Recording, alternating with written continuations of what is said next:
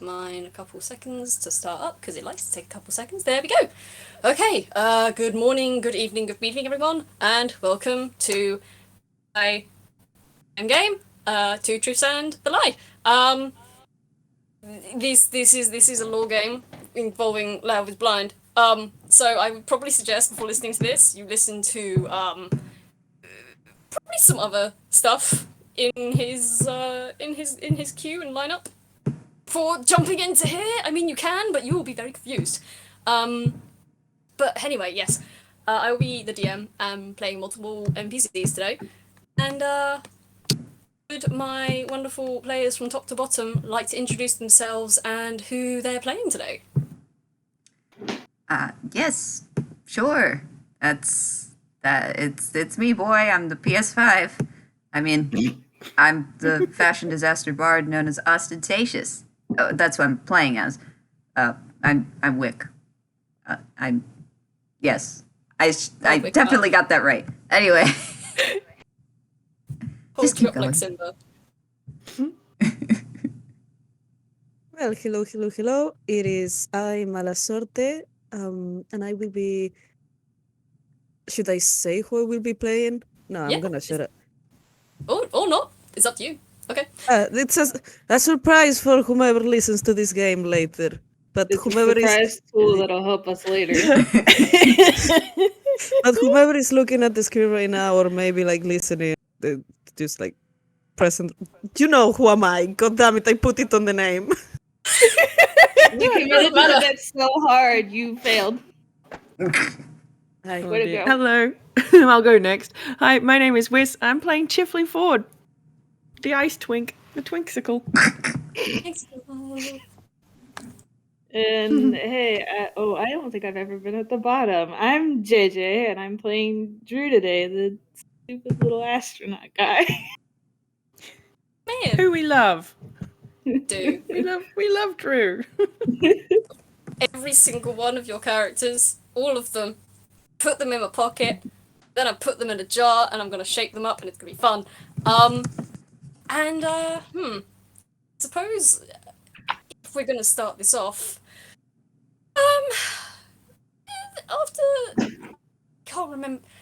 cannot for the life of me remember the FPS that preceded this because my brain is really good at remembering things. But basically, we had an FPS before this with Wick and Raised and bruised. I was listening to this earlier today. How do I not remember this? I've got such good brain energy. Anyway, bruised. So, Wick, do you want to explain what Austin did after that? And what's happening with you guys? Yeah.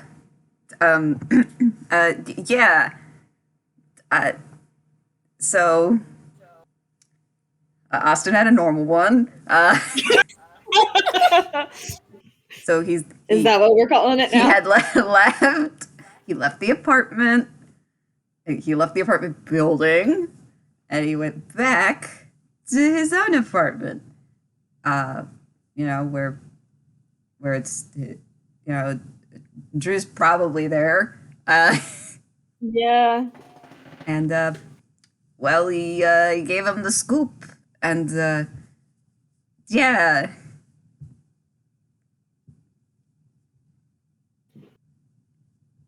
That was as far as we got.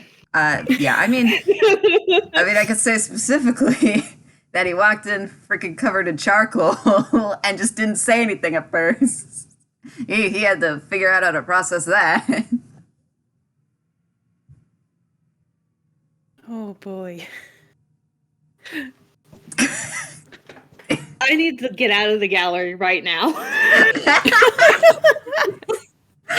Fair and that last valid. comment, that was the line. That was the line in the sand. We're done. But I know exactly what that's quoting. I wish that I did. You don't know. I do. Oh. But yeah, we talked about what would happen for all of like 5 minutes and decided that after an essential what the fuck scenario, they were just gonna go to Lao's apartment and try to figure out what's going on.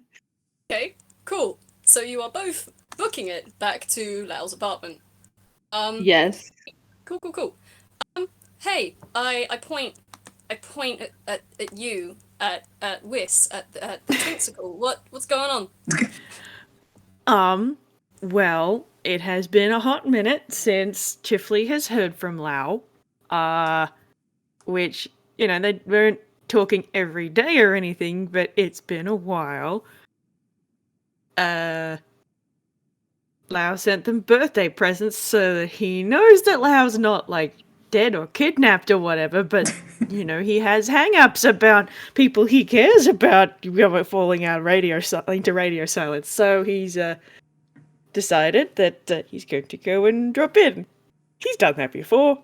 He might even bring a lemon meringue pie or something. Because that's what you do when you come to visit. You bring a dessert. It's very sweet of you. That's very, very sweet of you. So, alright. You will roll me an athletics, please. An athletics from Chifley, okay. Yes. Oh my god, something Drew's kind of good at? This can only go well. Uh-huh. Oh no. Oh no. I know, I got a bad feeling. Oh, Chifley Doing is it such a like a bit of a loser. I'm just waiting. Yes. That is an Starting up strong. unnatural one. It's so Okay. funny. What? Oh my god. He is not very good at things like this. So, He is perfect. I hold him so soft. Good. That is my total. yeah. Once Wick has rolled. Oh shit. will- Sorry. All right. Shit. Oh, it's You said fine. athletics? We're doing so well. I'll tell you, this is literally just to see how quickly Oh you my- get back to his apartment. Oh, cool. We're doing so well.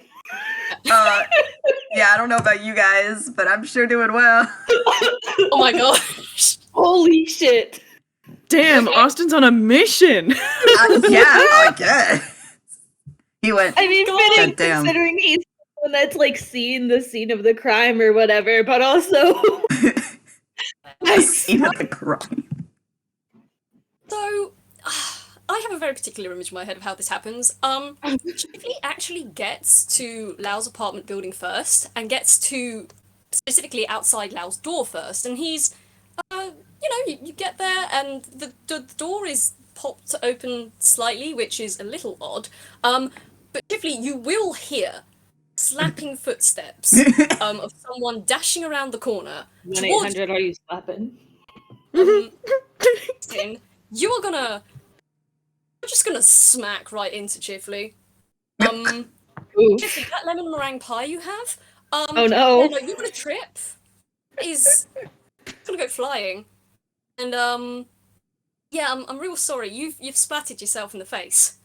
Oof. Lemon meringue pie. Wait, who has a pie in the face now? Chifley, they rolled the nat 1. You're fine. You dodged the pie. Oh. But you did run into Chifley. Oh no, I read it. Oh, wait. Okay. So Drew and I are now here with Chifley, and we have run into Chifley, and they now have pie on their face. There was a man standing outside of Lao's apartment. Okay. Pie on his face. Just smack the arm straight up into his, and he's just sort of standing there. He's like, well, that. He gets into a bit of a defensive Pie. stance. And who are you?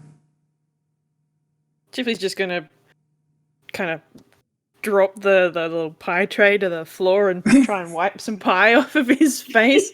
Wait, let me, he's gonna cast Prestidigitation. Clean that up a bit. Thank you. Appreciate it. No problem, now. Who are you? My name is Chifley. And yourself? What are you doing here at this apartment? And he just kind of points to the apartment that we're in front of. Chifley's gonna like arch a brow a little bit because there was a distinct lack of giving his the other name in return. She's like, well, if it's any business of yours, a friend of mine lives here. Lao has friends besides us. Oh. Well met then. He sticks out a hand. I'm Austin. Austin Teishus. And, though I'm rather surprised we haven't met you before. I mean, are you good friends with Lao? Depends on who you ask. I don't think he would say the same, but I think so. Oh, you made a pie for him too. Now he just feels bad.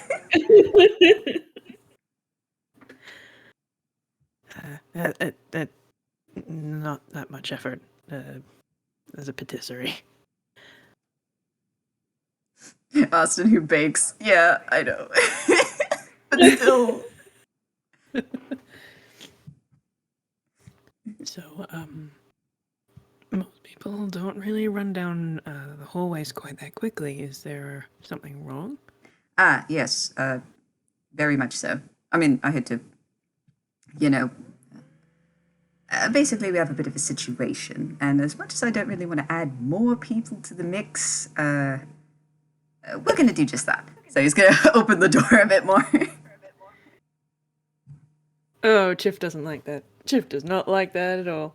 Chif is going to be distinctly listening to the soundtracker and going, okay, what kind of vibe we got? What kind of vibe we got? And can I roll a vibe check on the apartment? Go for it. Alrighty.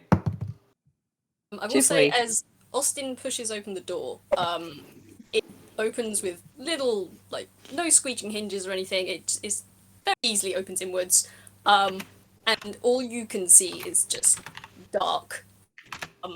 Maybe a little bit of light coming from the right, but everything else is just dark. And okay, was that an insight with your 13 or your vibe check? Cool. Yeah, that was his vibe check. Listening to what the soundtrack of the apartment sounds like. Oh, okay. If you're listening to the soundtrack of the apartment, Chifley, you kind of hone your senses in, perk your ears up and listen, and doesn't sound like you're used to. It feels quieter, muted, blanketed. Like, some of the instruments that would make up this apartment are missing, or heavily muffled through like layers of soundproofing. Feels smothered. Hate that.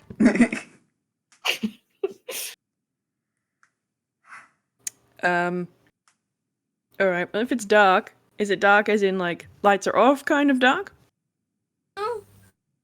It's... If you look in, there aren't any lights on. There's a dark hallway that you know leads down to where Lao's bedroom and stuff is. That's like shrouded in darkness. There is some light coming from the right where the living room is. But for some reason it looks, whilst there is light, it does look a bit dim for some reason. And there is only like the faintest hint of light coming from the left from the kitchen. Yep, don't like that either.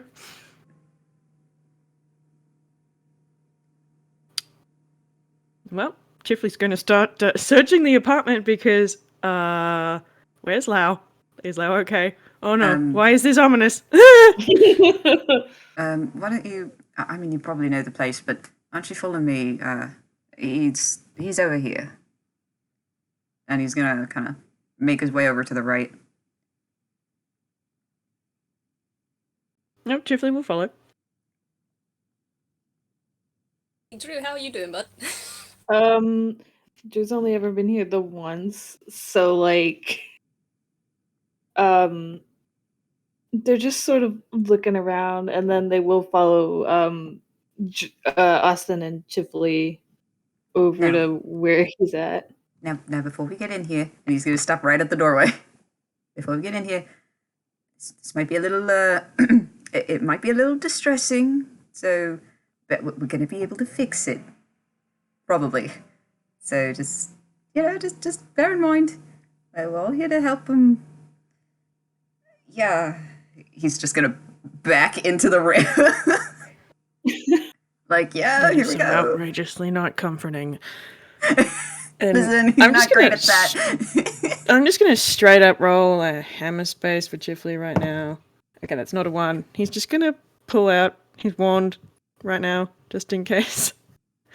We don't have to fight anyone, not yet. Yeah, but like it's also like his spell focus, so like healing magic is a thing. Comfort item. That too. I will say, as you all walk in, Chifley, you do notice that the moss carpet under your feet is kind of crunchy. Which moss is not supposed to be crunchy. They thrive in wet, damp environments. It's slightly crunchy, and as you make your way towards into the right room, you can see with better light that whilst the moss carpet is still green, it's starting to yellow a bit.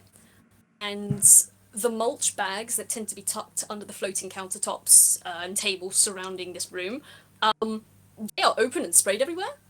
There is a blanket on the couch. There is a coffee table. Well, there is a stump, actually, growing out of the floor, with a teapot and mugs of tea.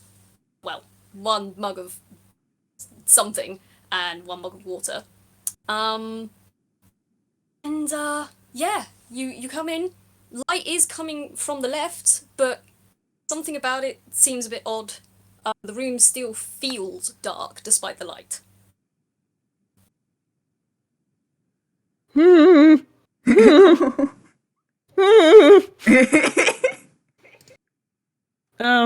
It's starting to get a little bit cold, fam. Chifley's upset. And I think the tips of his hair are starting to turn white. He has distinct concern right now. Can I roll like an insight? Because, Austin's never met this person. They want to figure out what's up here. Yeah, same. Yeah, go for it. Go ahead. Also, if you want to roll anything, Sorte, go ahead. Uh-oh. Oh, you're not going to believe this shit. Yeah. Oh. Give me the numbers, Austin. All right, Give me the numbers, Austin. I'm letting God damn it. Oh, you got the duality of the dice. I'm doing got a so nat well, 1. guys. And I got a nat 20. That's the one thing Drew's good at. Amazing. Okay, well, Drew's got no frickin' idea. Austin, you're looking at this kid and you reckon that he's got some sort of atmospheric control. And I say control in quotes because it is directly linked to his emotional state. And the boy's emotional state is plummeting, as is the temperature. Okay. He's gonna do a hammer space roll. Okay, that's a 1. That's great. Alright, that's a 2. We're doing so well. Okay, what's on his... So he takes off his hat and he rummages in there. And, all right, listen, it's not really. And he meant to go pull out a blanket because, golly, he's sure probably getting cold. But he pulls out a library card and he just freaking stares at it. That's not what I meant. Listen, I know it's probably very distressing, and he rolled a 7 now, so he can pull out. It's kind of like a shawl, rather, but we are going to we are going to make things right, and it's gonna be okay. And he holds out the shawl to Chifley, but will not directly put it on him unless indicated. Chifley sort of looks at the shawl, and then he gives a shake of the head. I'm fine. That's. I just need to make sure my friend's alright. That's all. You know, you say you're fine, but you're probably not fine. Just putting that out there. But you don't have to hide it. I know that you're probably. I mean, I don't know how much. You probably know Lao better than me, but yeah, if you need just a moment to just kind of process it, we have a way to at least communicate, or at least getting there. Also, neither of you touch the teapot, because that shit's fucked. Good. I love it. Okay, it has gotten just a smidge colder at that remark. Oh no! Chifley's concern has just gone straight through the roof, and he is now like just scanning the room, going, "Where is Lao? Where is Lao? I need to see Lao. Where is he? Oh my gosh, what's going on? Panic! Panic! Listen, don't panic. I know exactly where Lao is, and the reason I don't want you touching the teapot is because there's some weird fucker in there. So, and also technically Lao's in there. It's I've got a bit of a. Right. Technically. What? Drew, listen. Okay. I probably should have explained it before, but I came in here looking for Lao, and he's over here, and he's actually going over to the couch, and he gestures to where the blanket is. It's very difficult to see him, and I'm not fucking around here. This isn't some kind of joke. He is right here, but it's very, very faint. Somehow he's been stuck in this teapot thing with some weirdo.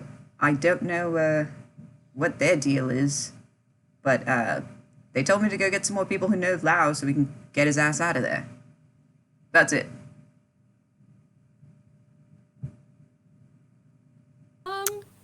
Chifley is the very picture of that. Lifts the finger, opens the mouth, lowers the finger, closes the mouth. Maybe because he's like, how do you respond to this? I know it's a lot. Believe me, I have no idea how else I was supposed to explain that, besides, showing you. And he gestures to the couch and the teapot.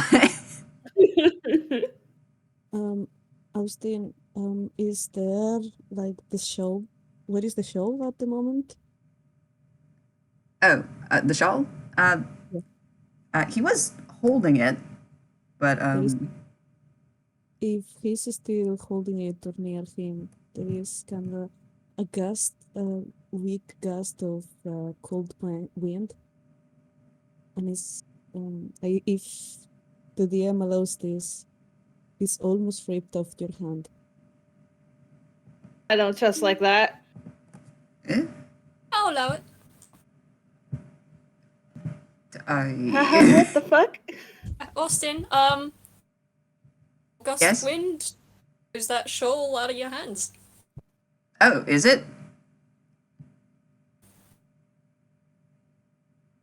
I don't know. Does it knock it out of my hand? I do a shrug. It's you can roll. it's kind of like a pull, I wouldn't say, but if you're holding good, like if you're holding onto it, like no, it doesn't rip it. Okay, so he's still holding onto it. He goes, okay, listen, nobody freak out. Just felt a tug on this. That wasn't you, was it? And he points at Chifley. No. Okay. All right, whoever else is in here besides the aforementioned people that I just mentioned, please show yourself, because we don't have time to mess around.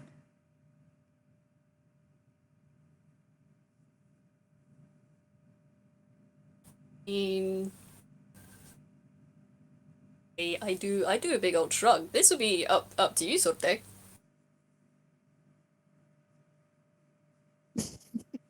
I remain silent. I want a lawyer. I want to I'm not sure. Hey, It's a gust of. It's just a weird, misplaced gust of wind. I'm sure there is a reasonable This is explanation. D&D. No, like, unexplainable crap. Like, what do you mean? has some weird plants. There could be one that costs Gus. You don't know. That's That entirely was fair. a sentence. Yeah. My first thought is to detect magic, but that is a ritual, and I don't have that prepared, so... Wait, you know what? That gives me an idea. Let me check something. Chifley can do detect magic. Oh. I mean, Like, you don't have to do it as a ritual. Can be cast as a ritual, but doesn't have to be. let me see. No, but that's okay. Because I was gonna have him try to detect thoughts, but I think that's by sight. So,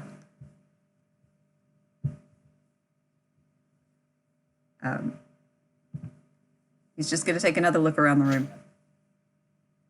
This is not Yeah, have time for this roll. bullshit. If this was anybody else, speak now. I'm gonna kick your ass later. Can I roll, like, perception or something? Yeah, I was gonna try to roll like investigation, maybe. For it. Yeah, I'll roll Perception. perception. My perception's better than my You know, I think I'll roll investigation. perception too. My perception's a little better. Actually, Chifley, I no, know my you're perception's upset, worse. mate.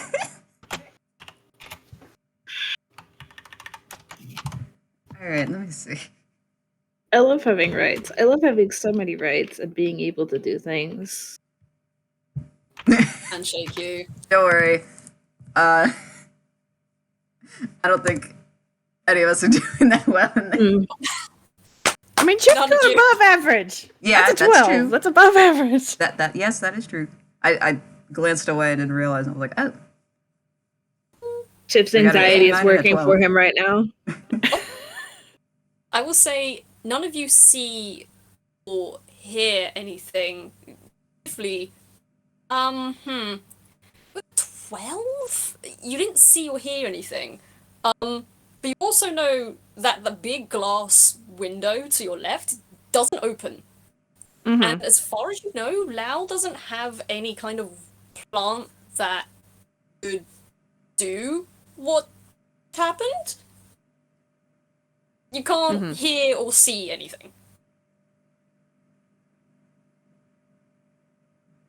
Actually, you know what? With a 12, yes you do. From the couch you hear a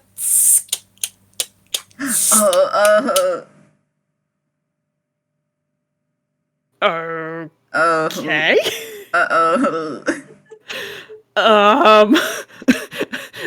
Does Chifley know what that noise is? You can roll a history if It's you a want. good. Huh? No, I Roll a didn't. history if you want. Alright, I'll roll a history. Why not? Come on, Chifley. Chiff, can we do something above single digits, please, you dickhead? We're doing so. This rescue mission is going great. Oh no, you do not know. You don't think you've heard that sound before. No, Anyways. but he is going to creep towards it, though. Hey, wait. Oh, Just don't bother with that. I heard something. I know you heard something. It's probably what I had heard before. Just don't bother with that one. Trust me. You're going to have to explain if you want me to trust you. Good point. He's like, good point. All right.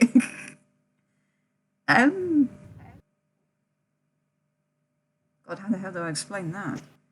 Also, I'm not letting go of. I know there's somebody in here as he's talking to like just the air. Okay. All right, dude. How do I explain this? are you trying to explain what you saw? He's not gonna explain what he saw, but he's gonna. I guess the easiest way is, no, he's not gonna do that. No, I think I can just Explain where bullshit it's something. coming from. Yeah. Right, I remember where it's coming from, so I can always tell that. All right, that sound. I don't know what it is, but I do know that it comes from underneath the blanket. It's connected to Lao, and I don't think he wants us messing with any of that. You know?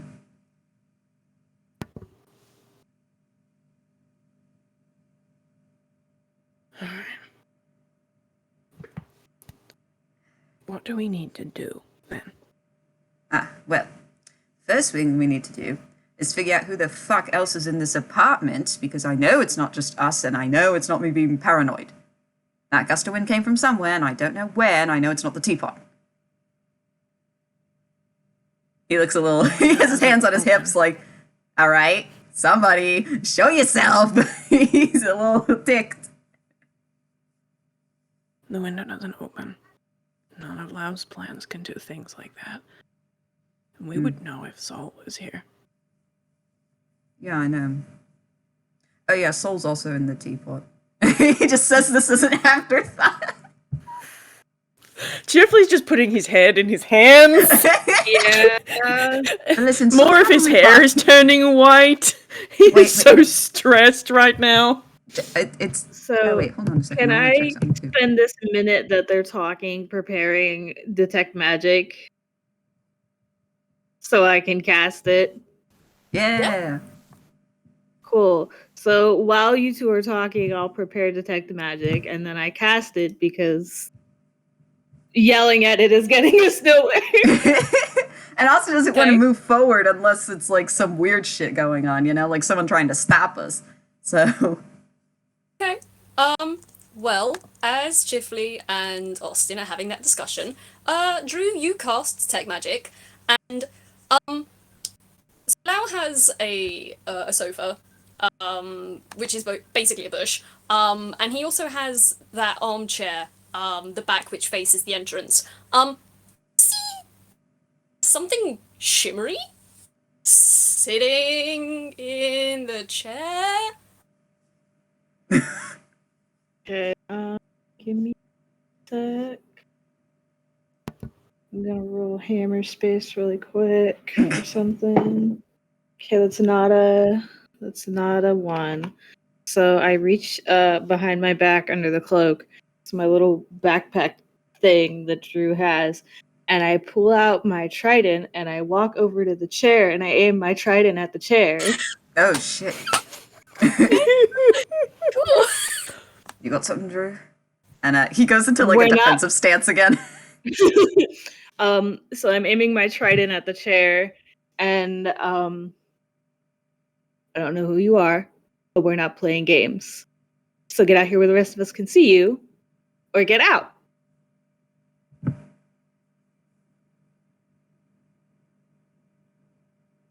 I mean, actually, with Detect Magic, is that a lasting effect or is it like a one-off sort of? It's concentration up to 10 minutes. Yep. Cool. Within 30 feet. Yeah. You can use your action to see a faint aura around any visible creature or object in the area that bears magic, and you learn its school of magic, if any. Can penetrate most barriers, but it is blocked by 1 foot of stone, 1 inch of common metal, a thin of sheet lead, or 3 feet of wood or dirt. Okay. I guess I point at you sort of day. These people that have come into the apartment confused. And now one of them is pointing a trident at you. 1 second. Okay. Okay. As you're doing that, I'm gonna do my rolls. Uh-oh. Uh-oh. Hey! That bodes well. Cool! I don't trust like that. You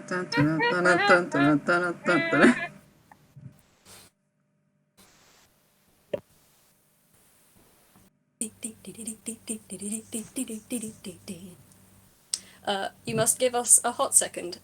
I'm being given things. A very hot second. The hottest second in this history of hot seconds. I don't know what I'm saying. See, that's why I'm silent. If anybody is questioning, like, what the fuck is Sorte doing here? That's why I am just here to be hot and silent. I love being sus. Alright. So, Sorte, you do not have to be silent if you don't want to. You can describe what you're doing and what's going on if you want. I actually prefer the DM to do it, but actually, what happens is that the point we're through is pointing the trident towards, like, around it. The moss, it's a very small area, it's nothing too big, but this moss seems to revivify a bit and actually flower.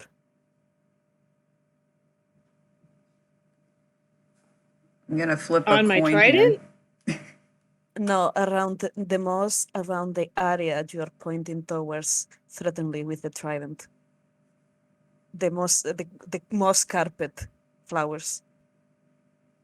So the moss around the chair, basically. What you're saying.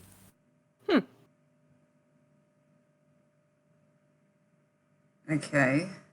Neat trick. But I'm not gonna take that as goodwill just yet. Please show yourselves.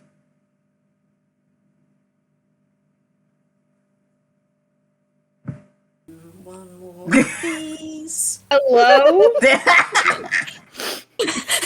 Reads this for the audience. I want to slap Austin. God, that's a move. Austin's But as not a even joke. the one holding the trident. Okay. I think Chifley is just going to walk over and see if he can poke whatever is being threatened with a trident. Like, just sort of reach a hand out and try and touch. Wait, you don't have the dangers. That's gonna stop Chifley? Apparently not. Unfortunately, Chifley is an anime protagonist. Yeah. Meanwhile, Austin's standing there in abject horror, like...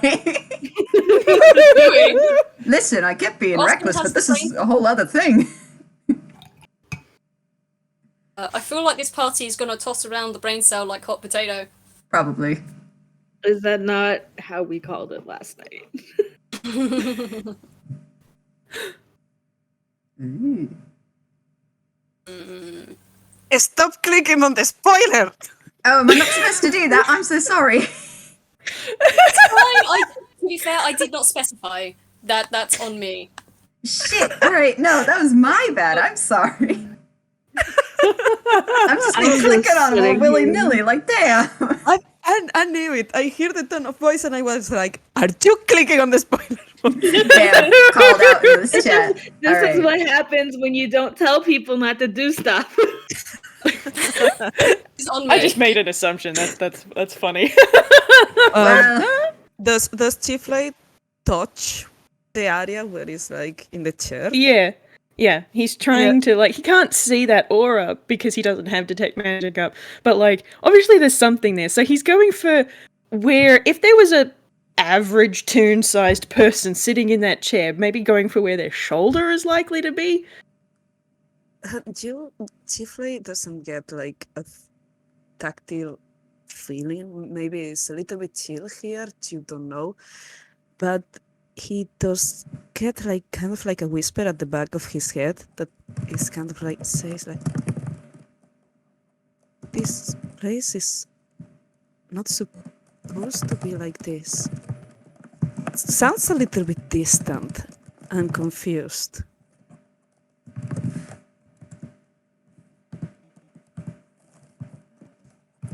No, it's not supposed to be like this. And Chifley's just gonna turn to the other two. I think we should just focus on helping Lao.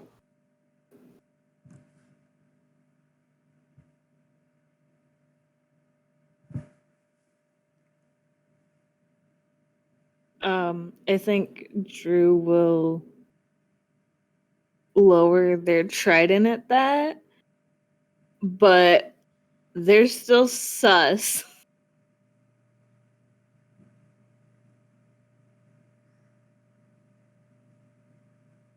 For like a number of reasons. That's very fair. What do we need to do to help Lao?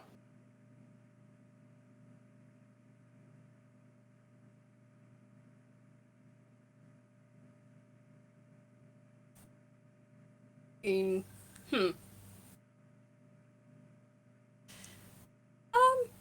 mean, the only person that even knows what's going on is Austin.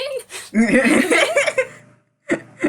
point. Chifley's just standing there going, I have cure wounds, I'm a cleric, will that work? Give me some instructions here. You know, at the very least, whoever you are, just tell us who you are. Or tell Chifley. You know, I don't have time to mess around with this. And he's actually gonna start he walks a little bit closer towards the teapot, but he's just gonna stand there. He's gonna wait. He's gonna wait. I don't know if they can.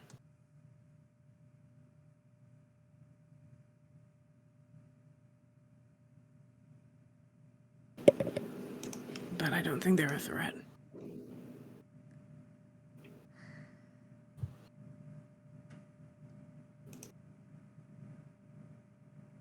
I mean, I don't know why you're still invisible, since we all know you're here, but I mean, if you want to stay invisible, I suppose you can. But just, Austin, I couldn't touch them. Oh. They're not necessarily just invisible, there's something else going on. Could you say that? Could you all give me perception, please? Sure. All of us? Every single person. Oh, shit. Thank you, Chifley. That's a Me bit who has more terrible like it. perception. Alright, bet. What's your perception? You too? Hey. You too? Can I?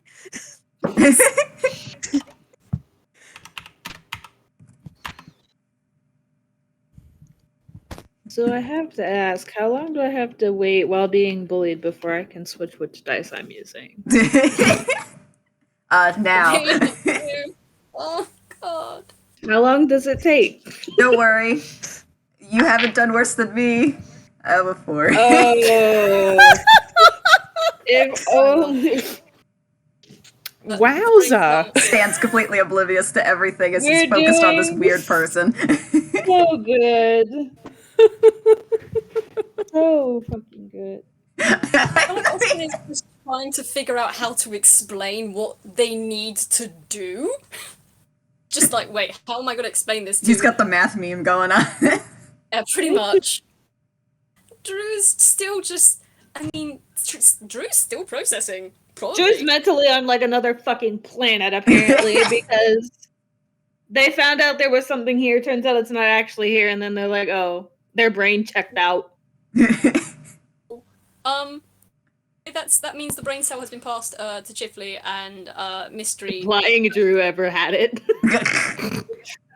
Sometimes. Sometimes. But yes. Sometimes. Yes. So, Sorte and Chifley, you definitely noticed that the teapot starts to rattle. God, that's the funniest shit. Because he's like the closest one there, standing right there, and it's the shot of he's saying something and the teapot's doing shit, but he just doesn't fucking know it.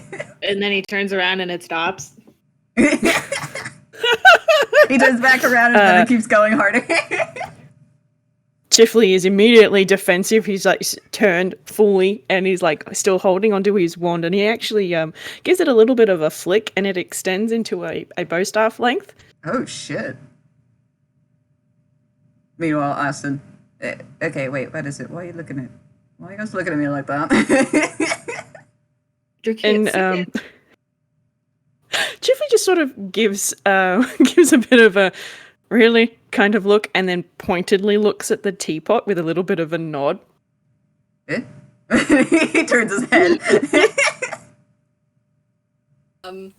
Cool, Austin, as you turn your head to look at the teapot, draw me a deck save. Yay! Oh lord. Alright, deck save. No. Alright, let's see what I get. I gotta... God, what was my mod? Alright, it was... As the teapot begins to rattle, and Oh my God. the top of the lid starts to rattle. Oh, that's very funny. That's a 7. Oh, Jesus! No. Good. We are winning. We're winning And so Austin, well. Austin, you are headbutted as someone pops their head out of the top of this teapot with a big gasp. And yeah, you've been headbutted, my dude. Ow. Rubs in his face a little. Hey, watch it. I just got everybody over here. And the person is just gasping for breath at the moment, just heaving. Well, I say person to Drew and mystery sort of day player and Chifley. You see a head pop out the top of this teapot, and it's a darker skinned, almost sort of clay shape, completely bald. There are cracks or dark lines kind of running around the head from beneath the corner of their eyes and where their ears extend and from the corners of their mouths and underneath their nose. And they have just blank, round slate eyes, no pupils, no iris, just blank contours of where eyes should be, basically. Like a sculpture, I should say. Mm-hmm. This person just, well, it's, where the hell have you been? Like I said, I'd been getting everybody, and he just kind of jerks a thumb at the other 3 people, trying to inform them of the situation, and then make sure that everyone's ready before we go in. Also, you headbutted me. Sweet dang time. And they're just trying to catch their breath. Is it really that bad? Are you trying to catch us all? That bad. Oh, that bad. And they just start to laugh, slightly unhinged. Okay, don't worry, we're gonna take it from here. Alright, but now that we have the others here, what do you need us to do first? The head suddenly stops their strange cackling and turns to look over at Drew and Chifley, and at the chair, and just tell me this is who you've brought. This is it. You see a hand pop out the spout and just gesture. I mean, you're yellow lucky. puppy sleeve. I actually just brought this one, points at Drew. And then this guy just showed up, points at Chifley. And there's some other third person, but I'm assuming they're relevant. No offense. It doesn't seem like Lao has a whole lot of friends to go find, so I don't really know what you expected. Yeah, you're right about that, I suppose. And they just kind of imagine if they had ice to roll, they would. I can see it in my brain. Yeah. Don't worry, I don't I know. didn't look at the text I don't this know time. what- Look at this Fucking one. doing. Look at this one, please. Wait, actually look at one. What are Damn. you two fucking doing? Oh my god! Oh my god. I can't wait to see this in real time. They go to open their mouth. You see them stop, open their eyes a little, and look, squint at the chair, and then you see their heads just pop back down with force back into the teapot, and it kind of rattles on its rim as it goes. Do I see the I don't remember what you called it. Do I see the outline do that? Do have the tech magic on, so you do see the outline. Reach out and smack the top of that big bald head. Oh, nice. Austin's just confused. What the hell? That would be our mystery friend. Listen on it. You see See that head slowly pop back out. And, It wasn't me, I swear. He takes a step back. Sorte, your character is being glared at by this creature, this being, and look around at everyone else that's here and just, if you do that again, we'll put you somewhere you will never escape from. Do you understand me? I don't need you in particular to help with this. These two will work just fine. Considering you're the one who's stuck in there with him, maybe we should leave you in there a little bit longer just so you stop threatening people you don't even know. Damn.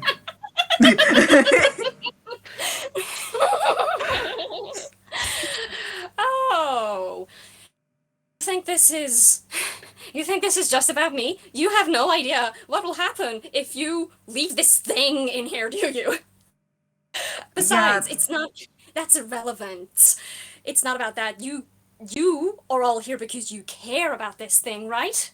So why don't you all do what you're supposed to do, what you agreed to do, or at least what you agreed to do, and points a finger at Austin, and actually get this thing out of here.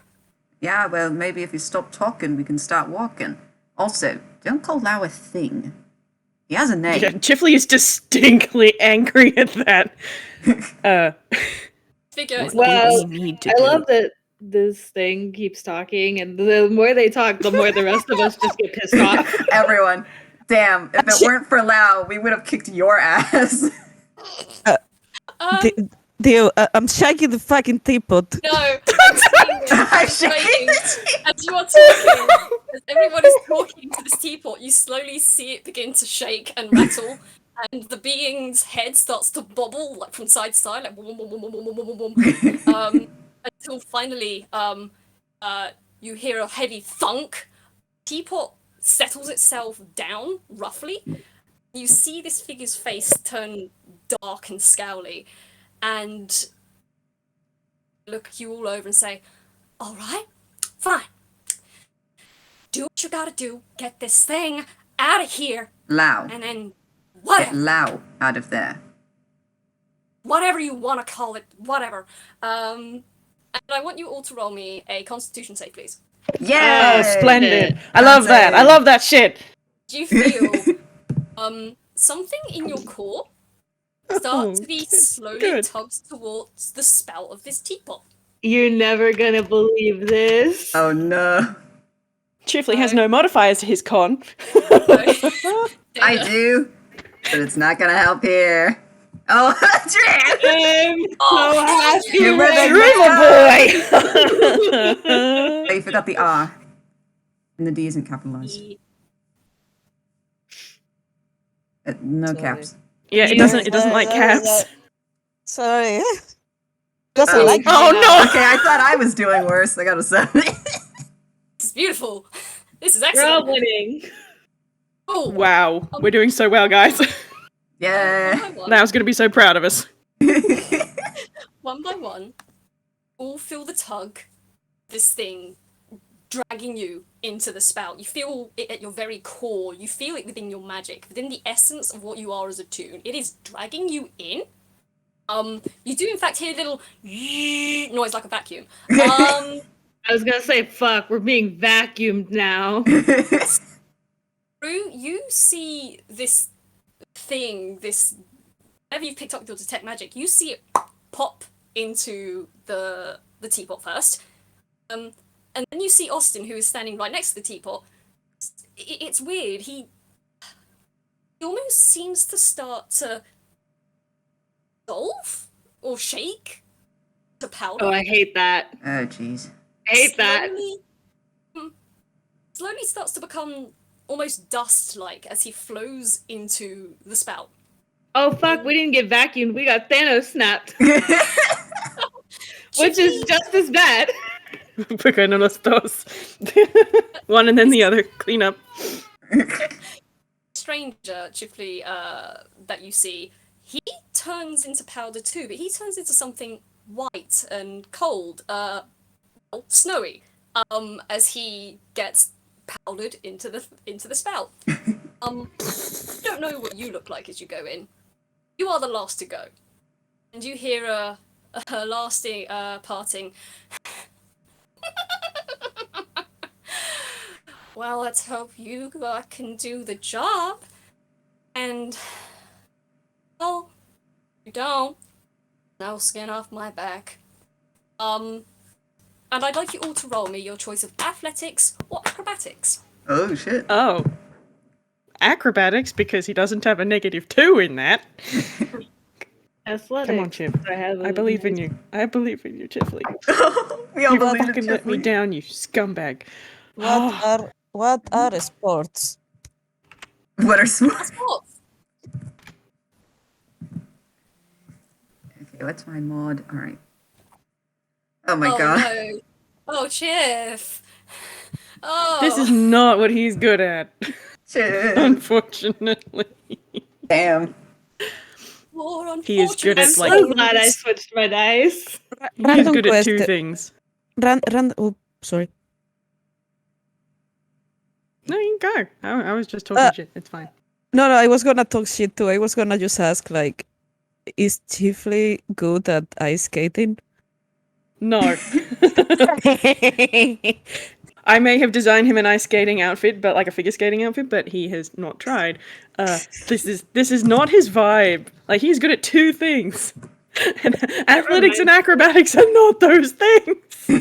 Got that's a It mood. reminds Okay. How tall is Chifley again? Chifley is 4'9". Oh my god.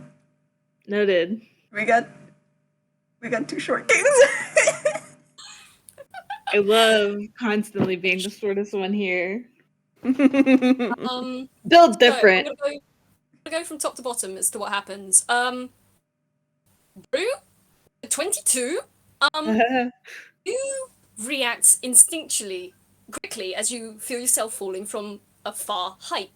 And you manage to catch yourself on something that is hard but has some give, and you manage to just slow your descent by just dragging yourself down as things snap and crackle and thunk to the ground below you.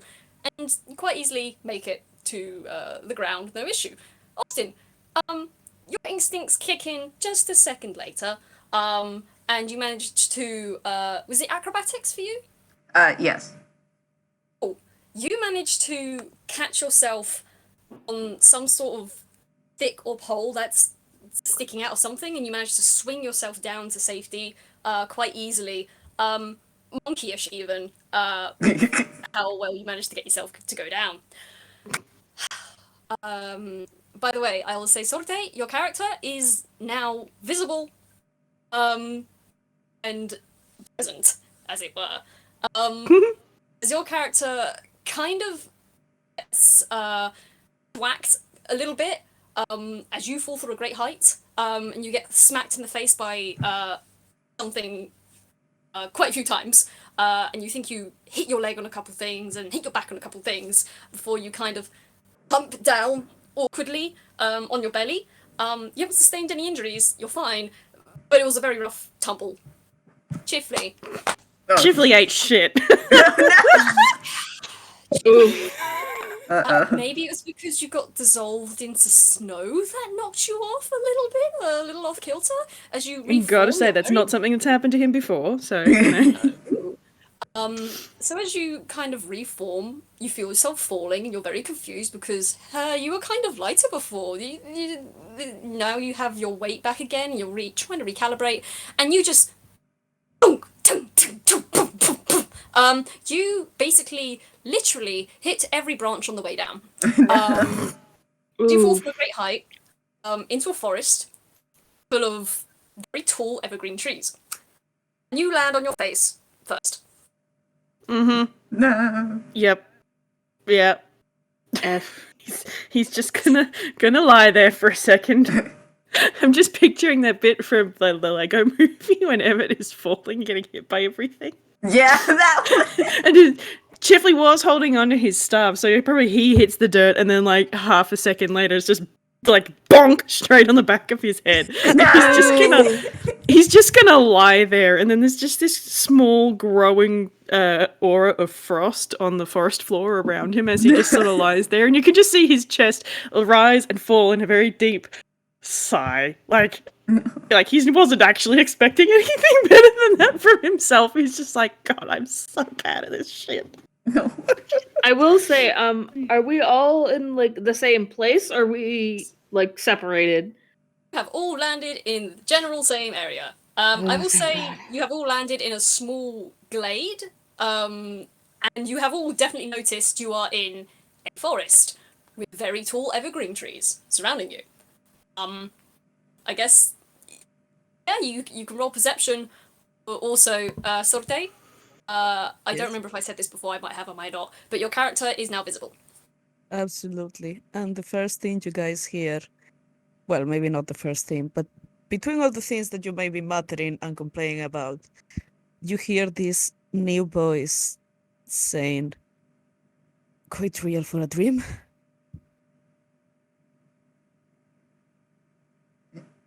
Chifley is going to push himself up and then brush the grass off of his face. His skin has changed colour slightly in a few places. He looks like he's partially made out of ice, but he's fine. And he's going to just turn towards that new voice and blink, blink. There you are.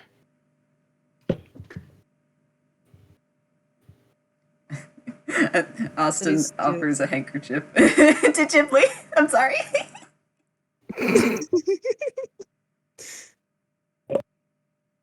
Tiff's just gonna Perception. shake his head.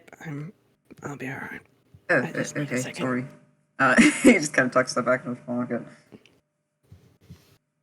Jeff's just gonna push himself up, and he's just gonna sit there, and he looks equal parts ow and God, I'm pathetic, kind of like ashamed. Oh. It's like, why do I suck? No. It's like people Why saw do me we fall live on my just to face. Oh suffer? no. Oh my god. This poor twink. This poor twink. He can't catch a break. Well, actually, he caught many breaks. Yeah. What are we perceiving? Yeah, roll a perception. We're in a new area. We got a 12. So, Wait. I didn't Yeah. roll because I was being stupid. 1 second. I wanted to No, perceive you're too. okay. I hadn't rolled We until just now. there is started. no rush Calm to down. roll. I think this is not right, but anyways. You. I bet you Oh, said never mind. Hey. Holy shit. I don't complain then. You and Drew just seeing. So, Look, I'm not sad about Chifley getting the lowest. I mean, that makes a lot of sense. Chifley and Austin. Shit. Chifley and Austin, you look around. Basically, everyone is going to see the new person that has suddenly dropped in. But I will describe what you see, and then I'll pass it over to Sorte to describe what's going on with that. So Chifley, Austin, you look around. You sure are in a forest with tall evergreens. And if you were to look up, Chifley, you would see that every branch you hit has like little flecks of white powder and some like little snowflakes dangling underneath the branches. It looks like a very nicely decorated tree, actually, except for all the broken branches. Other than that, you're just in like a small clearing. And there's only 1, 2, 3, 4. Wait, 4 people. There's another person here. That's all you get. 21, Drew. You get all of that. You also kind of pick up that this forest kind of feels weird. You can hear noises. Like there's bushes kind of surrounding the glade, spattered around with bright, with like little pink flowers and some small berries. And you can hear the rustling of some things in the undergrowth, and then some things further in the distance. And you can also see smoke, or at least something dark the sky, a little further away, where you guys are standing. Sorte, you see all that as well. Yeah, that's all I can give you actually. I will say you can kind of tell there are some bushes nearby you that seem to be rustling a little bit. You think there are things in these woods. You think there are things. You're not alone in here.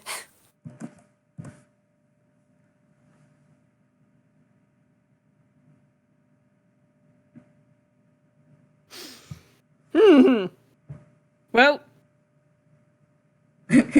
Chip's gonna stand up, stretch, and Let's start with Seems very introductions. seems very on And- brand for inside of a teapot of Laos to look like this. Yeah, well, I mean, I don't know. I've never been inside of a teapot. Neither have I, but you know, it is Lao. Yeah, now we do have that new person. It looks directly at the new person.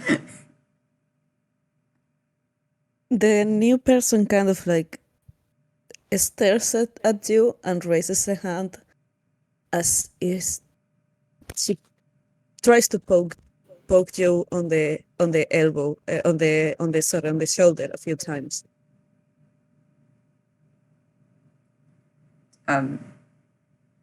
Yes. What is it?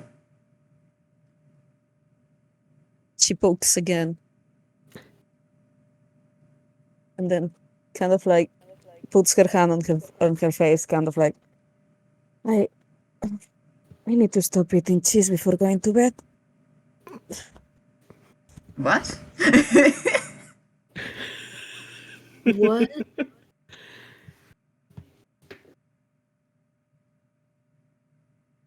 Well, either way, you're here now. You So got yourself what's your into a name? piss. Oh, sorry. Go ahead. No, that's alright. I'm Carmiña. Nice to meet you. I think. Are you a friend of Laos? That seems to surprise her. Like, there is a quite open expression of like surprise. So, this is what it's all about now. Yes. Seems like it. Hmm. Apparently, he and Soul are in here somewhere.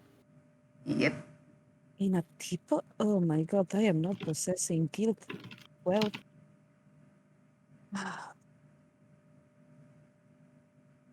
And who were you supposed to be? My name is Chifley. Nice to meet you. And she's gonna try to poke you at you too in the shoulder. He's cold. He's Oh, very yikes. cold. Like, ice cold.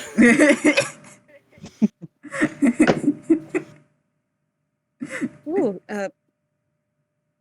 do you need a jacket? I tried to offer him a shawl already. He didn't take it. I don't Oh, wait. actually feel the cold. It's fine. This is just something that happens. I don't know what you're supposed to symbolize, but I surely need to talk with someone after all of this. Also, were you the one with the shawl? What? Sort of tilts his head to one side. I mean, I was holding the shawl. I was going to give it to Chifley here. And then, then you made it kind of blow out of my hand. I mean, I picked it back up, but, you know. Yeah, what was that all about, by the way? The what? You know, making all that stuff happen. The gust of wind and the flowers and the... Also, my name's Austin. I just remembered to introduce. Nice to meet you. I don't know. he was just trying to make sense of things. I guess it felt like grabbing things made sense. I'm gonna roll Chifley an insight, see whether or not we can get that. You know, Austin isn't Chiff. gonna bother. While you roll, Drew realizes that he's heard her name before and sort of points at you and just, you're the one who owns the farm. They own the farm. This actually like surprises her again, and like there is a lot of emotions on her face, but I'm not gonna tell you what it is. But she's kind of like surprised, like, well, there are many people who own farms. Not just any farm, one that has bugs bigger than bugs should be. She is gonna from where she is. She actually gonna. I think she's a little bit far from the road, but she's actually gonna stand her arm and just walk straight into to poke Drew's chest. Like just see her going, and she's gonna go like clink clink. I mean, they're solid. I mean, Yeah, no, you're solid. Solid as anything. You three are very peculiar. Yeah, well, join the club. So, anyway, how are we gonna navigate around here? I mean, this does seem like a normal forest. I mean, as normal as one in a teapot will be, but... If Saul is in here, there should be some signs of that. That seems like a good place to start. If Saul knows where Lao is, we can get him out. Wherever out is. And he just sort of looks straight up. It's like, I fell a really long way. Where is the out? Where's the exit? We just got in here, but I went out. I went off this ride. Well, if we are looking for Saul, we should look for like water. They like sippies. Yes. Sippies are very, very effective.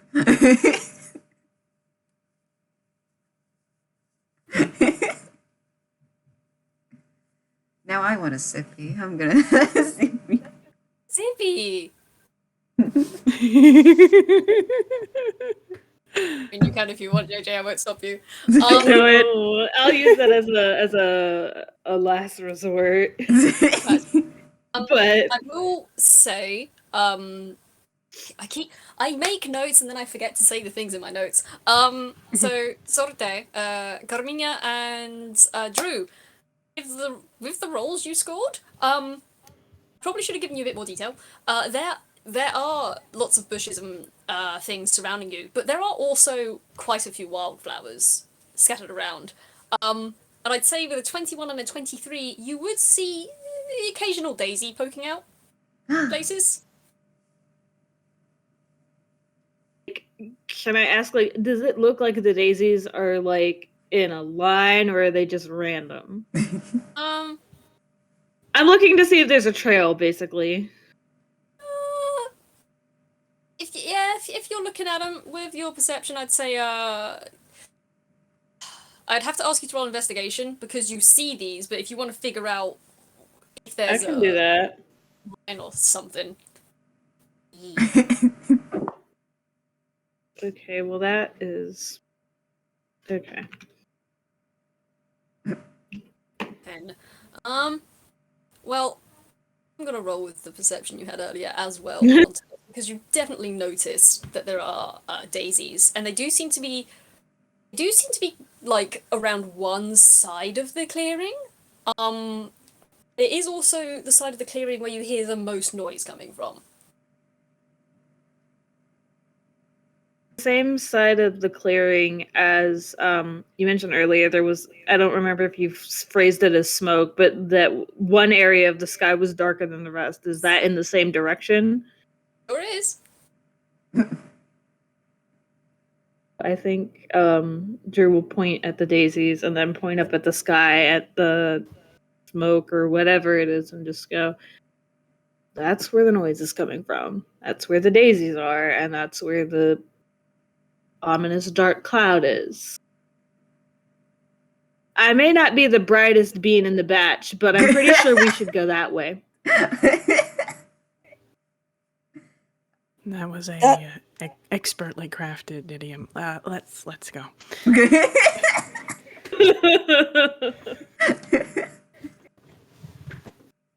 Where did that sass come from, Chifley? What the I was just like, that goes. This is a Lao game. We're all sassy today. Yeah. Lao can't sass right now, so we're doing it for her. Oh my gosh. Okay, well, Chif is not waiting for anyone else to lead the way, even though he hasn't actually noticed any of those things. He's just walking in the direction as indicated. Oh, okay. We're going this way. All right. I guess we're going this way. I'm just gonna say that you guys are not helping Carmiña get out of her mind the impression that you are just different facets of Lao. Like, it's her like, Wait, what? With the sassiness, she's like, yes, this is a dream. Does these people know me because I know myself and know my shit? So they must be kind of like, probably kind of like a projection of how I see Lao. Well, I mean, Chif rolled an insight on her earlier and got a 16, so I think he realizes that. But he's really concerned about Lao, so he's not going to try and correct Carmiña until it becomes like she puts herself in an unreasonable amount of danger because she's like, it's a dream, whatever. She's absolutely like that. She's absolutely like that. She has no fear, and in fact, like she might be sprinting to catch up to you, like kind of like looking around, like, wow, this place is fucking creepy, eh? I wonder what that means. Probably nothing good. Oh god, I'm fucked up. Oh my god. Oh dear. So everyone is following this trail or this grouping of flowers. Yeah. The trail, the noise, the smoke, or the ominous cloud. Yes. Let's Okay. hold hands. What's the marching party order like? Who's going in front? Because I know Chifley darted ahead, but Chifley, do you know where you're going? No, like he's just sort of his goal was to get everybody moving, so like everyone can move with him. So, But yeah, no, Chifley really shouldn't be in the front, guys. I will go in the front. okay. Okay. Fearlessly takes the lead. Because this is a dream and nothing bad can happen to her here. Yay! I'll say that Drew can go second because Drew's the one that actually used the brain cell and saw it. Actually, like if you go second, Carmiña's gonna grab your hand and say, "I like you, metal person," and just kind of like carry you. Oh bless! Oh gosh. Oh god. Drew with Carmina's hand in one hand and their trident in the other is just like, this might as well happen today. All right. And I presume because Chifley was... Oh, sorry, go ahead. No, go ahead. You're good. I was just going to say marching order because Chifley was darting off, would then Austin be in the rear, would you say? Yeah. Oh, and Austin's doing just fine. Oh, Just like that. excellent. Cool. Yeah, so you guys all walk off into the brush following these daisies. And as you go along, yeah, they're not a straight line. At some points they do tend to kind of like branch out, loop around a couple of trees. But they all do seem to go in the same direction. You find yourself doing a figure eight a couple of times around a few trees before you're stopping. Wait, oh wait, this is a trap. This is nope. Keep going. And you continue on. And I would like you all to roll me another perception, please. Oh shit. Ah, perception. My favorite. Chifley, Boy. Chifley, please Oh, don't fail me on this okay. one, Chif. Oh my god. That is so much better. Okay. We Oh, can this do it is then. wonderful. You know what? This makes a lot of sense. Oh. D&D. It irritates me, but it makes a lot of sense. I perceive fucking Jesus Christ. Wonderful. Carmiña, baby, wake up. Oh, it's a dream. It's fine. Cool. Carmina, you hear nothing. Austin, you definitely don't hear this, which is And going I to be know very why. fun. I would like Austin to roll me a dex save with disadvantage. Uh-oh. Oh fuck. Who hears this before Chifley? You do hear something coming, rustling coming from your right, and something approaching you at very quick speed and a familiar gallop. Austin, could you roll me a dex save with disadvantage, please? I just have. Uh-oh. And that is another 7. Oh, no. Yay! Yeah, no, Austin. You all hear a Ew. as This is a Austin theme. gets swept up and bowled over by something Ah. that darts through the brush, and he disappears into the brush. Hello? Uh-oh. What Um. the fuck was that? And you kind of tumbled over the back of something, sideways, and you just hear quite closely. You just hear someone cackling their head off. Oh, it's you. Drew? Yeah. Oh, cool. Drew, you hear hissing noise following swiftly after from the right. Chifley, you also hear it. Could you just roll me a normal dex save as you hear, for goodness sake, get back here! Both of us are just Chifley. Chifley. Chif! Why are you Uh-oh. like this? Uh-oh. Sorry, was that a dex save? Yes. Oh my god. Chifley, you suck at this shit. You're gonna have you right. Love Oh. it. No. That's a Chifley handshake. Man. Chifley, you perk up and you turn around and you get smacked into by something and knocked to the floor, and you go tumbling, rolling over yourself as something large and heavy and long kind of just presses you into the ground for a couple of seconds before you hear like a little rattle, like a as something shakes over you and darts back into the brush. Chifley's flat on his back. ... What? Okay, what is going on? So wait, is just so I'm understanding it correctly, the first thing that ran by still has Austin, right? Or did he just get Yes, Austin has been disappeared. into Oh, the brush. shit. cool? He's gone. So Oh, good. Austin is Good. After the- Great. after the second thing plows Chifley over, Drew is going to take off running in the direction of whatever the fuck that shit was. Am I correct in that for goodness sake, get back here? That was Lao, wasn't it? Was it noticeably Lao? Yeah, it was noticeably loud. Okay. Also, the laugh was noticeably loud too. Wait, what? I hate that. I had Ow. thought so, but I wasn't sure. Wait, So I what? think there's going to be this moment as they were like running after, trying to get, and Chifley's just like looking back up at the sky. He's flat on his back. That was Lao. That's Wait, what the hell is going on? And he's gonna jump up, try and brush some grass off of him, and then try and figure out where everybody went. Is Carmiña still standing next to Chifley? Is she taking... Yeah. Carmiña is just kind of like, what's going on? Is this meant to represent God. something? Because I'm not following. Carmiña, this I will isn't say a dream. there are two very clear pathways where these two have disappeared off to. Not subtle. Yeah, fair enough. Points. Carmiña, this is not a dream. It's real. We have to save Lao, and apparently now those two. I need your help. I don't know, I have been having a lot of guilt lately, and I have been having really weird dreams after eating cheese. Well, this isn't one of them. She seems a little bit unconvinced. I'm gonna roll a persuasion. It's kind of like, Oh, listen, it's okay if you're a dream. I can help you anyways. That's not Chip's best, but like that's okay. It's still a 12. I feel like trying to do a contested quiz.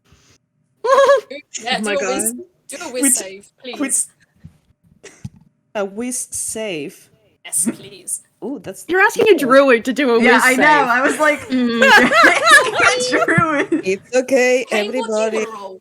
It's okay, everybody. We can still fuck it up. Yes, by making the capitals again. Listen, I am a very enthusiastic person. Everything I write is in caps. Hotel. And there's an R. I am also I like a love very. this party. We're doing so well, guy. I'm also like a Time's the very. charm, you got it. Ah. 10. Okay. That's less than a 12. Aha. Sorte voice, we can still fuck it up. Proceeds to do just that. Lighthearted. It's like the opposite of just do it. We can still fuck it up. Don't. Okay. Wait, I actually don't know. I am convinced or not.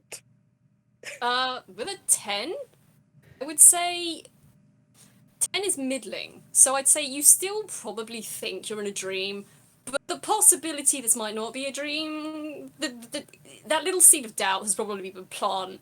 It might make you a little less carefree, and this could be a dream. This could be part of the dream, but there is also the chance that this might be real.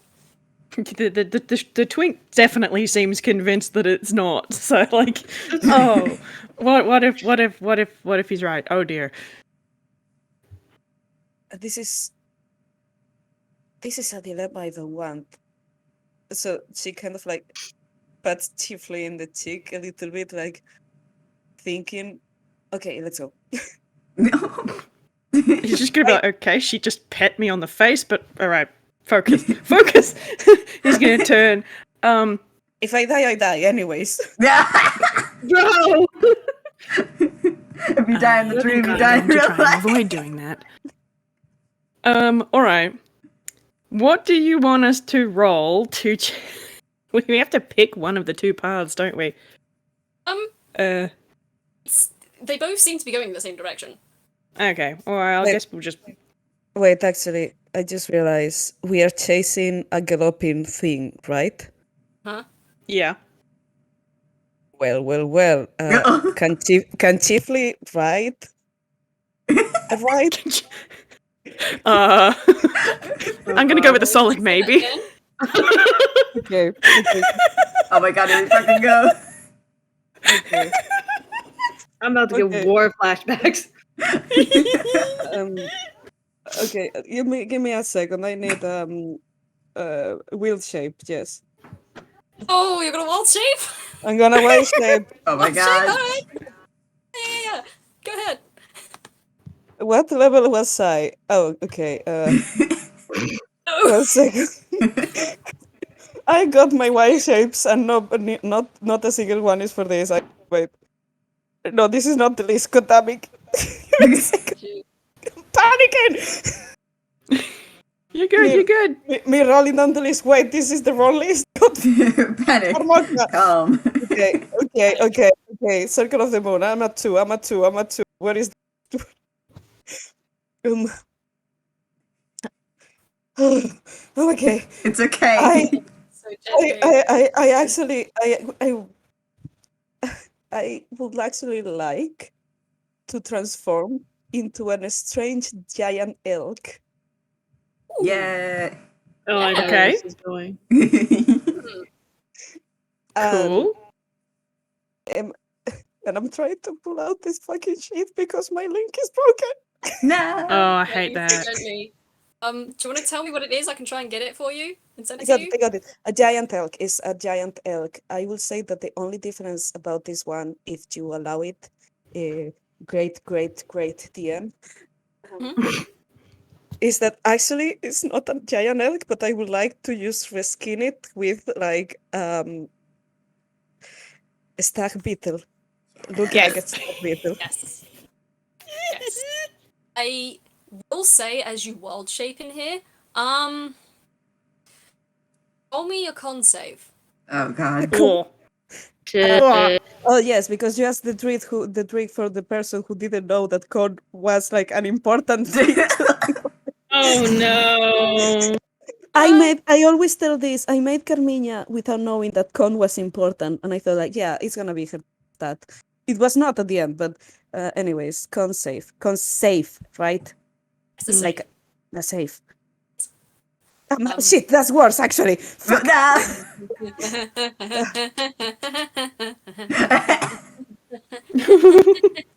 Oh.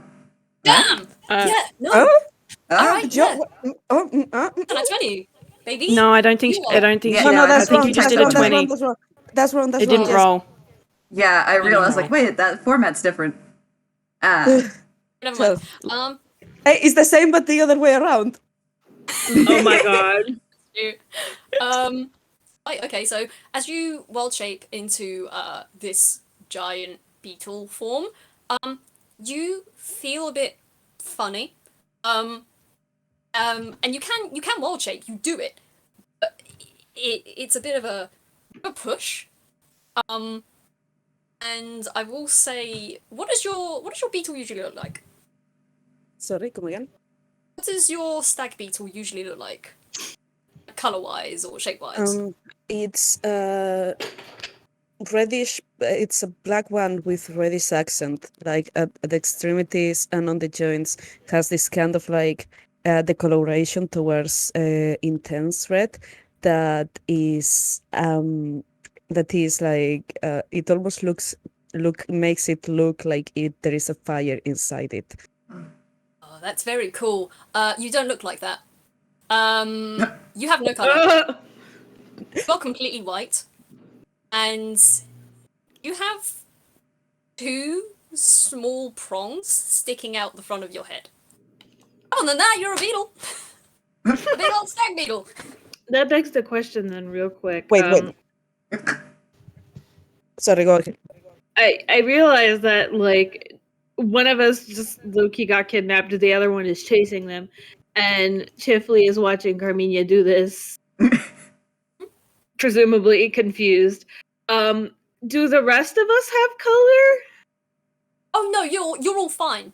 Okay. No, everything is fine. Carmiña, For now. For now. Chifley Yes. doesn't know that that's not how she's supposed to look. But Hey. there is a little. Oh, there is actually a little around. But I was gonna say there is a little stomp of frustration before Carmiña just kind of like tries to make herself accessible chiefly. Oh. You know, Oh, as in like she I'm didn't going lose to. her. to climb. Yeah. Didn't lose her, we're going for a ride. All right, I'm just going to quickly roll an insight, see whether or not he gets that. No. You've got to be fucking shitting me, Chifley. Really? Oh. Really? You're going to roll a natural 1 right now, you little shit. It sure is a game. It sure is a game. We're doing It's a nat so 1. good. Yeah, but you have a +8. Nice. Yeah, so he's just sort of confused. Like, he might get a little bit closer. He at least realizes that it's still Carmiña, but it's like, oh, you know what he's gonna do? You know what he's gonna do? Because he's a Frankenali. He's got talk with animals, so he's just gonna do that up. He's just gonna put that up because he's got no idea what she's trying to tell her. It's like, what's your plan? Hello, just hop up and I just start running. Oh, okay. I'm now going to roll him in acrobatics. Because this could, again, only go well. Oh. Flip onto the back of this beetle. Go on, boy. Seriously? Now you're going to roll well. Shit. He Jack Frost himself onto the back of this beetle? That's a dirty 20! Oh yeah. Apparently, this is fine. There you go. Yeah. A blue knight on top of a white steed, I guess. I mean, My God. he does wield a lance as well, so it's like, we're gonna go jousting! Oh god. Excellent. Cool. Are you all heading off in the same direction? Yeah. Yes, I have 60. I have 60 feet of speed, and I'm using all the feet.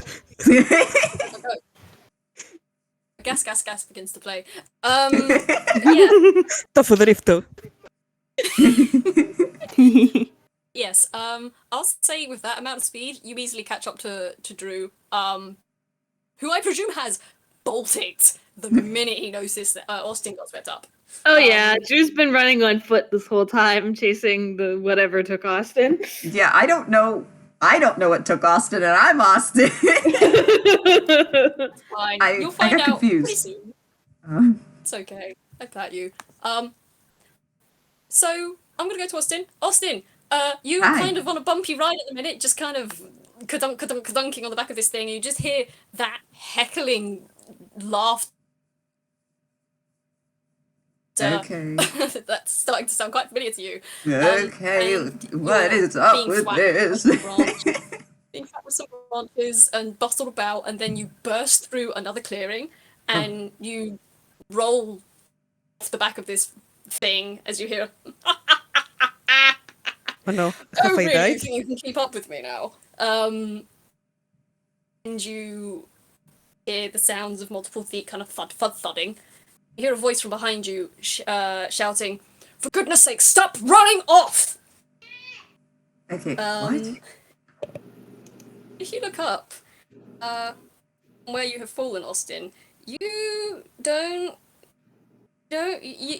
you do see Soul. You see Soul's feet, and you see Soul's body, and you see Soul's tail bud. Soul doesn't have any leaves though, and you look up and wait. Hold up, that's That's not a neck, that's a torso, and those are arms, and that's a head, and that's Lao. Oh my god! There's has Lao Soul Fusion Center. That is the coolest shit I've ever heard.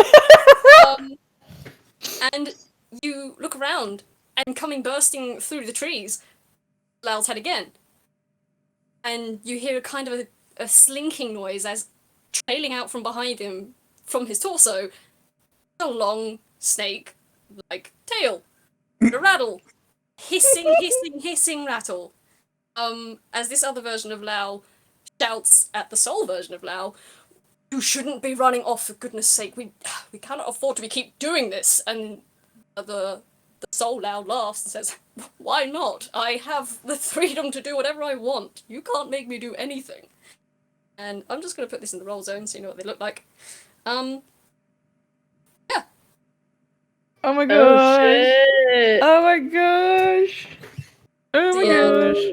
Lao with the snake tail has four-sided petals, flowers going along the side of him, and a big old rattle at the end that is rattling hard as he is glaring at this version of him. Austin is just sitting there. Seems to be completely ignoring you. You do see the snake version of Lao slowly.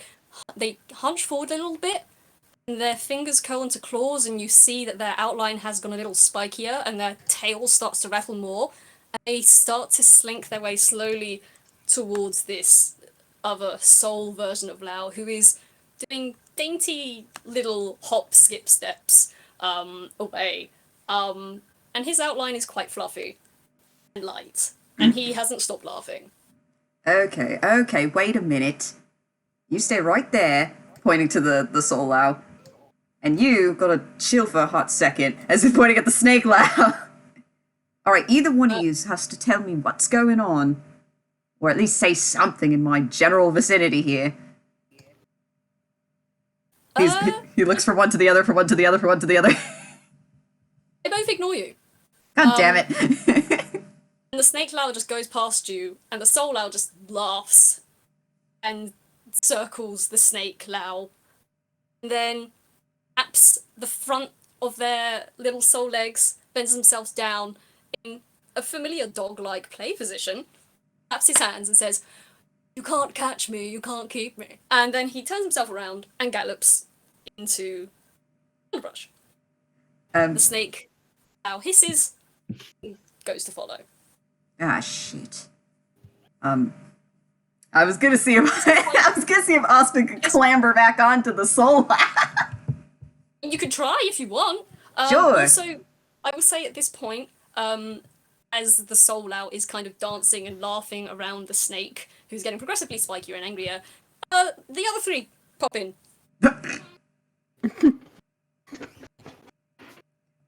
I think there's going to be just a little bit of a dull, what kind of expression from Chifley, because that was not what he was expecting to come into view of. It's like, okay, weird.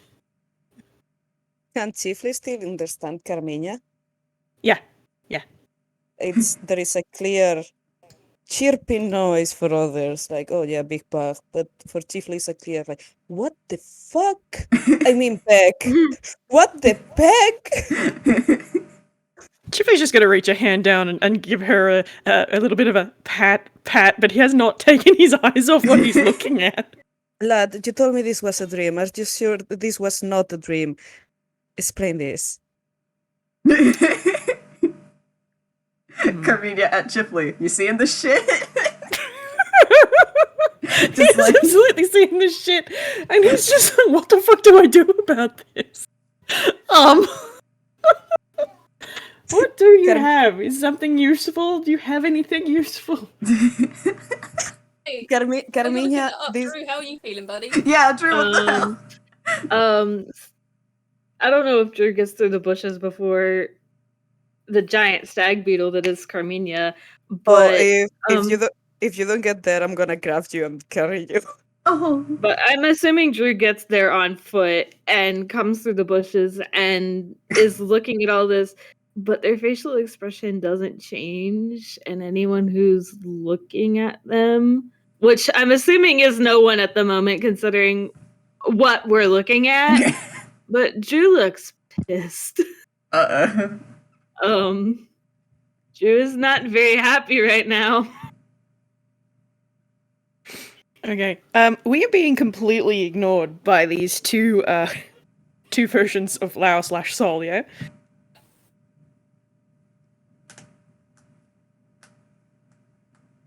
I feel like charging.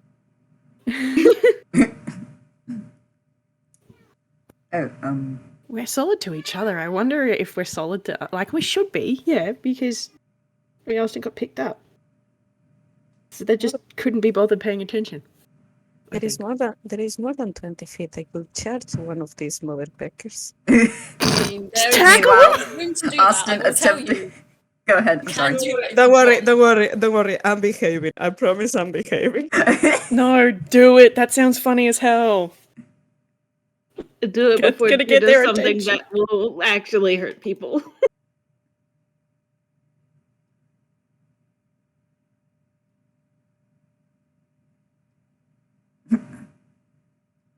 Do it, Sorte.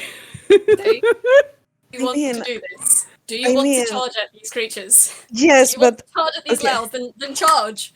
Do it. okay. I want to try to charge at one, but like without the part of like the damage. Okay. Because that's fine. because If you that specify you don't want to do damage, then you can. yeah, because it says charge. If the elk moves at least 20 feet straight toward target it with a ram attack on the same turn, target takes an extra But Yeah, that's fine. Maybe, We can ignore the damage. I don't want to do the damage. I just want to try to grapple it and, Knock it prone. yeah. For it. Actually, you know what? Don't even roll. Don't bother rolling. No, I want to roll. But I wanna. I don't think you have to roll, Sorte. I think it's the target has to do a strength save. Right, you're right. Okay, I say nothing. I want to roll, but I don't have to. Pat you so gently. If that's the case, you charge direct. What do you charge for? Do you charge at the angry hissing snake, or Let's do you say, go please. for the soul trotting, laughing Lao? They're so please trotting. charge at the snake because Austin's attempting to get back on the soul owl. I was actually gonna charge to that one because if we get that one, the snake doesn't. It's not gonna run away. You're right. But Austin's so gonna be there too. I mean, tell you what, go for the soul owl if you want. I am gonna go for the soul owl. And Austin, I'm so sorry, my boy. It's okay. Because Did you like roll- Carmiña is actually thinking like, yeah, this is starting to look quite like a dream. You will be fine. He'll be fine. Don't worry about it. Dio, I think you are the one that has to roll a strength saving throw. But I'm not gonna roll for a very specific reason.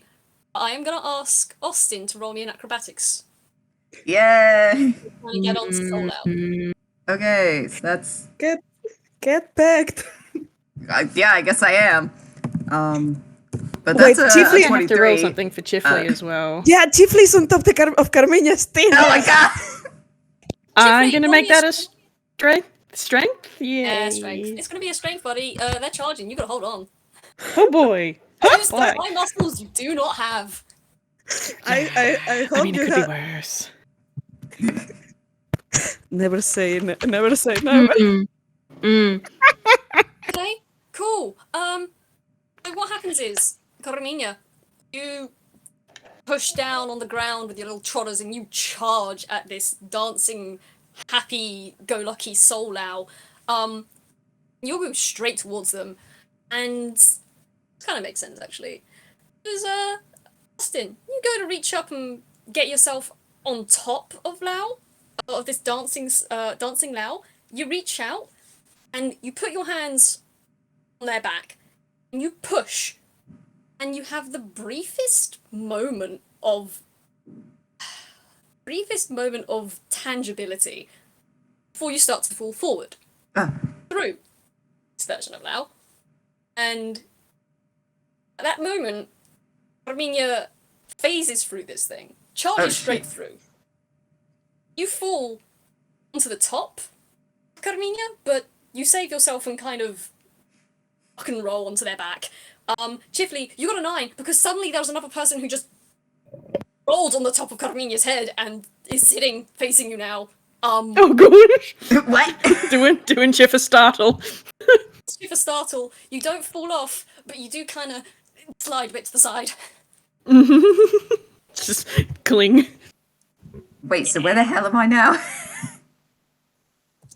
On top of Carmiña. Oh with shit! Chifley. On top of Carmiña, facing backwards. Only Chifley can understand this, but there is another. What the heck? Actually, as you say that, Austin hears it too. Got it.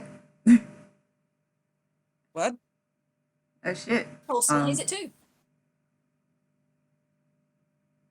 Oh wow, spells are doing some whack things right now. Yeah. Well, I wish this place would at least be consistent. I mean, I do a big shrug, man. I don't know what to tell you. But yeah, as you phase through this version of Lao that laughs and tips his head back and pops his trotters on the ground and darts off into the bushes, you see the snake Lao grow spikier, his rattle tighter and louder, and you see he hisses and a forked tongue pops out of his mouth, he punches himself down, and he shoots off after the other one, and they both disappear into the brush. Drew, could you roll me a perception, please? Me? After all of this. Oh Roll shit. this. Okay. A perception? Please. Okay, I gotta do math. I just did it backwards because I could totally read. That's you so gently.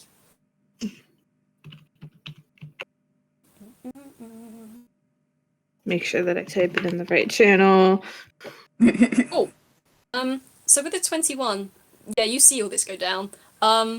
You also kind of see glimpses of flashes of like white, and then flashes of a white coat, and then an orange coat, and black and white. And you just see little flashes of, and you hear little crittery sounds coming from within the bushes. You hear and see these little things as everything's going along. And you're also not surprised when a heavy hand lands on your shoulder. You hear someone. No, they didn't take the first offer. Drew looks at whoever is speaking, and they still look very angry, but just, what do you mean the first offer? You look up, Drew, and this person is about 6'8". Oh shit. Not tall. And the hand on your shoulder is very heavy. And you follow the dark, cracked hand up to a bright yellow puffy sleeve, up to the face of the being that had poked their head out of the pot. And they're wearing a bright yellow tunic with puffy arm-length sleeves that end in like cute little ruffles near the wrists, and a long pleated red skirt sort of thing, but it kind of wraps differently. It's not elasticated around the waist. It looks like fabric's kind of wrapped and tucked over itself kind of deal. And this being just looks at you, and you can see the cracks running from their eyes, under their nose, past their ears. They look at you, and then they look at where the others have run off to. I know, for some reason, when you offer someone the ability to not use that chair thing again, for some reason, no matter what I offered them, I offered them a tail, I offered them a second set of wings, I offered them that, gestures in the direction that Soul Lao seems to run off in. I offered them so many things in all sorts of different shapes and sizes. And it didn't take. It didn't take it. They looked very frustrated.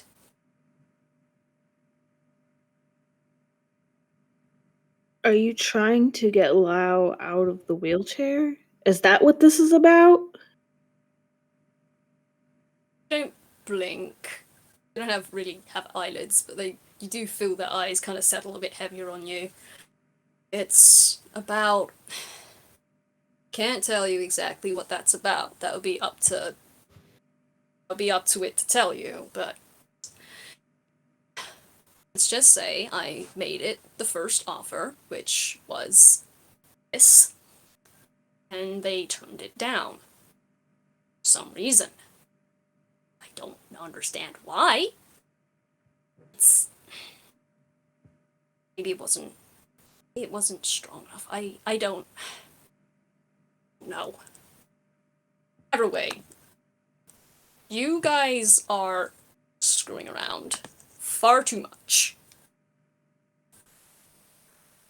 And you guys should really, really be getting a move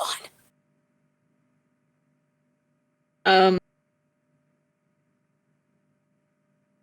Can you roll insight? Me?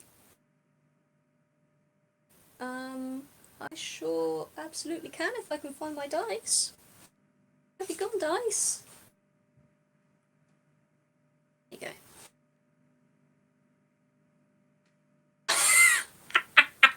Oh, yeah, no. that's a nat one. That's a nat one. Cool. So you don't really get shit.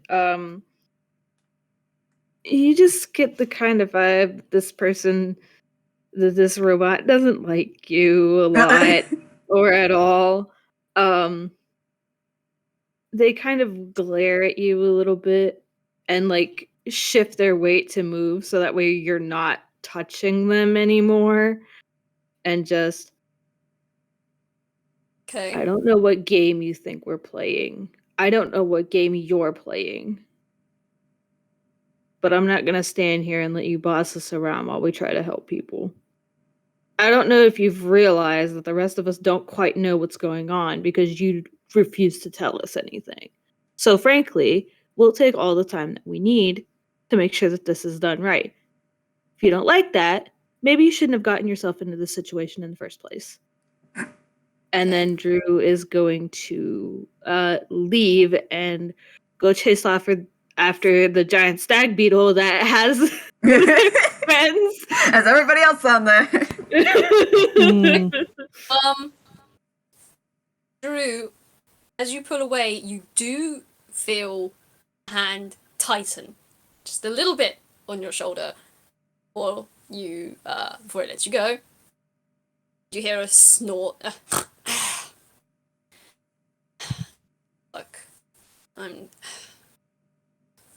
Look, you're here to do a thing. You're here to get this thing out of here. That's it. I'm not obligated to tell you anything about anything. It wants to tell you why it's in here, then it can tell you itself. I just want the thing out.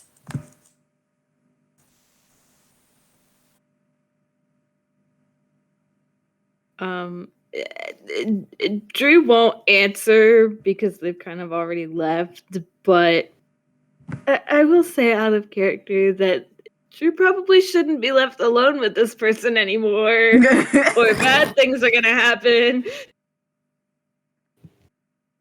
I mean, fair enough. I will say none of the others heard this conversation. Well, yeah, we're all the way over freaking where... Over 20 feet away. Yeah. You cannot hear this. Yes. I We need just to take a quick break, actually. Yeah, Sorry, it we has have been a going hot for 2 minute. hours. Yeah, if you guys want to take a break, go ahead. Refill your water, step away, and then go to contemplate life. What time should we meet back? how long do you guys want? I'm I only need 5 minutes. Yeah, I'm okay with 5. That works. you So- think I could do 10? I might get some 5 food. 10's fine. No. do 10. Oh, okay. I guess 5 it is. So like 25-ish after the hour? Like 25 minutes 26. after the hour. 36. 26 and 30 seconds. Okay. Not to Exact split mistake. hairs or anything, yeah. Got it. Okay. Everyone, take 5. Get yourself water. Oh, my legs. Oh, I've been sitting down for a very long time. I feel like you cannot complain about your legs because I literally cannot go down the stairs. Oh, I pat you. Like you can complain about your legs. You can complain about your actually, like, you know what? I'm grabbing your hand in unlegable hand. What? You can grab my hand. You can walk me down the stairs. I can't. We're going down. There we go. I'll see you down the stairs.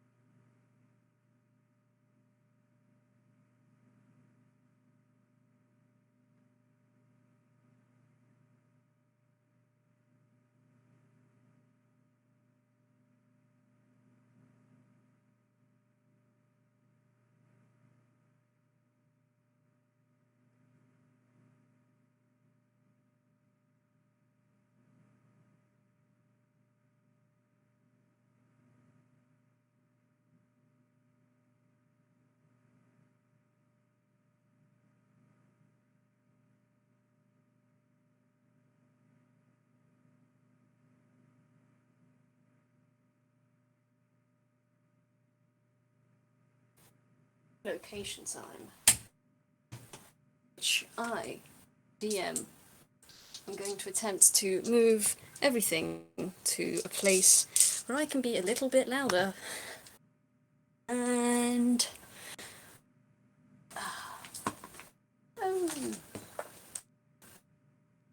oh, my obs is going to be a fun recording.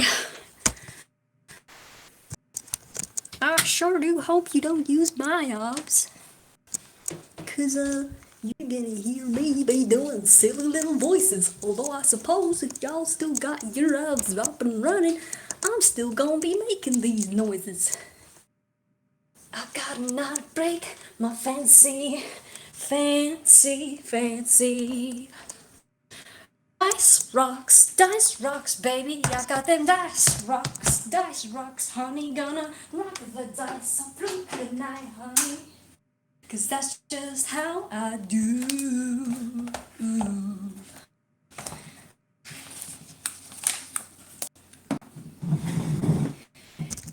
So.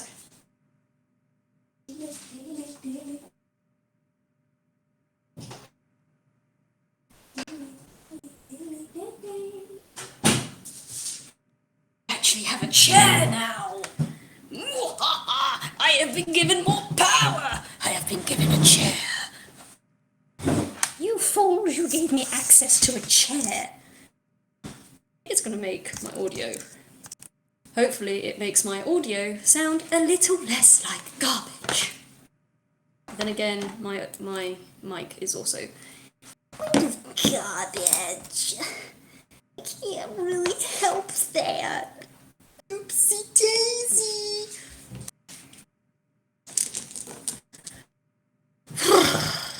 Man. Just a little sit.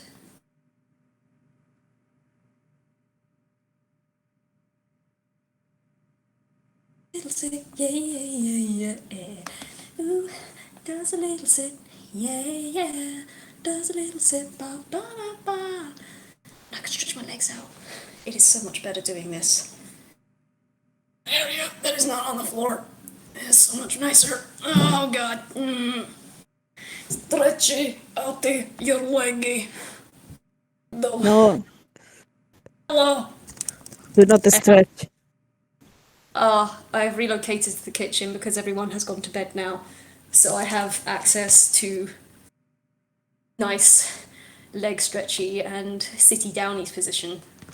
You have conquered the kitchen.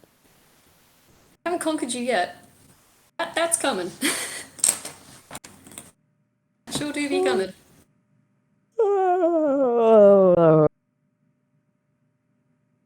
Quite looking forward to this next bit. I am looking. Oh, I should probably post. They didn't show up. Actually, I'll wait till we restart again because yeah, that might be better.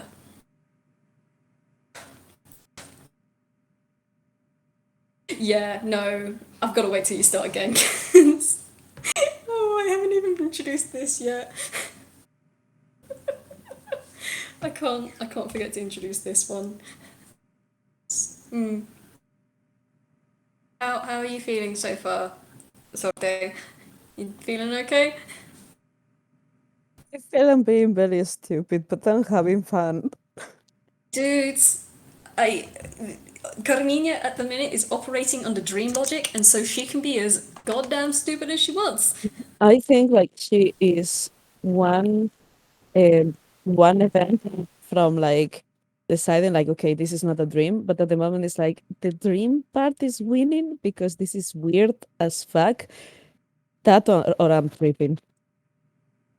Fair. She's valid. And as far as she knows, this is just a weird dream. She went to sleep, and then she woke up in. She woke up in that's button. Confused.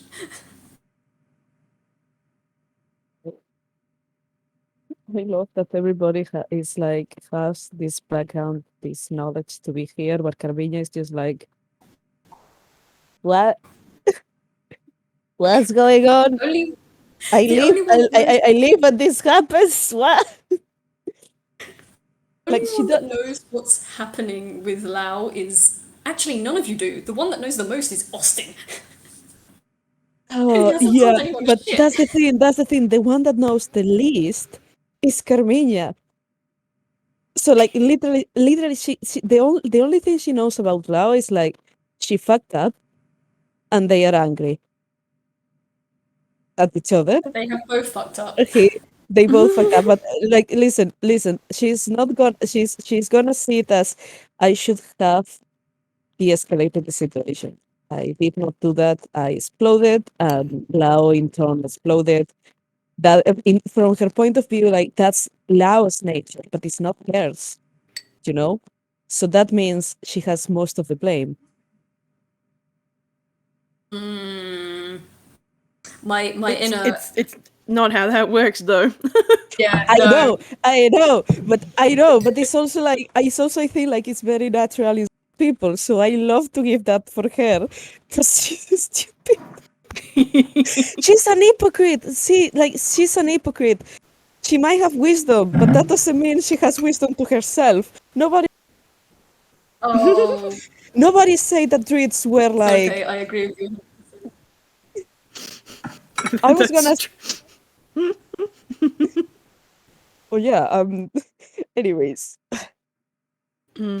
I shake What your hand. up? Up.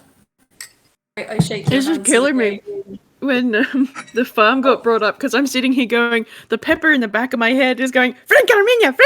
I'm like, shut up, you're not here! Chifley in the back of his head just hears that and is like, what? I am just kind of like picturing a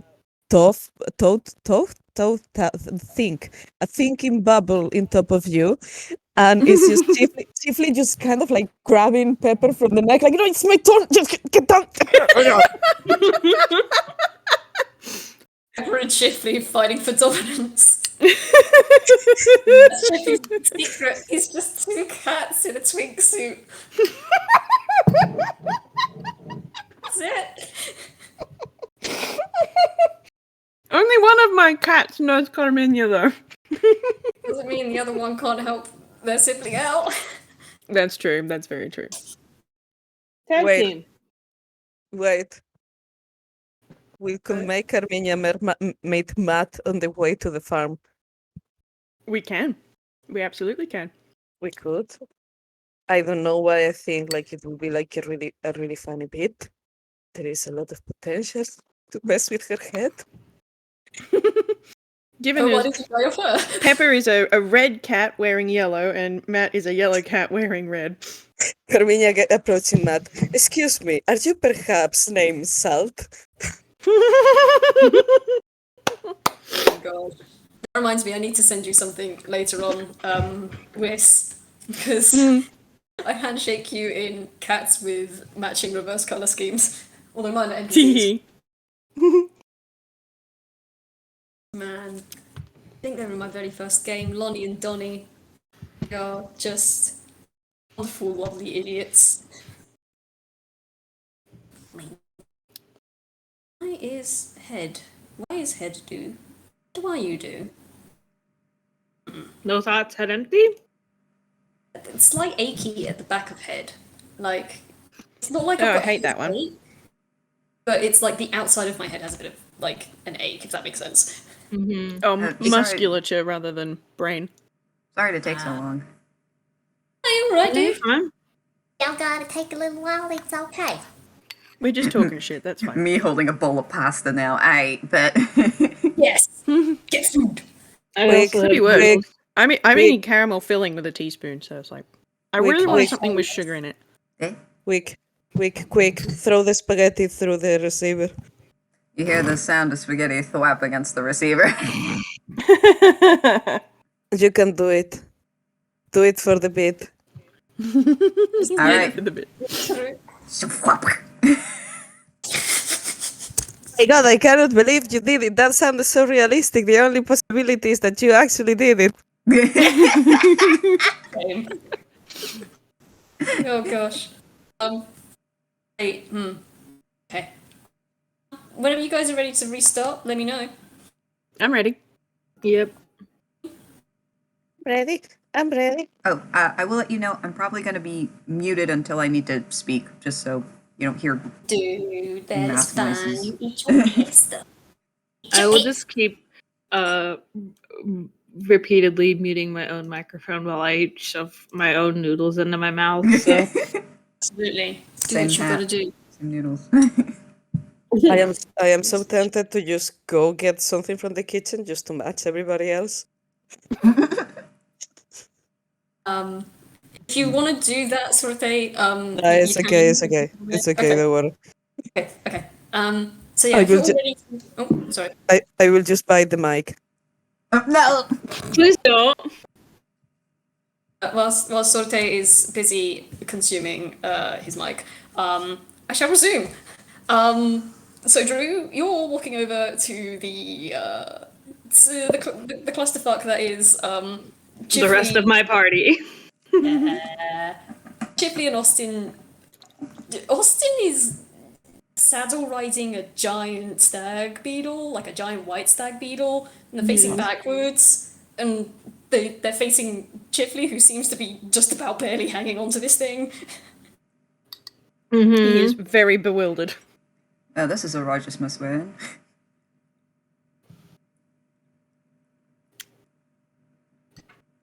Can someone explain to me? And they just sort of look like not flabbergasted, just like I don't even know how to describe it. What is going on here?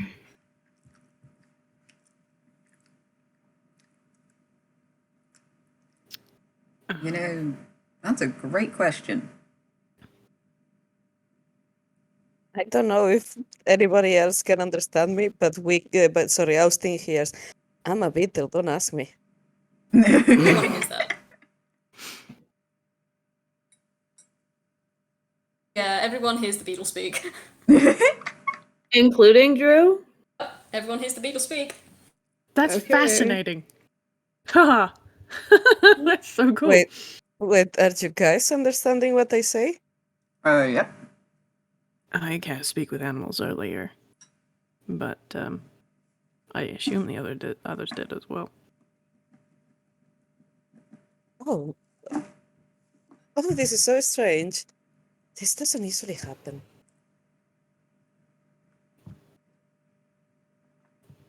I think after like getting that figured out, Drew will look at everyone in turn slowly, starting with Austin, and just like, are you okay? Oh, yeah, no, I'm fine. It was just kind of weird. I couldn't get back on the back of the combo so loud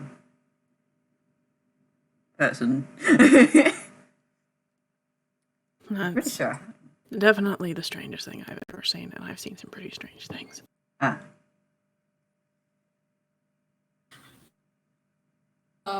At that, you are gonna hear like a coming from where Drew just came from. Oh. Oh, it's you. What took you so Hi. long, huh? I thought you were supposed to be a guide. What took me so long?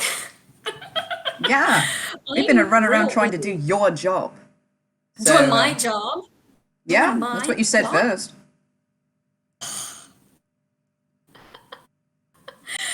The only reason you aren't atoms and dust right now is because I'm holding this place together. So how about you stop giving me sass for what Maybe I if you asked go you to stop do. giving us sass, that way we'll be on an even playing field, alright?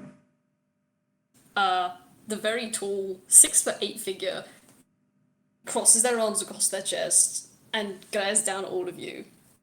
I mean, with a we're up on a face. stag beetle. It's a giant elk, yeah, I suppose so. I suppose it's only Drew that's looked down upon. The other two are kind of, They're used to that. Oh, watch.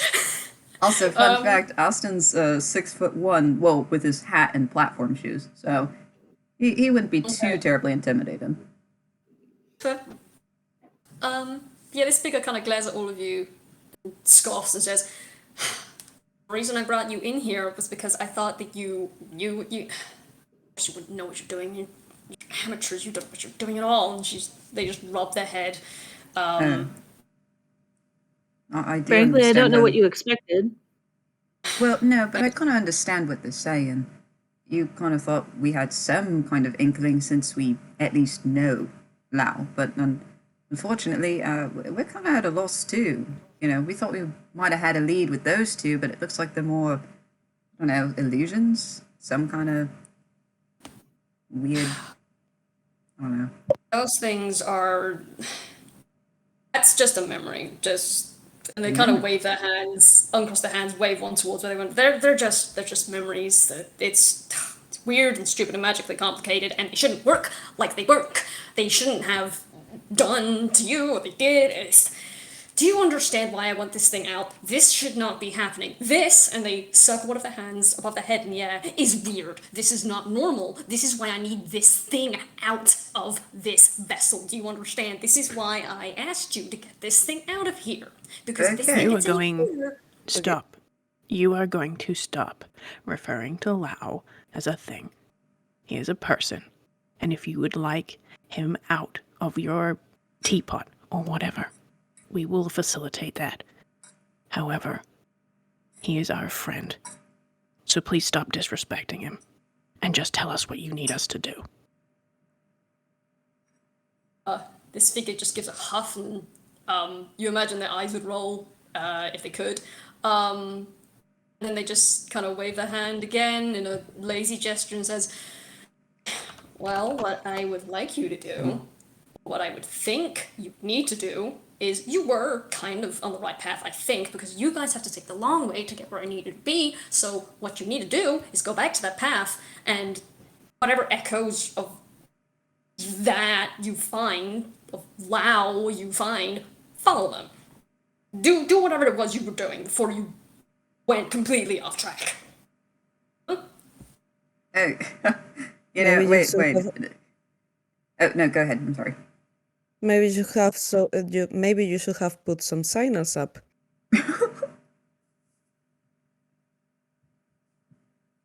This figure looks down at you. Well, I suppose slightly down at you. And just, I am far too busy trying to keep this place working, running, and together to leave you little signposts. The reason you're in here is because you presumably know this person best.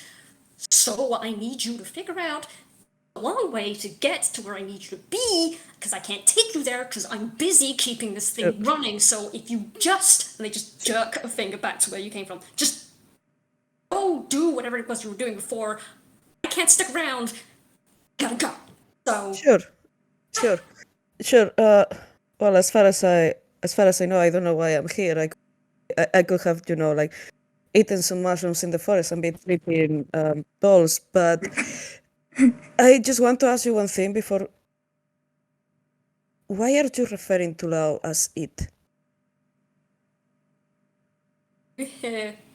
see this thing kind of face goes blank and head tilts to the side. You see their mouth kind of quirk up, just a slight twitch. Well, if you don't know why, I don't see why I should tell you. And you see them lift up their foot, stamp on the ground, and they kind of disappear into the floor. Can I, before they go, can I kind of like roll an insight? And yeah, sure, you can all do that if you want. That's all insight this bit. Yes. Come on, Drew. Oh I shit, hate- let's go. I hate- Chifley, you're fucking good at this. Why do you suck? Oh, He's under a lot of stress right now. Yeah, he's very angry. everyone angry at this award. He is.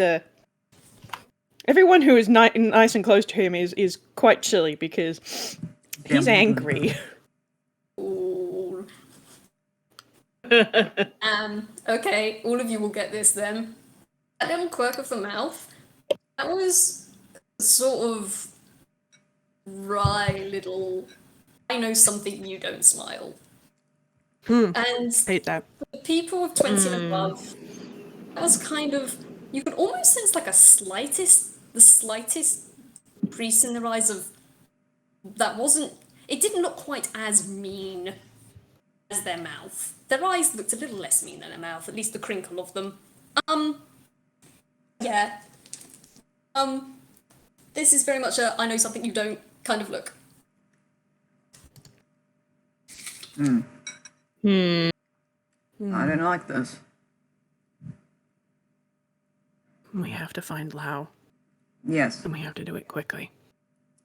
Yeah. The only thing that would have really helped, though, is if they had pointed us in a particular direction from the beginning. You know, maybe just not even a multitude of signs, just one to point us in the right direction. I don't even know what's going on. We're trying to find Lao. He's stuck in this teapot. Also, you're a stag beetle now. That's kind of cool. I kind of did get that, but who's that person? Oh, that person. No idea. What are those things? Why do you know them? Him? Her? Well, As for those things, we don't know. As for that, and Drew gestures to where the sassy bitch was just standing. We don't know who they are, but if they don't shut their mouth, they're gonna start regretting it real soon. Yeah, Let's save as much as I that agree for with you. when we find Lao. Yes. Okay, I do really hope this is a dream, because if Lao is really is in danger. What, you thought You this know was a what? dream? This isn't a dream. I am a stag beetle. There is two half Laos, half soul snake running around. I just crashed through one. Are you telling me this doesn't look like a dream to you?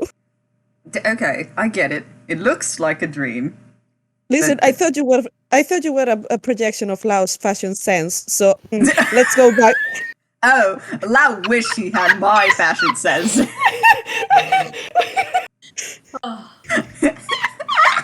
Awful party. I love this party so much.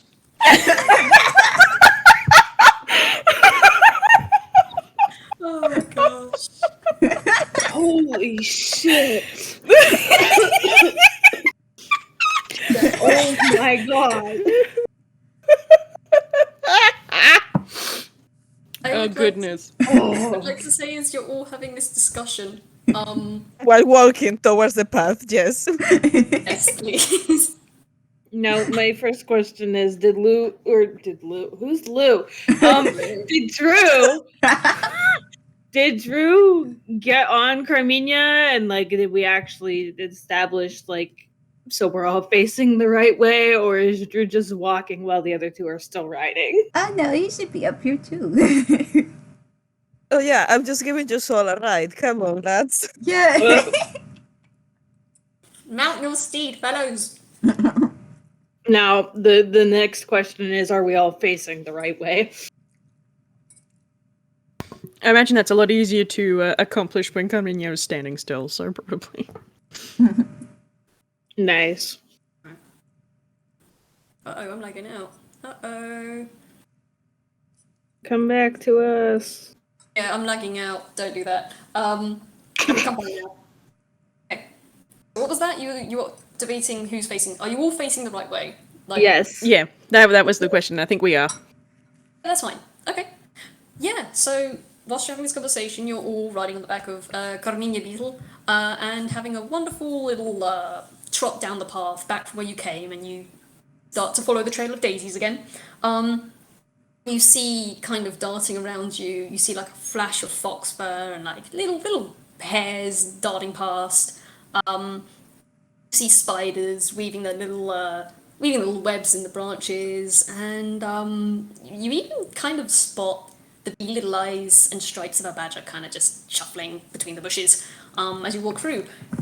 Also, as you walk through, you do on occasion see through there's some gaps in the trees. You hear all sounds of Lao laughing and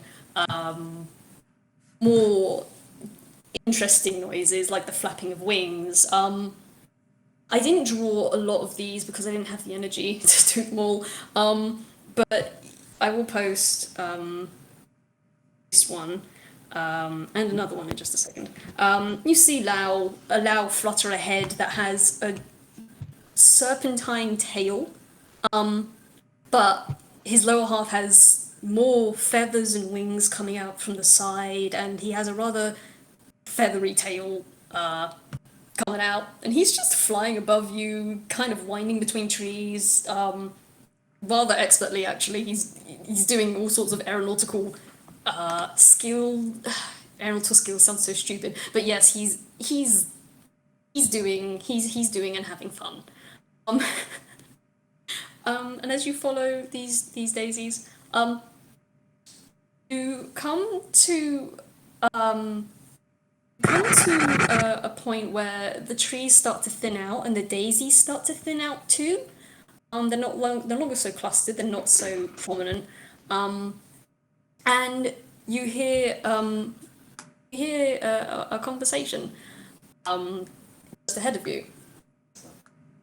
Well, I have to admit that yes, this offer is rather tempting, and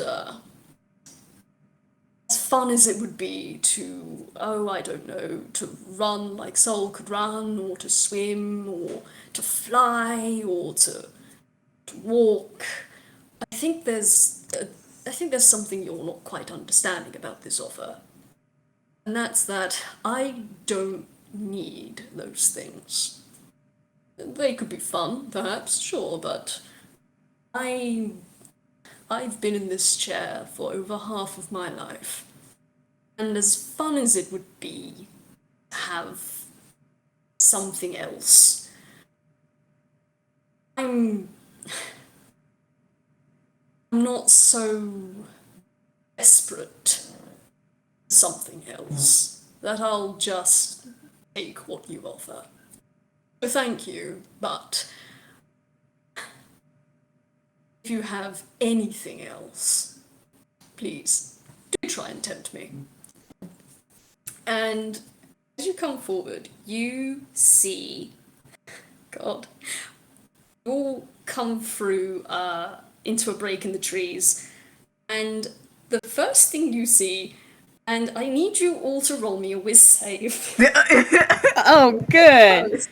Cool, Yay, neat. my favorite.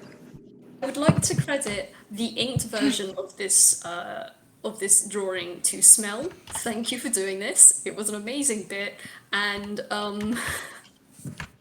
You said whiz save, right? it's a good save. Oh no, not a whiz save. Uh-oh! I don't think you'll do any worse than me. Don't worry. Want a bet? Yes. Mm.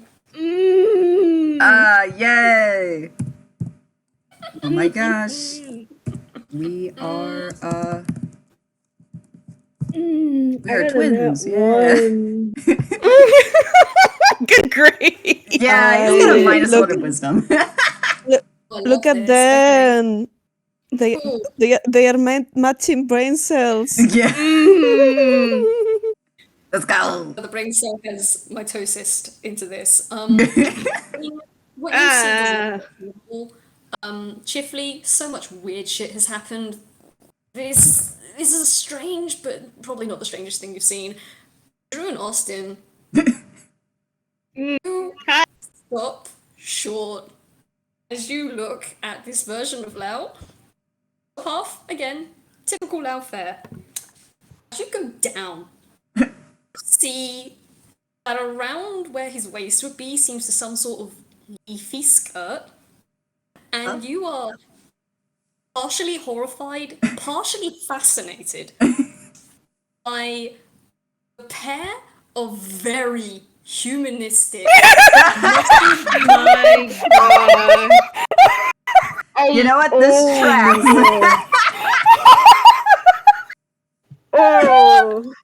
To be haunted by this For the rest of my life. I am in hell.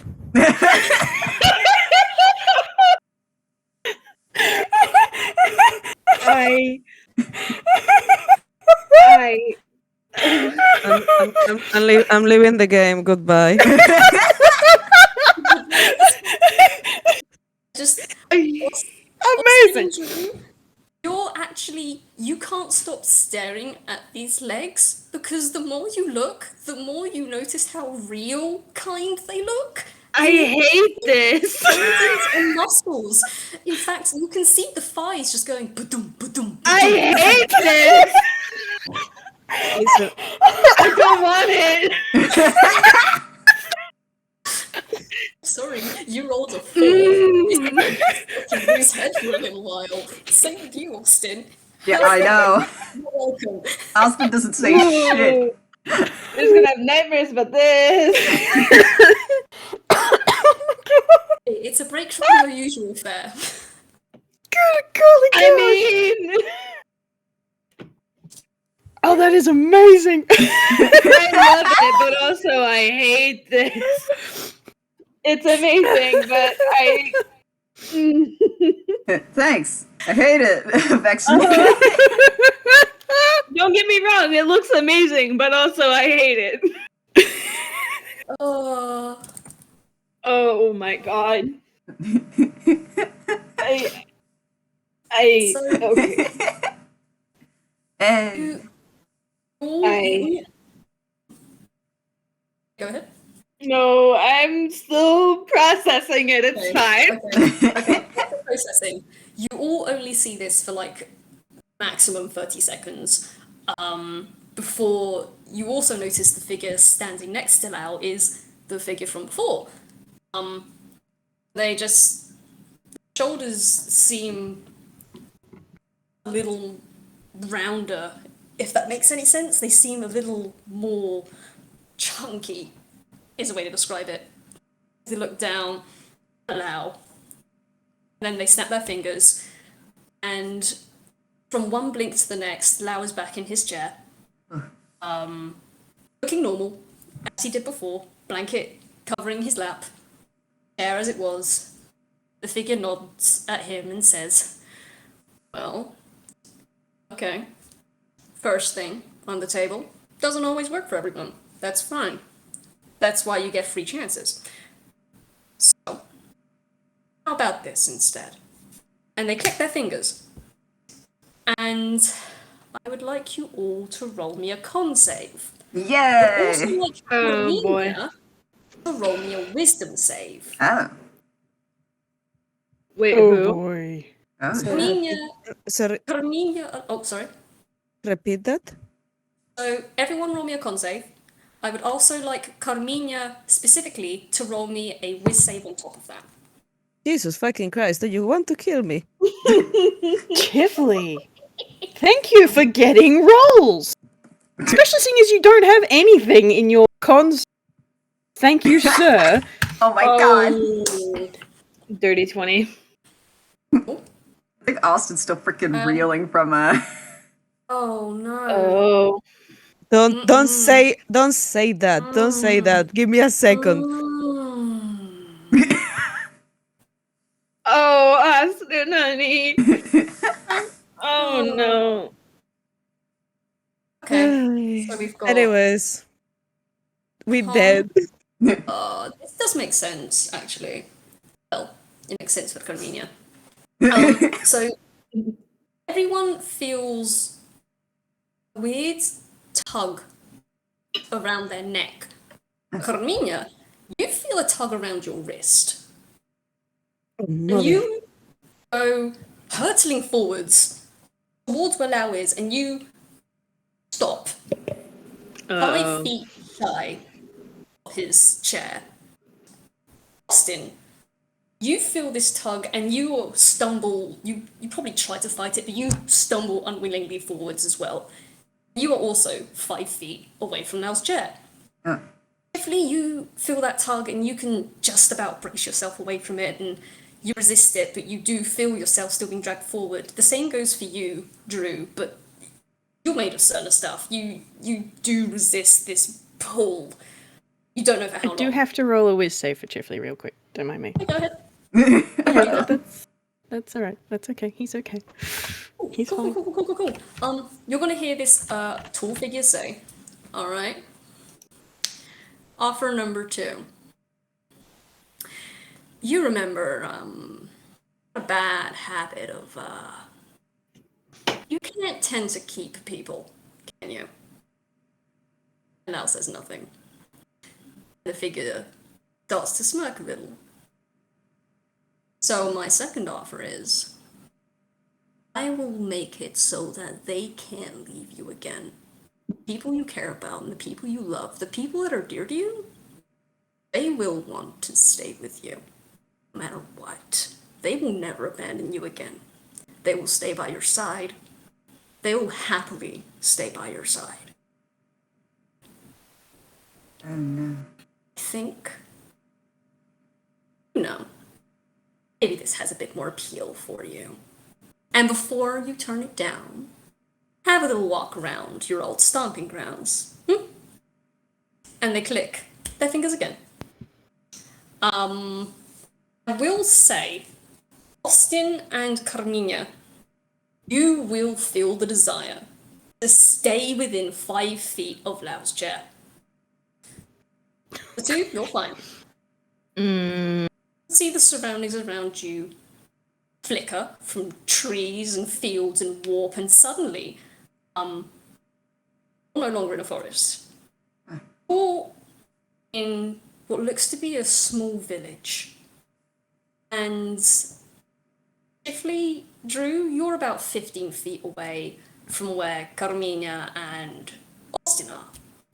They are standing right next to what looks to be a 60-foot wide giant bonfire. The sky has gone evening dark.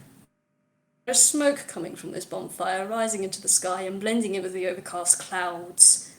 If you were to look around, you see the faint shades of figures. You can't make out any details. But they go to and fro, and you hear muddling laughter, shouting voices, people going in and out of houses. And a path behind this giant bonfire, trailing up, just out of sight, towards tall, I do mean tall, mountain. You can't see the top of this thing. The cloud cover, it pierces the cloud cover. This thing is tall, and this village is right tucked in to the foot of this thing. It casts a long dark shadow over this place. Chifley's first response is to back away from the fire a bit. Oh. It's like, Yeah. distance required. Huh! Can I cast history? Can I cast this spell? Can I help history to see if Carmina remembers this? Not any chance with Past history. I will also say, I'm sorry, I didn't mention this before. With your con save, you are no longer wild shaped. You look like yourself again. Carmina's just gonna look at your and say, shit. Absolutely bullshit. This is not how it's supposed to work. How does he dare it? I don't remember what's my history. Oh, right. Yeah, that's why I don't remember what's my history. Oh. Oh, Jesus, Pat you. I Pat miss you you. so gently. I miss you so. Steve. Hey. Give me a second, I've got apple in my mouth. Apple. I think that for Carmiña being forced out of a wheel shape, because she uses that as kind of like also like security safe space inside the big bag. This is gonna piss her off like a little bit. Like you can see her like this kind of like she's clearly frowning and smoking. Like the smoke that comes out is kind of like dark and thick, and maybe even spiky. Okay. Was that a 16 for a history? Yes. You feel like you know this place. You feel like you've never been here before. you've never seen this place before, but you feel like you've probably heard of this place. Probably heard Lao talk of this place.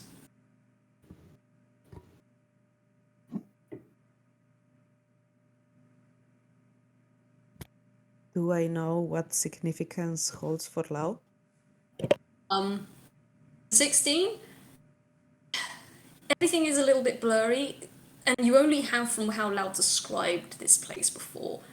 You're almost certain that this place, this might be Lao's home.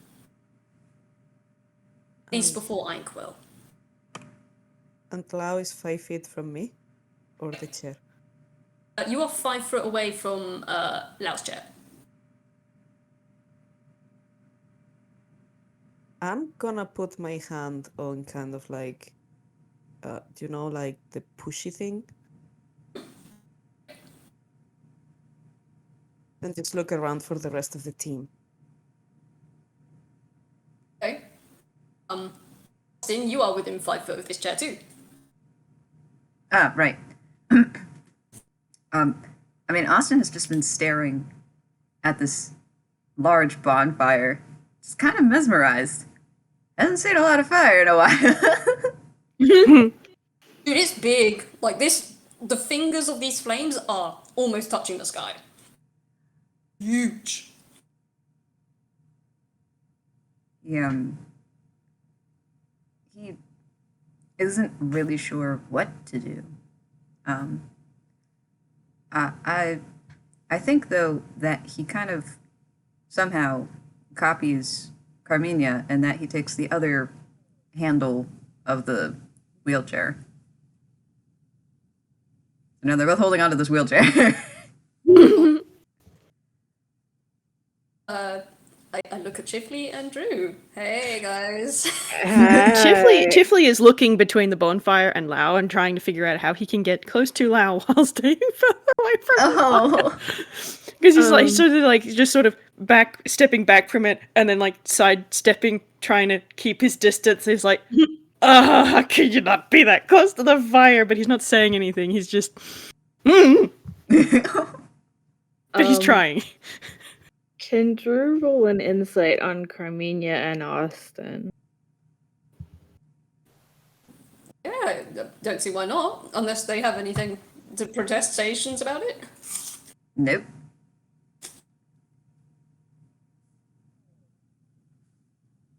I don't know how to do math. Maths is a complicated beast, and it's also a liar. That's what I have a calculator for. The holy shit.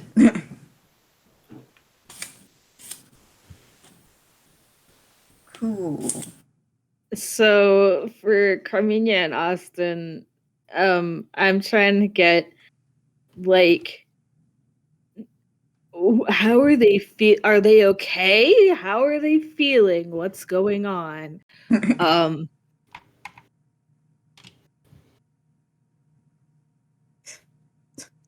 Carmiña thinking to herself, whoa, I feel strangely attracted to this wheelchair over here.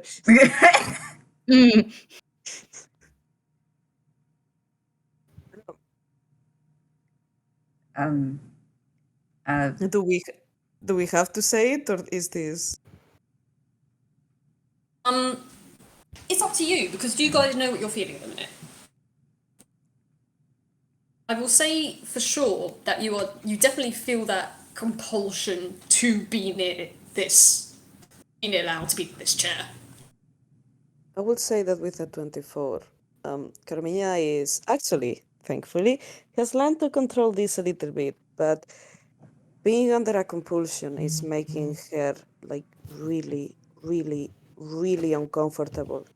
Like you can see the other hand that is not resting on the wheelchair is actually pulled up and shaking. And you could even see that under her shirt there is a tiny red line that has started to grow low. Mm-hmm. But you get the general feeling that she is trying to keep herself together. Also, that she's under some kind of like magical, I guess. Mm-hmm. Yeah, with both of them, you can kind of tell there's a weird glaze over their eyes. Ah, well, Neat. you get the feeling from Austin. Actually, a little bit of the opposite, you guys.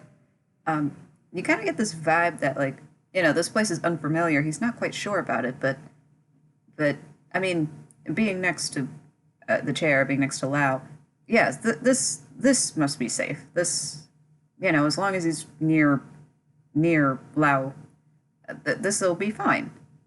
And he's not foreign to the concept of being trapped.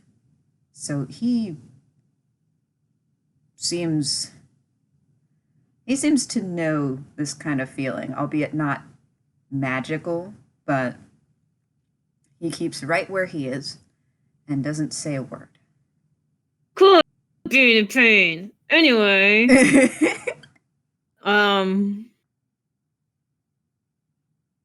I think in knowing this and seeing Chifley just sort of shimmy within like so many feet of the fire and putting two and two together, Drew was gonna walk over to the wheelchair and the three of them and just, why don't we all come over here where we can talk?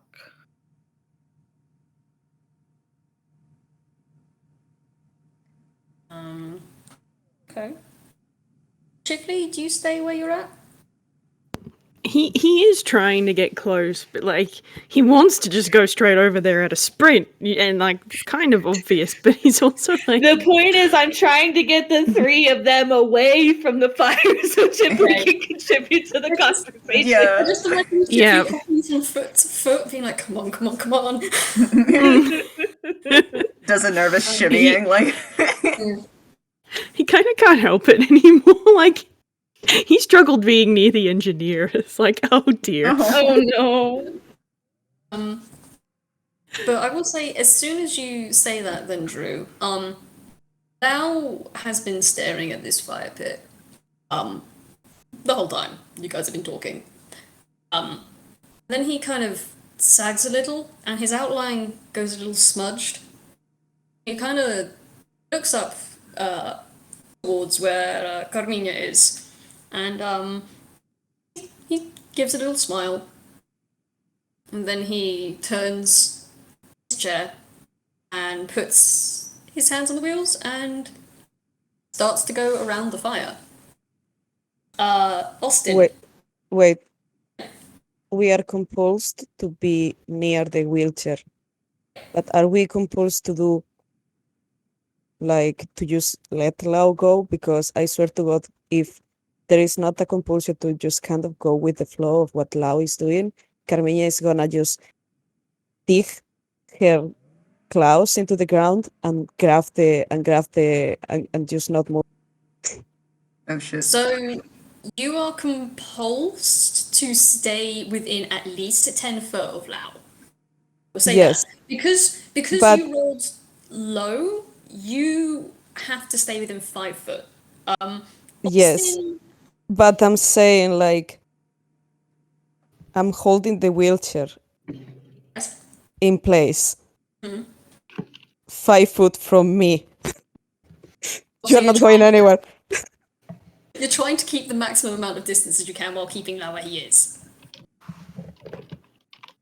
Does that make sense? Sorry, it's actually getting a little bit No, for that late makes for me. sense. So maybe yeah. Like I am just asking, like, if it's on the confines, try to against it by trying to control where the wheelchair goes, which is like you are not moving from here. Okay. It's first of all, sorry, actually I should have What you're trying to Carmina. say is, can you influence where Lao goes? Basically, yes. Okay. I'll say you can try it, if you want to try it. Sure. What do I roll? You don't roll anything. Give me a hot second. I roll something here. Oh, and I Could would you like take to. 3 necrotic? Could you take 3 necrotic damage for me, please? Me? Yes. Holy shit. As the minute you try to resist and pull away, even just from those 5 meters, there's an ache from your wrist and there's an ache in the back of your head. It feels wrong. It just feels so wrong to be anywhere but next to him. Okay, so where is Lao? Now you are still within 5. You try to hold Lao back, but he is still moving forward. Is Lao on the wheelchair? That's what I'm asking. Lao is in the wheelchair, yes. Okay, I am. Is Carmiña aware that she's under compulsion? Because I should have asked that. Sorry. Yeah, she's aware. It's okay. Okay, so It's okay. she's allowed to follow. Sorry, you cut out there. I didn't hear what you said. Is she allowed to follow the rules of the compulsion while internally we're freaking out? Sorry, I can't hear you at the end. Is she allowed to follow the rules of the compulsion while still internally freaking out? Oh, yeah, no. You can still talk and say and do what you like, but you have to stay within. Because I am saying that if Lao's in the wheelchair and Carmiña is holding the wheelchair, she's trying to hold the wheelchair back. Okay. Because while still being on range. Okay, I will say if you're 5 foot away from the wheelchair, you can't hold on to the wheelchair because I don't think you stretch 5 foot. Oh, see, this is when. Okay, sorry. You're right. Okay, wait, I'm confusion too. Because I was saying like I was, and then Lao tries to move, and I thought Lao was on the wheelchair, so it was like. I get what you're saying now, Carmina. Carmina. Yeah, I'm sorry. Sorte. Yes, I am Carmina now. So if Lao is actually moving, Carmina is just gonna go like, we are not moving. I get it now. So Sorte wants Carmina to try and hold the wheelchair back as Carmina is holding the wheelchair handle on the back of it. Because we are both literally now right next to Lao on either side. Okay. Just wants to prevent Lao from moving the wheelchair anywhere else. But they're going to stay put there.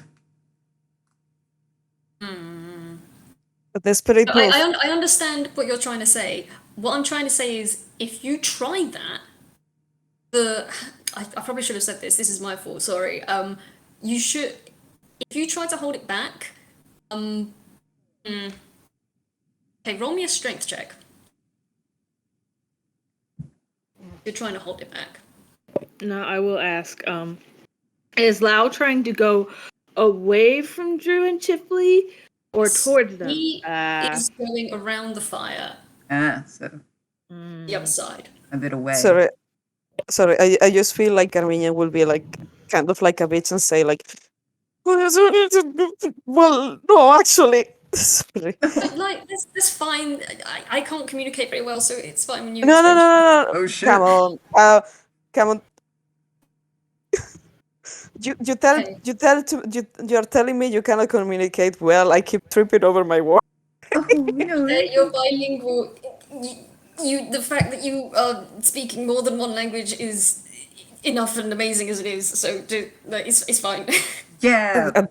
At the same Bilingualism. time, it's A, B, C, D. Let's not start that again. All right, so just to be clear, Yes. Lao and Carmiña and Austin are really, really close together. Yes. Yeah? And Drew is walking over, and Chifley is doing some sort of awkward crab moves to get close but away from the fire.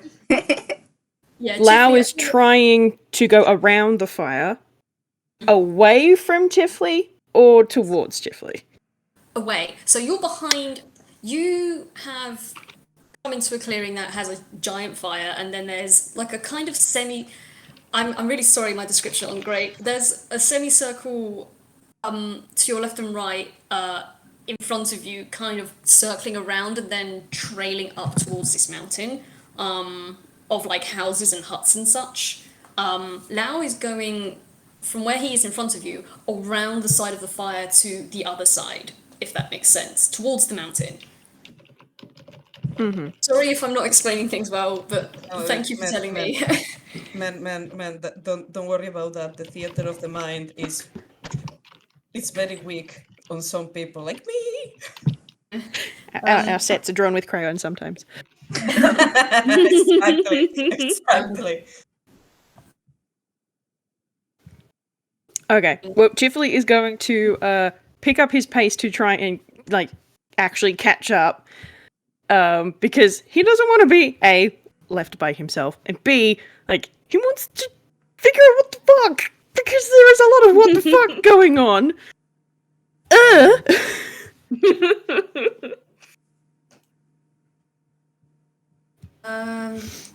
Drew's come up next to Lao and Carmina and Austin, hasn't he? Okay. I presume you're following along. So Carmina, with that 17, you do hold on, and your grip is very firm, and your talons are also firmly planted in the ground. But as you hold onto this chair, you can feel that a force stronger than you is pushing this forward. And you know Lao isn't this strong. And you think the choice is you either have to let go of the chair, or you have to let it drag you along. She is not gonna let go of the chair. She's gonna grab with the other hand and just Austin is gonna be able to hear her. ¡Pajarraco terco! I have this image of her holding onto one hand with both hands, and her feet are still dug into the ground, and there's just scraping Exactly. trailing behind Exactly. her. she's leaving a trail that you plant potatoes on that. Oh my god. And I'd like to say, Austin is actually doing the opposite. So he's following along. He's actually let go of the handle, but has stayed right next to Lao. And he looks over at Carmiña, struggling to stop the wheelchair. Because, I don't think that's gonna help anything. Helps me. Helps you with what? What? You She's just just have gonna be. Go ahead. Sorry, what? No, go ahead. Go ahead. Both of us after you. Oh my god.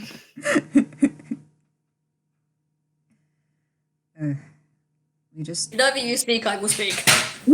yeah. Okay.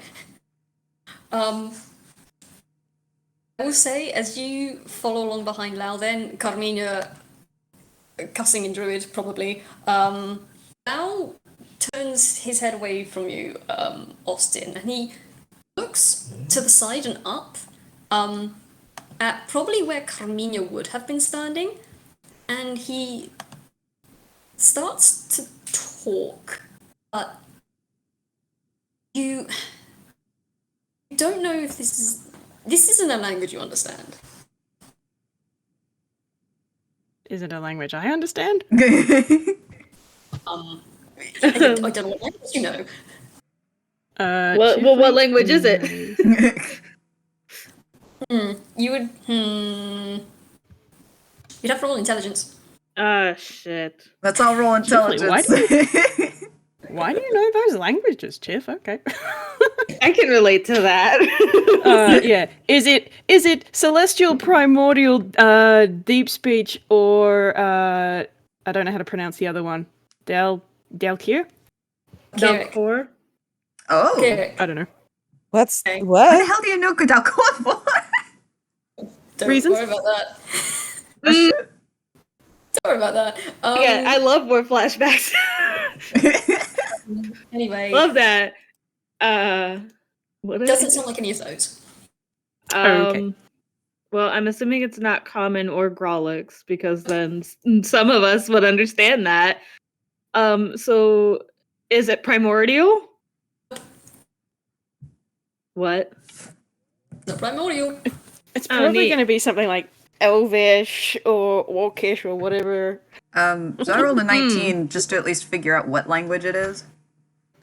you're listening to Lao, and very quickly realise there aren't any actual words coming out of his mouth. This is like babbling. Like, you know Animal Crossing BB speak? Like, Yes! Oh my god.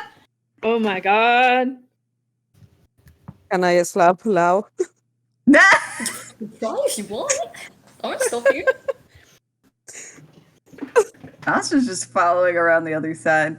And he's just looking at this conversation going on, just like, okay. I have a question for Chifley. Actually, as you're following around, there are lots of like shades in shapes of people in like all sorts of sizes. Do you try to avoid them? I mean, if there are people in his way, he'll try and avoid them because, like, he doesn't want to run smack bang into anybody. I will say they look like shades and shadowy, figurey, like they look like people shaped, but they're not defined definitely as people. Oh, well, like, if it looks like someone's shadow is in front of him, he'll probably not bother trying to go around them, no. Okay. If you're going through these shades, every time you do, you feel a little shiver. But that's it. Okay. I think Chiff is going to actually put on a little burst of speed, just to catch up and close the gap. And I'm going to roll an insight on Lao, I think is what Chifley is going to do. Please don't fuck this up, you stupid twink. What a sentence. Beautiful. 15. Excellent.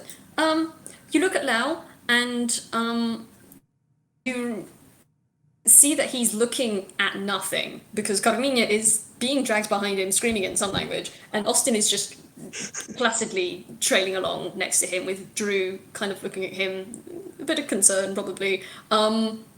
Gee, you don't say. Yeah, he's looking into nothing and he is babbling this nonsense, and something that person before told you is that they're just echoes, that kind of sticks to you, and you kind of squint at Lao and you get the sneaking suspicion this might not be Lao you're looking for. All right. Okay. I'm gonna try something. Let me get my spell list. I'm gonna try something here. Oh boy. It may not help, but we're gonna give it a try. Yeah. Chifley is going to cast Locate Object with the target being Lao's wheelchair and see if he gets a ping just here, or if there's more than one, or if there's a ping somewhere else. Cast Locate Object and nothing happens. You get no pings. No pings whatsoever. So Okay. with Locate Object, is it a specific object that does it work with trying to find a specific object? Yeah, it's describe or name an object that is familiar to you. You sense the direction to the object's location as long as that object is within 1,000 feet of you. Oh, okay. Man. Okay. So, you do get a ping, but it is very confusing. Because it's kind of coming from above you, below you, also to your left and to your right. It's kind of coming from everywhere. Ew, what the fuck? While doing that, Carmiña, you want to roll to hit Lao? Go ahead. Actually, while I slap his feathery bald head, no wait. Well, I slap the head of the head. Can I also cast just to try dispel magic? Oh. At Oh, level fuck. at You can do level that. 3. While you do that, Austin, Drew, you wanted to do your little check-in. Yeah. While Carmiña is busy slapping Lao upside the head, and Chifley is doing his thing. Drew walks over to Austin and just, "Are you all right?" He turns his head slightly, but like you can tell he's mostly still facing ahead. Yeah. I mean, we just have to ride out this vision, you know? I think that's what we're trying to do here. This is all just part of what he's thinking or what he's experienced. So But are you all right?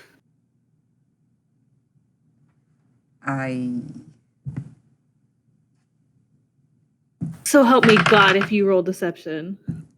Me rolling deception as we speak.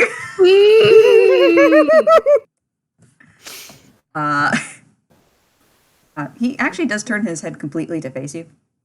Yeah, I mean, otherwise I'm doing fine. Do you think I am stupid that I'm not gonna roll insight? I hate it here. What? Of course, Drew, because this isn't a roll that matters or anything. Oh. Alas. So Drew is still visibly concerned and worried, but won't question it because he's a fucking idiot. Oh, no, it's okay. But Drew will stick by Austin's side for the time being because concerned. I think Drew should slap Austin. That is not the solution to everything, okay?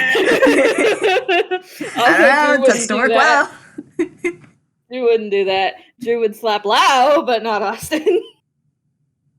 I think everyone but Chifley here would slap Lao. You know, speaking of slapping. I mean, if given the opportunity. Chifley would not do that. Chifley would not do that. It would have no Cool, effect. okay. He has a -2 strength. It would have no effect. -2 strength.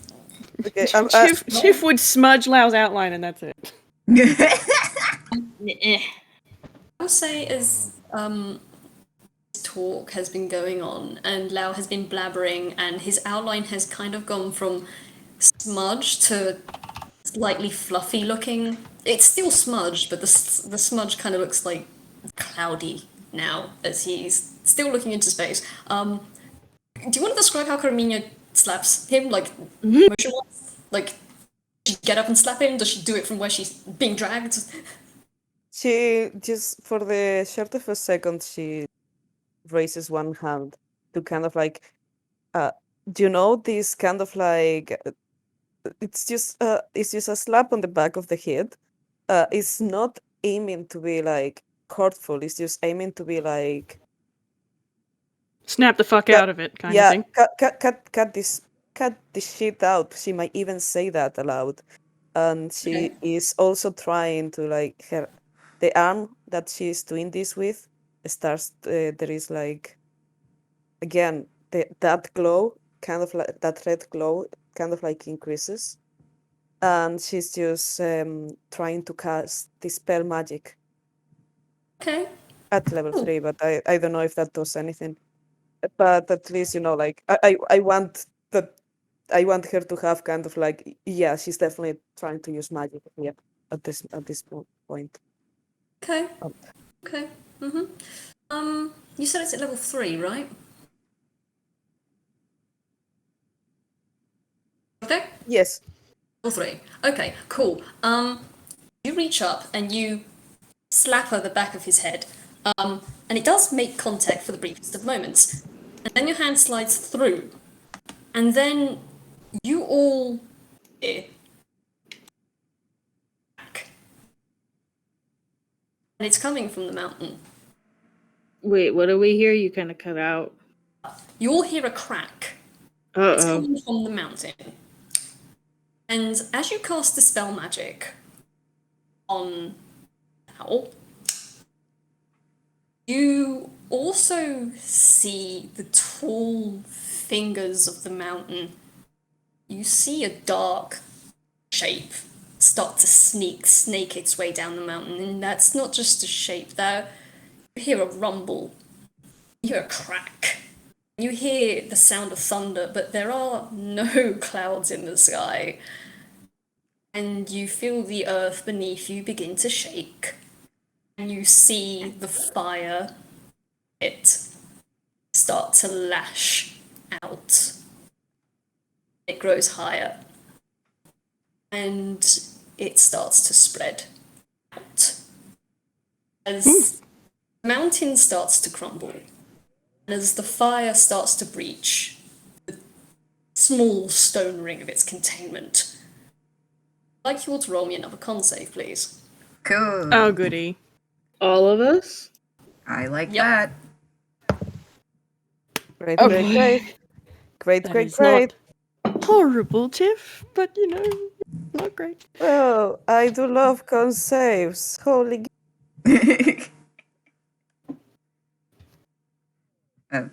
I'd like to say though, as you do that, Carmina Austin's like, don't.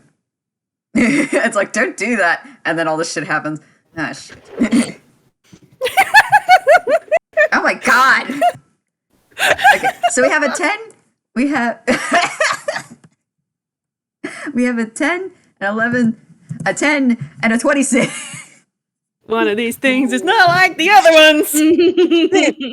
the mother pecker is made of metal. Of course, he's got good. They have a good constitution. Drew's rock solid. Drew is literally rock solid. Funnily enough that they're physically fine. Too bad they're mentally like, Cool, okay. So what happens is, the mountain starts to crumble, and the fire starts to breach the thin stone rings of its containment. Chifley, with a 10, buddy, lashing of fire slams down in front of you. And then you hear a hissing slick as something circles around behind you. And the earth beneath your feet starts to crack. Austin. Oh, good. Chip's melting. He's a little drippy. oh, Wait, what? He's melting a little. Like there's water dripping off of his hair and off his cape, and he's distinctly starting to melt and looks quite distressed. Cool. Chifley's no good, very bad day. No one has been having a good day today. Austin, Carmiña, this probably makes sense because you're actually still under that compulsion thing. As you cast that Dispel Magic, the Lao in front of you starts to shudder and shake, and black powder starts to come off of him, and it starts to kind of dissolve and trail into the air in wisps, Oh, and it jeez. Look what you joins the done. ashes. Did you say sorry? I'm sorry. Go ahead. Okay. It starts to trail off with the smoke and ash that's starting to come from the raging inferno that's encircled Chifley, and join all its other smoky little brethrens in the sky. The ground beneath your feet starts to crack as the Lao in the chair begins to dissolve, and he moves on without you. And I would like you both to take for me D4 of necrotic damage. God damn it. Use your name. I didn't even do shit. I'm sorry, Austin. Can't have shit in Detroit. I am taking for necrotic damage, right? It's 4 necrotic. Oh, it's 4. Oh, I thought we were rolling a d4. Okay. No, that's fine.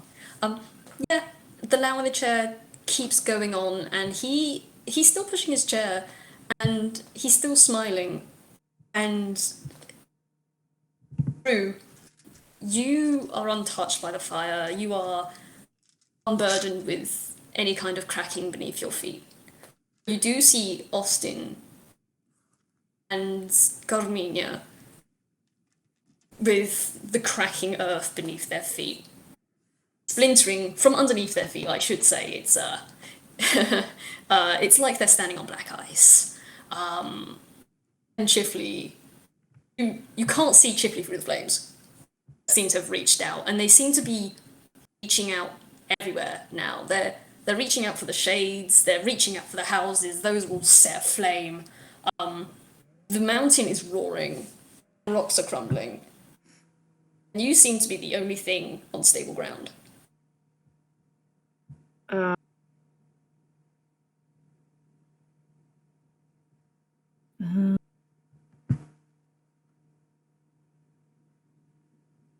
Sorry, I'm looking and trying to think on what to do. Okay. Did you want to take a quick break? No, I'm just like, this is a lot, and there's a lot going on in Drew's mind right now. My first thought was to use create water, but there would not. I just looked at it. 10 gallons would not be enough to fix this. Yeah. Oh my god. I did this. You did this. Who did this? You. Shit. Give me a minute. Okay. While that's going on, hey, all the other characters can describe how they're feeling at the minute, because in Carmiña, the ground underneath your feet, it feels like the ground underneath your feet is sinking in, and you can't quite, with the necrotic damage, you kind of brought to your knees, you can't quite get a stable footing. Okay. Let me see. I am gonna. Carmina is looking around for any kind of clue of what to do next. Like, is there something different? Is there an escape route? There has changed about can she cast dispel magic on herself and get rid of this fucking thing? She's just gonna look around desperately. She's looking for a sign of what to do next. Perception.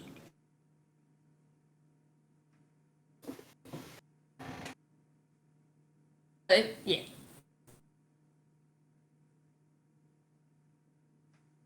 I do feel a little bit bad for Chifley. He's trying so hard to hold himself together. With a 12, you see that it's kind of hard to make out anything because there's a lot of fire, a lot of smoke, the noise from the mountain, the crumbling noise from the mountain overtakes almost everything but the hissing, lashing of the fire around you. But I will say, if you squint and from your position on the ground, you see that where Lao was heading, a couple of maybe some little bits of plant life seem to be around there. Just a couple little sprigs of weeds poking out the ground, maybe. The direction of Lao's wheelchair as he's getting off. So, repeat that. There is. Sorry, I didn't hear that. Can you repeat that, please? Basically, you can't see much, but you think there might be like some kind of something on the floor, like some little like weeds or sprouts or something coming up from the ground in the direction that Lao was heading.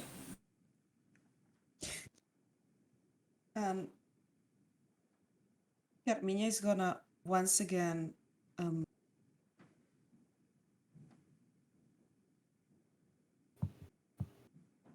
actually, when I casted Dispel Magic aiming at us, she is actually. I actually don't know if Dispel Magic works in conditions. You're breaking up, Sorte. Yeah. I actually like if I were to cast Dispel Magic, Austin, will that break Austin from the need of being next to the wheelchair? I'm sorry. Could you say that again? My audio processing is being awful to me. He wants to know if he casts Dispel Magic on Austin, would that break the compulsion of having to be next to the wheelchair?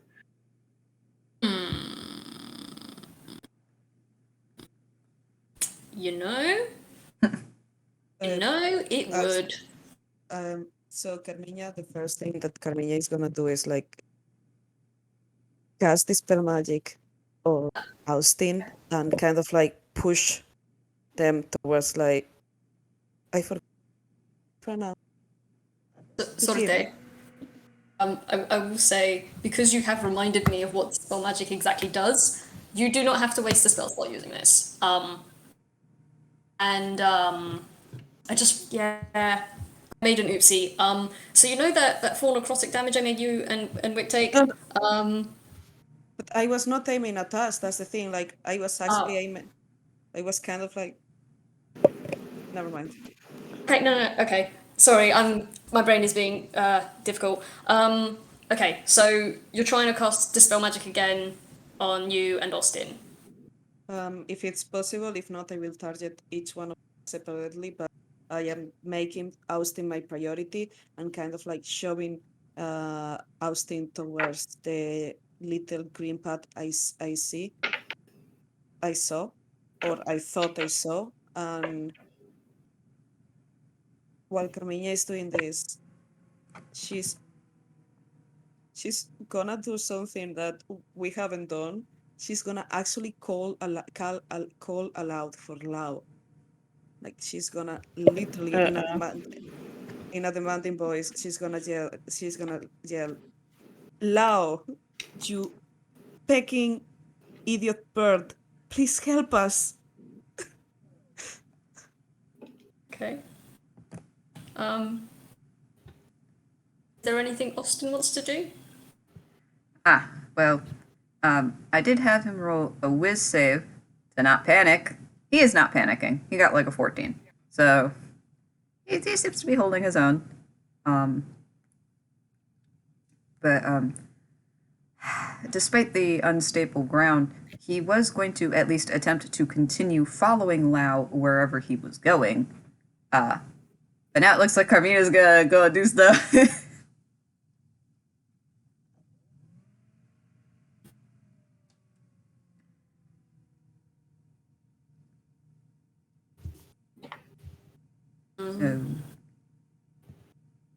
But yeah, it's up to you what you want to do.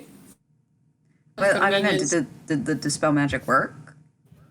So if Carmiña has cast Dispel Magic again to get rid of this compulsion, then yes. Did it work for both of us or just for... I will say it works for both of you. Yeah, let's go. All right.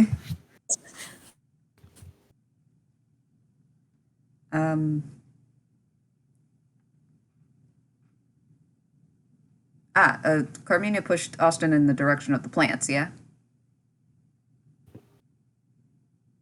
Yeah. Yep. Yes. Okay, neat.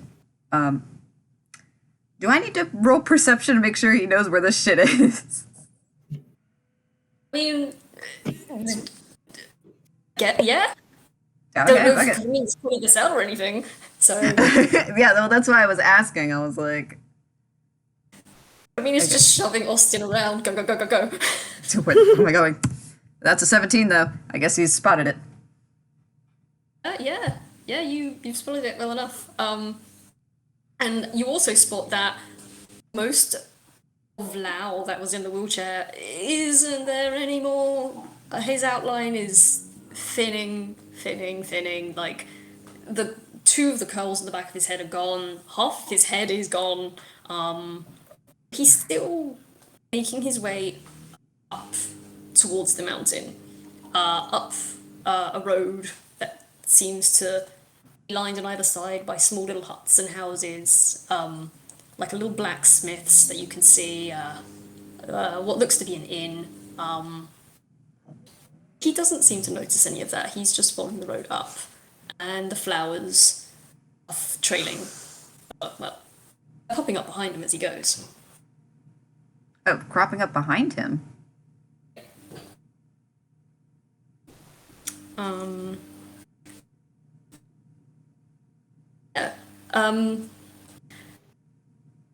Drew, do you want to do anything?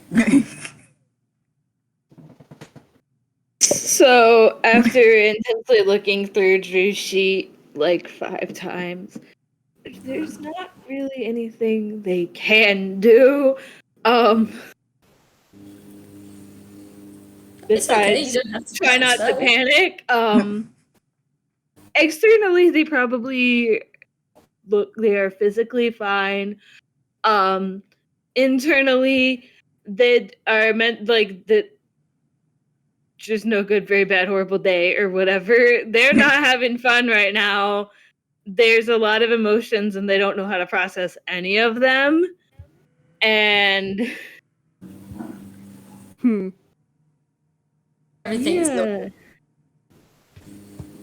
I mean, they're if you just don't sort of have- helpless right now.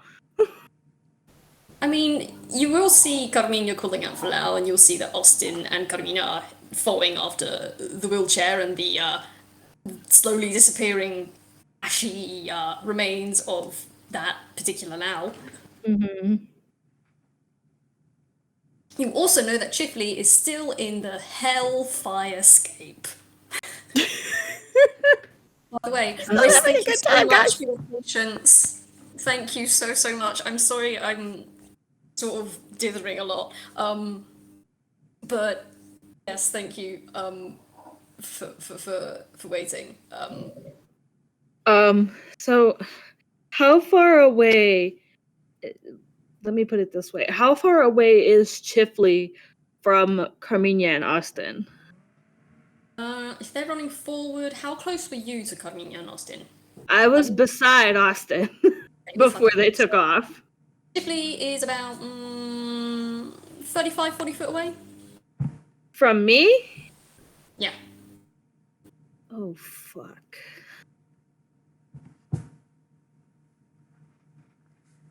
Hold on. I want to flip a Yes, coin.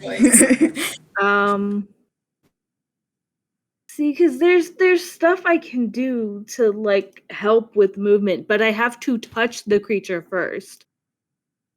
And Chifley is ever so slightly out of my max movement speed. There's also fire between you and Chifley, so like. Oh, yeah. That's like the least of his worries right now. Oh, I do have a quick question. It is the yeah. Oh, What's up? with that 17, would he have also noticed all this other bullshit going on behind him? Austin, I mean. Yeah, no, absolutely. Okay, cool. Because I realized something that I could possibly do, at least to help.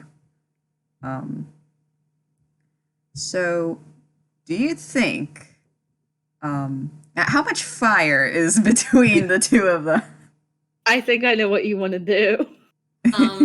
Like between the two of them, do you mean between Austin and Drew, or Drew and Drew and Chifley. I don't think there's much fire between Austin and Drew. there is actually only one lashing, and it's the one that's circled around Chifley. Ah. How He is being targeted. how big? Already How? started. Okay, hold on. Area. Okay. So this is surrounding Chifley, though. Yes. Like, so let's say like around 5 feet around Chifley. Yeah, so when I say around, basically there's one lash in front and one lash behind. It's not a circle of fire, it's like a straight line of fire. So he's kind of in between two firewalls. Ah. Firewall Chifley away. Okay. Well, I'll do it anyway. So, oh, I don't know if that'll work though. Well, You can try it. man, Got more So- ideas than me. consider I cast pyrotechnics Oh, fuck. on the immediate areas that are next to Chifley. It's not going to take out all the fire, but it's going to at least take out the ones that are right next to him. The reason I'm not sure that'll work is because it says non-magical flame. Because I know this is probably some kind of vision or illusion, but the fire within said illusion would be non-magical. So I don't know if that would help. I will say, for the sake of this, if you want to do it, yeah, if you want to do it, you can try it. Well, I'll take the plunge. I'll do the, I'm only going to cast it once, and I'm going to cast it on this one side of Chifley that is closest to where we're supposed to be going, so maybe to make a little path out of there. If it works. Yeah, so you cast pyrotechnics. Do you have any flavor of how this works? Now, see, with pyrotechnics, there is a second portion. So you can extinguish the fire, and then you can create either fireworks or smoke. But he doesn't really want to do that. He just wants to put the fire out. So... I mean, if you... I will say, for the sake of this, if you want to put the fire out or dampen it down enough, you can do that. Yeah! Because we've been sitting here for a little bit, and I am really, really sorry, guys. We're all trying our best, okay? We understand. Yeah, okay. So... Also, Miss, thank you so much for your patience. I know I've just put your boy in a fire pit and said stay there. Stay there, us, no. If you... I suppose what I should ask is, could you roll me a con check, please? Me? Yep, Yeah. alright. Let's see how the boy's doing. Not great. Oh, God, okay. You know that... Okay. I mean, that also frickin' tracks, because if you did have to choose between fireworks and smoke, he might do the smoke if he has to turn the fire into something else, so...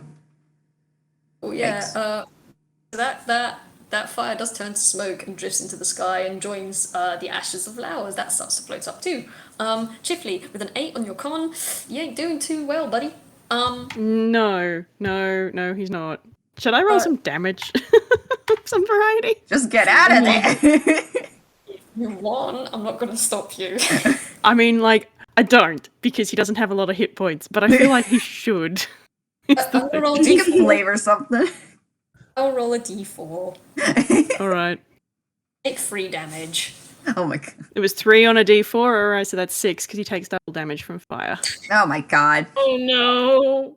Okay, he's a little bit burnt. I suppose when the fire parts, you can actually see Chifley, his entire body had, like, his hair is turned white, and all of his skin and clothes have turned sort of blue crystalline. Like, if you think of the first Frozen movie, what Anna looks like at the end there, he kind of looks like that, except he can still move. And he's, like, not panicking, like breaking down or anything, but he's distinctly like, oh shit. But then when he sees that gap in the fire, he is going to book it. Good. But like, because he's also visibly like melting a bit, as well as like being completely white-haired and crystalline. So it's like, but like he's just booking it. He's not even going to like stop until he gets right away from the fire. So probably where Carmina and them are up there rather than stopping through it. I'm almost imagining that, like, we're all heading in this one direction, and then you see Chifley just fucking pass everybody. He just... Yeah, well, let me roll him a whiz save. Oh no. Oh, yeah, okay. I mean, Uh-oh. that was a 4 on the dice. Ah, fuck. But like, his whiz save is really high. So like, Oh, it's still a 12. But like, he's still like, he'll stop as he gets to where the others are, just a little bit past. And then just brace his hands on his knees. And then just sort of straighten up and just sort of hug himself a little bit because he is still melting a smidge. Oof. Mm. Does Drew, like, Drew was between these two. Does Drew follow after Chifley as he fucking books it? Yeah. Yeah. Well, the party's back together. Yeah. Sorry, I'm just picturing through like Chifley just fucking panicking and dying and melting, and Drew just like kind of like walking slowly behind him, like, yep, No, we get no. it. I know, it's not that's what's happening, but I imagine. just, I just kind of had that image.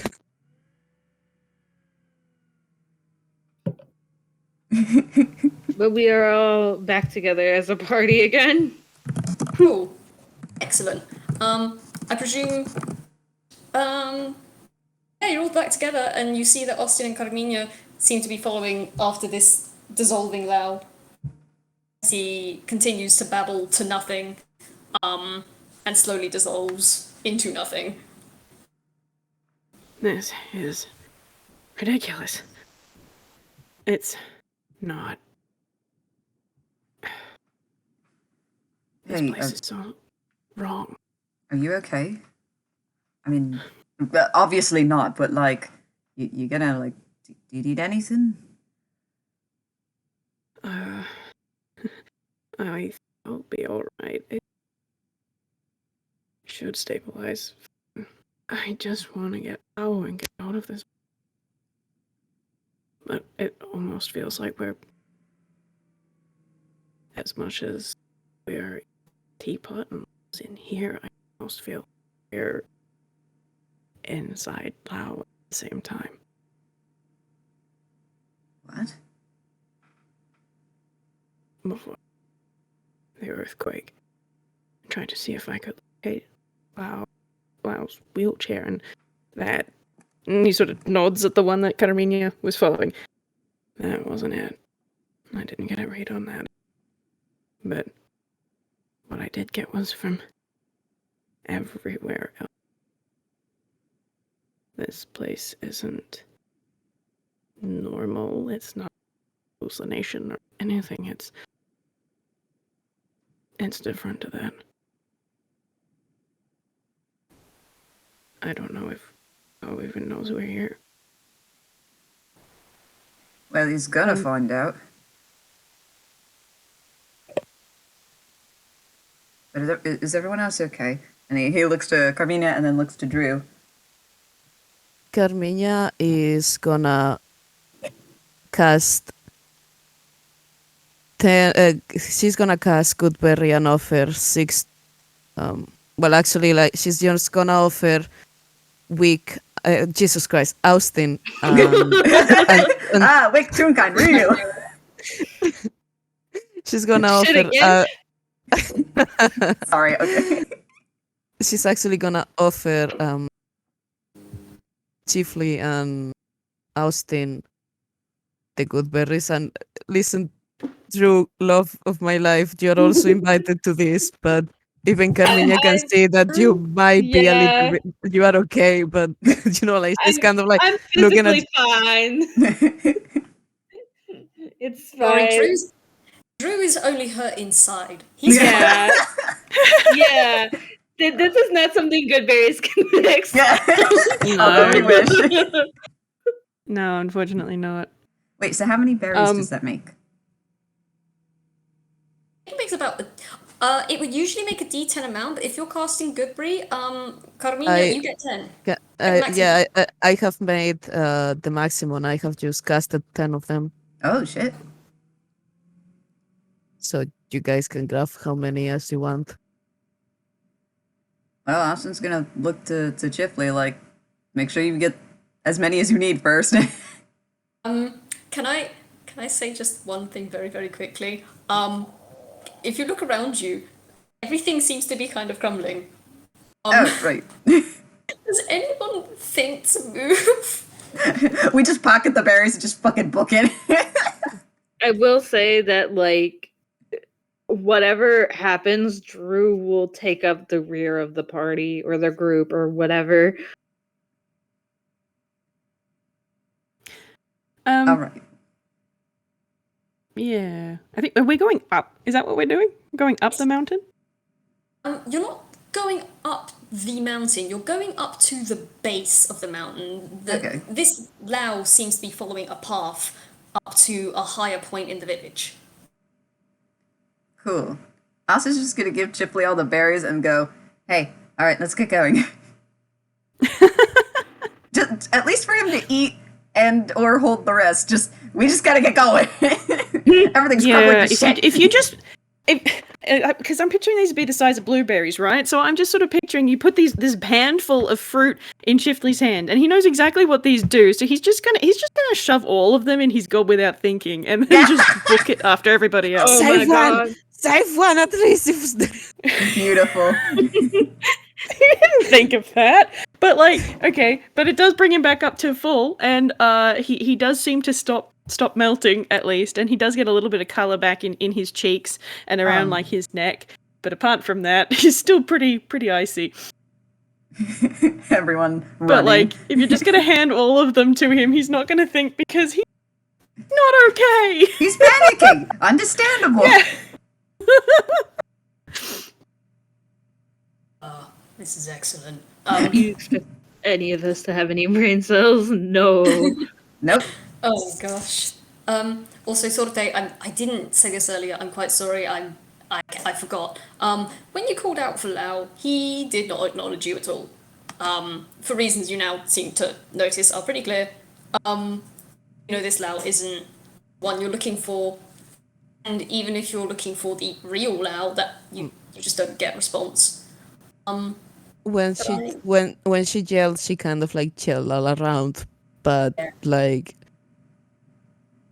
nobody came. That hurt. Yeah. Carmiña called for Lao, and she knows why he's not coming, or that's what she thinks she knows. Ow. Ow. Sorte. Maybe she thinks for a second that maybe if someone else called out in desperation for Lao, maybe that will snap Lao out of this thingy. She's just not the person, She has to live with that. I'm gonna put this woman in a goddamn rocking chair and cover her in blankets and hot chocolate, I swear. Tupac. I swear. I grab this woman. But we move along, and you follow Lao up the slope that gets just a little bit steeper as he goes, and it starts to wind around all these different kinds of places. You see what looks to be some sort of blacksmiths with large iron molten wells and welding materials and anvils. You see what seems to be some sort of bakery. You see some stalls. You see houses, and it all kind of blurs together. And eventually, you guys come to the top of this slope, which looks out across the chaos that is enveloped the town. There are cracks that seep into the ground, into nothingness. The fire spreads out and has devoured a lot of the lower district. Some of the fire has even seeped down into the cracks, or at least it seems to be trying to. Lao, there's barely the faintest outline of him anymore. Half of his head is gone. The most any of you can see of him left in this chair is the faintest shiver of his eye as he turns around a corner and stops in front of a longhouse that is the village. And you all see the figure leaning up against the side of this house. The door is open, and one of their legs is kicked up to the side. Their hands are crossed across their chest, and they look at Lao and they smirk, and they say, "Well, is it everything you thought you wanted? Come on, you gotta admit, It's a pretty good offer. You're not gonna get something like this again. And you're all going to hear Lao say over the thundering roar of the mountain, which is still collapsing. There is a great jagged crack running down towards you from the top to the base of this thing. As Lao says, as tempting as it is to keep my loved ones by me, that's not my choice to make. Whatever reason that they've chosen to leave, whether it's because I wasn't good enough, whether it was because I wasn't worth staying for, whether it was because of me or for whatever other circumstances, whatever reason they've left, they cannot be kept beside me by my own will. That rather defeats the whole point of the choice, doesn't it? And I don't think my deity would be too happy with me using magical compulsion to, in a rather, I'm sure you would think of as barbaric terms. They wouldn't approve of me using that particular method to catch my prey. And as he says that,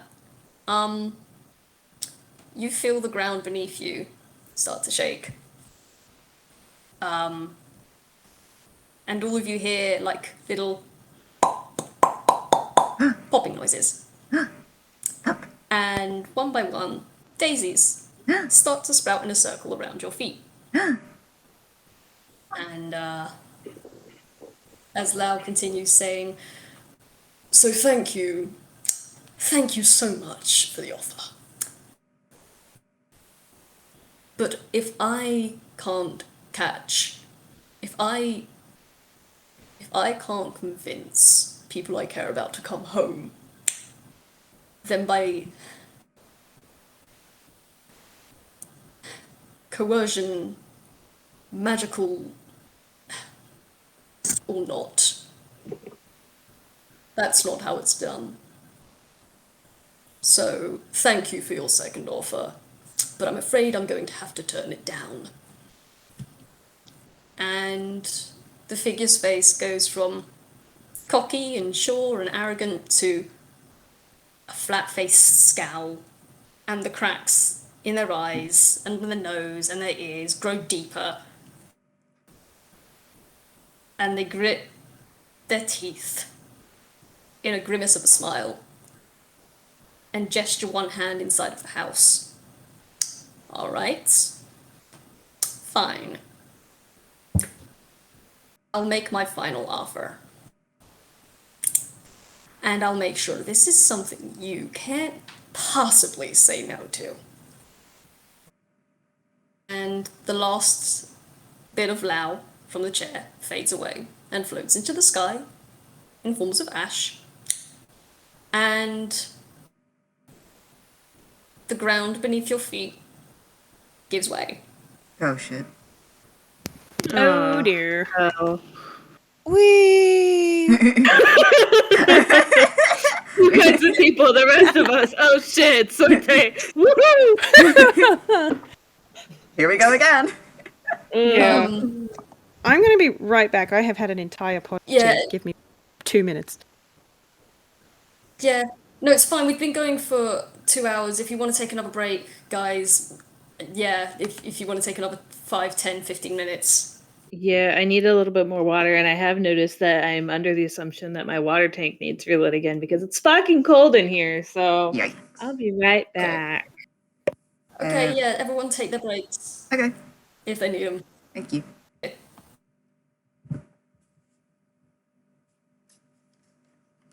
And only I remain.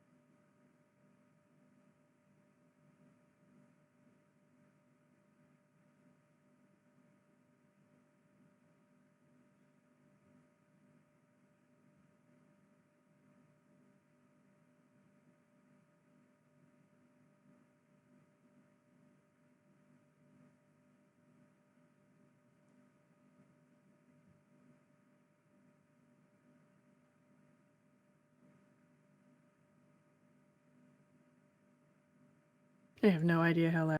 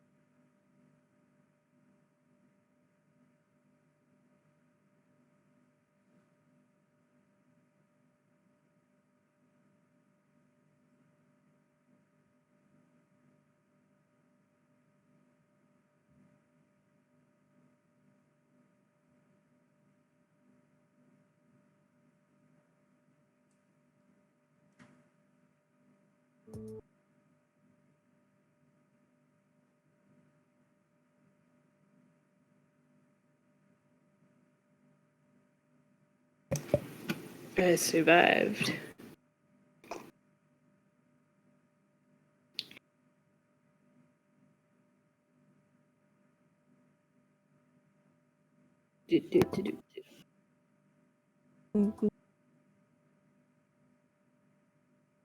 I'm having a wonderful.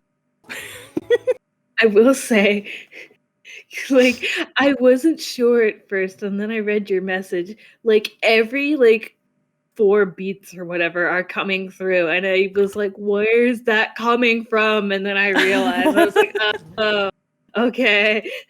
It's definitely going to be on my recording a lot better than it is coming through Discord, I feel, because I turned it down because it was really loud.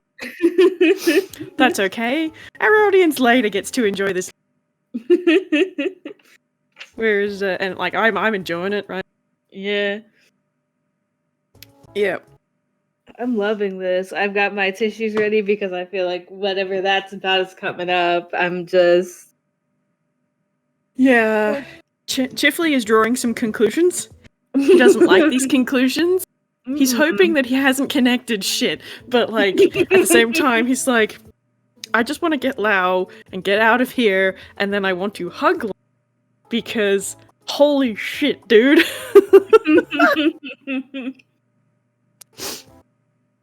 Mind if I ask you guys what the fuck is this guy? Because it's sounding like fucking Satan. Like the guy with the cracks? I don't know. No, I'm getting genie vibes, but at the same time, Yeah, absolutely. right? Some sort of genie vibe, I think. But It makes me think of like, okay, I don't know enough about D&D, but like kind of a genie, but a fiend, demon pact, like, hey, I give you whatever you want, but Lao keeps rejecting it. Like, there is a trick on it. Like, yeah, I'm just gonna get people stuck to your fucking wheelchair. Chifley is going to ask this in character shortly, like after the break. There is the distinct desire for Chifley to actually have this conversation with, because he's I was so tempted to have Carmiña just asking like to the air, like, "Are you fucking Satan?" But then I realized, no, wait, that's actually not in character. I But ask just how like Carmiña knows who Season is. Well, I said I would ask how Carmiña knows who Satan is. well, you see, I ran away.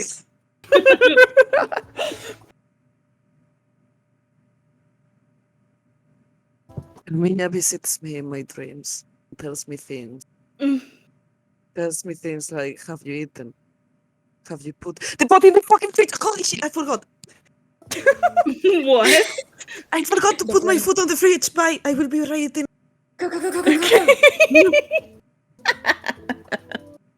Holy shit.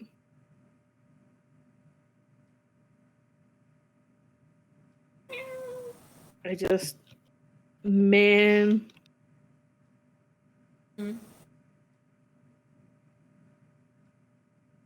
Yeah.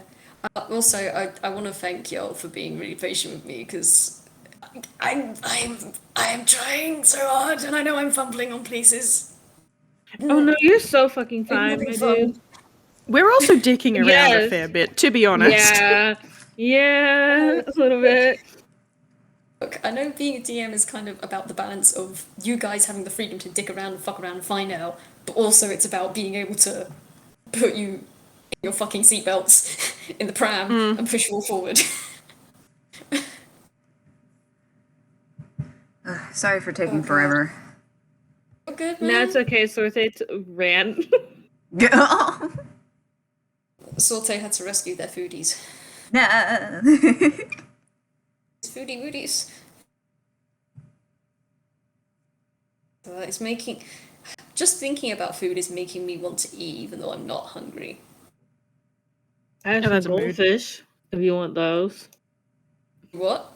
I said I have some goldfish if you want those. Don't want to eat a goldfish. Why are you The eating a cracker! The cracker! Why does this keep happening to me? You so desperately. The cracker! I have never heard of I goldfish. don't know that they sell those in other countries, you know? And this happens to people in this country too. That just That's very I'll be funny, like, though. do you want some goldfish? And they're like, why are you eating goldfish? I'm like, the fucking cracker. Like, I mean, I only knew immediately because, you know, It's goldfish Let's go. crackers. Let's goldfish go. crackers. Who can have some goldfish? Yeah, Fish I mean, that's eat what me I- slowly. that's the problem with goldfish. Who is doing have? What? I will protect it. Huh? Who has a problem with goldfish? No one. No, dude, trying just not thought to I eat was goldfish. eating literal goldfish. Animal. But I mean the crackers. PC. I think we should actually eat more goldfish. I don't know if they're really Trying good to figure out be if you're honest. serious or not. That's a dangerous pathway to go down. I may Google it later. But anyway, we were plummeting, I think. Yeah, we have some plummeting to do. We have finished like our characters are frozen now on a screen. We'll be right back. Dun, dun, dun, or however you do it. I can't. To I be don't. continued. Yeah, sure. And now we're continuing it right now.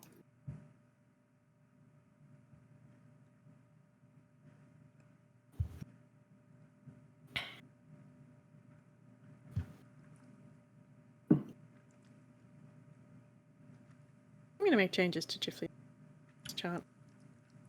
Where's your edit? There.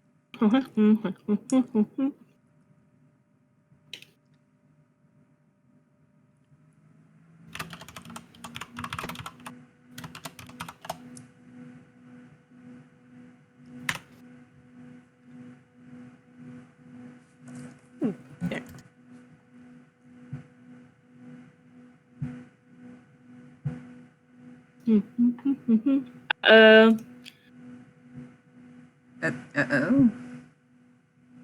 Our No. commercial interlude continues because our wonderful DM is having technical difficulties. Oh, boo. no. Not the lag.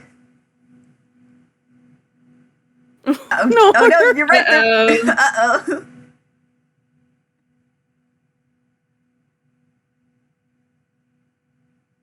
There they go. Shit. I cannot believe we broke the teapot. We broke the teapot and now I can't believe we broke the DM. Now what do we do? We just plummet forever. Anyways, Carmiña takes out a deck of cards, playing juice. Oh shit. What card game Does are it we work? playing? We are playing poker. Yes, poker, let's go. It's actually a game that Drew knows how to play. Okay, you can teach Carmiña.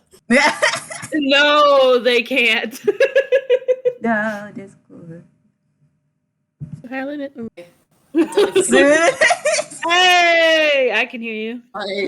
Am I here? Yeah. Yay! Yeah. What happened for audio listeners is I threw the players into the pit, and then Discord came up behind me, and Spartan kicked me into the void. No. Donkey kicked you from behind. And then meanwhile, our characters, we've been falling so long to the point that we're just playing a card game. Ah, yes. Oh gosh. I feel like everyone's holding a different hand. Someone's playing solitaire, someone's playing Uno, another person's playing blackjack. I mean, you're Let's play playing poker Pokemon cards. despite not knowing how to play, apparently. You know that the Gravity Falls episode, the fall Yes. and all of that. The bottomless pit, yeah. Oh, right. Okay. Okay, so you're all falling. You all fall into. Oh! I'd like you to roll me a perception, please. Yeah. Alrighty. No. I sure love perception. Oh, that isn't as bad as I thought it was going to be. That's right, we can deal with that. Oh no, I have forgotten how to roll. Don't tell me. We've been falling so far into the pit. The pit has Yeah, eaten I've your just- knowledge. I just put it into my clipboard, so I just paste and then put my dice and modifiers. All right. All the dice at 14 and like a 12. I'm At least we're sorry. consistent. I'm sorry for being different. No, it's beautiful. One of these things is not like the others. Okay, cool. Yeah, okay, with those perceptions then, everyone but Carmiña, before you fall, you think you see like a shadowy shapes appear above the hole, but by the time you try to make out the shapes, you have fallen far too far away from the light that's coming down into this dark void. To make out anything, Carmiña, you notice. Sorry, with the 12, you don't actually notice anything. You notice you're falling down a hole. But all of you do notice as you're falling. At first, it did feel like you were falling earlier, like you were falling from the top of the forest floor down. But this, it feels different. It feels, as you fall down, you feel like a gentle wind kind of push up underneath you. At first it's kind of light, and then it starts to get a little stronger, and a little stronger, and a little stronger, until instead of falling, it's more like you're floating down. And you're all kind of playfully spun around by the wind that seems to be wrapping around you. Austin, the hat. Actually, Austin and Drew, the hats on your heads get playful little tugs. Carmiña, the hood on your head also gets a tug, and your skirt ruffles get kind of pushed up. I want to slap the wind. I was just You could try, but it's the wind. You slap the wind. Nothing happens. It's wind. And Chifley, the wind kind of circles around you, and like little eddies of twinkling snowflakes kind of circle around you, and little bits of snow kind of flakes away and into spiraling patterns above you, as you all just kind of float down, down, down, down until you touch ground. Not gonna lie, Chifley was getting a few little flashbacks from last time he went to the Stage Hands Requiem. It's like, oh, it's like what Network does. Oh. Right.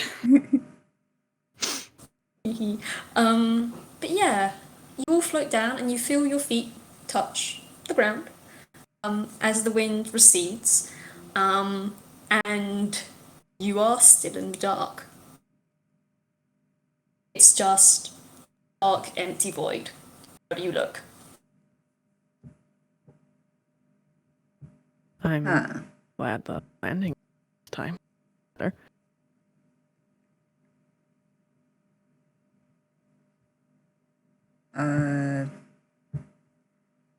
Acid's gonna roll hammer space.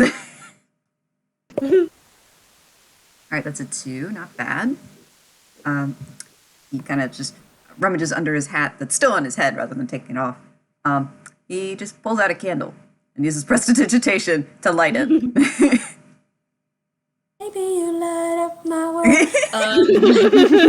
Beautiful. Yeah, okay, baby, you do light up my world, and you light up nothing. Actually, candle sheds about like 10 foot of dim light. You can roll another perception with that if you like. Ooh. All of Perception. us, or Look around. Wait, which one of us is rolling perception? Just me or everyone? Everyone can. Say one. Yeah. okay. You think you would do it? Nice, free perception. Hey, got a little better, I think. A little bit. Chifley is nothing if not consistent. I love this man. He has been through a lot today. Carmiña's busy got worse. Carmiña's busy trying to slap the wind back. Carmiña has tried to slap the wind back and slap herself in the face. Nah. No, Oh, what happens no. is you try to slap the winds and everyone hears like a crack. That sounds kind of like a high five. You do feel press against your palm, Carmiña. She's turning away from everybody. You only can see her. You can only see her back. Oh my god. Excellent. I love this. But yeah, okay. Austin probably spots this first then, but apart from Carmiña, who does eventually spot this, unless she's not looking at all, you look around, and around you it is just darkness. Void. There's nothing. The ground, it can be called that underneath your feet, is dark, but solid. It has a texture. You want to describe it as crisp, the slight give as you step. So more like floorboards than concrete. Yeah, more like floorboards than concrete works. And yeah, with the 17 and then the 15 and the 14s, you look around for anything in the void. And if you go far out enough in front of you, eventually you will see a little friend pop out of the ground. One of your little friends that you were trying to find, little Daisy. Great. Yay. I will Guess we're say, going in that direction. that this particular Daisy looks a little brown around the petals. Oh. Hmm. Well, to be fair, it's complete pitch black in here. Very hard for it to grow. Mm-hmm.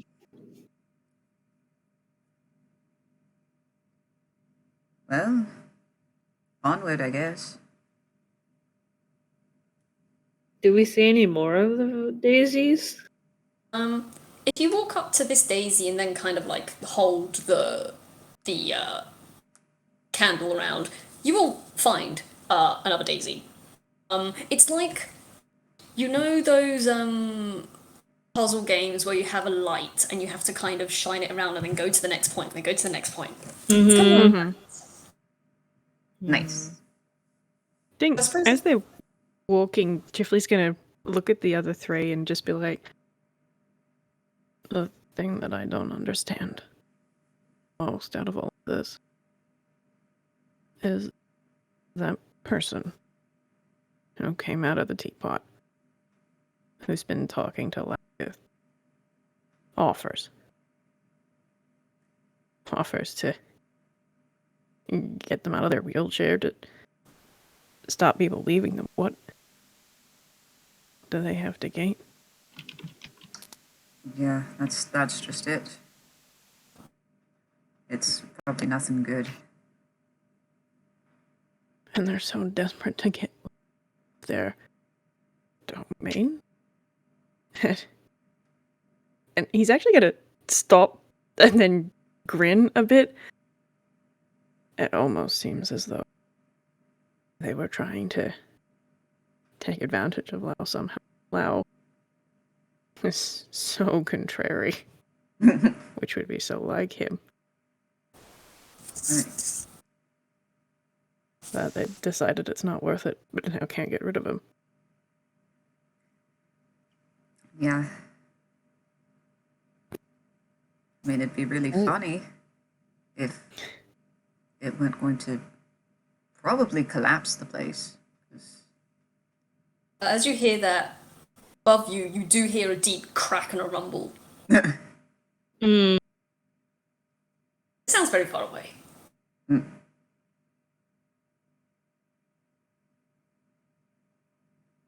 Can be a lot. Obviously How- too much for this person. I just hope that whatever the third offer was, he also said no. Because Yeah. I don't get the feeling accepting it. Things that they had putting on the table going to end well.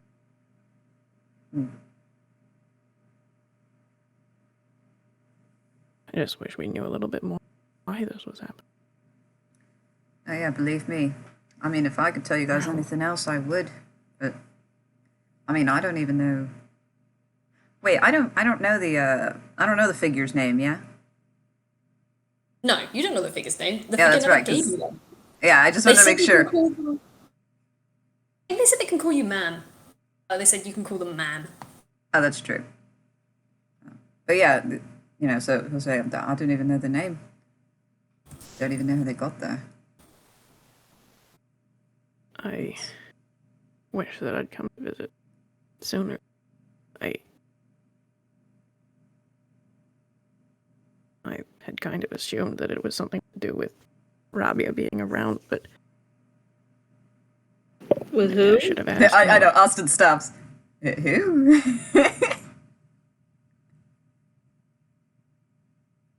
Rabia, Who's that? Lao's mother. Oh. Oh. Lovely name. He didn't seem too pleased to know that she was in town. Not sure what their relationship is. Oh my god. He turns away for a Relevant, second. Just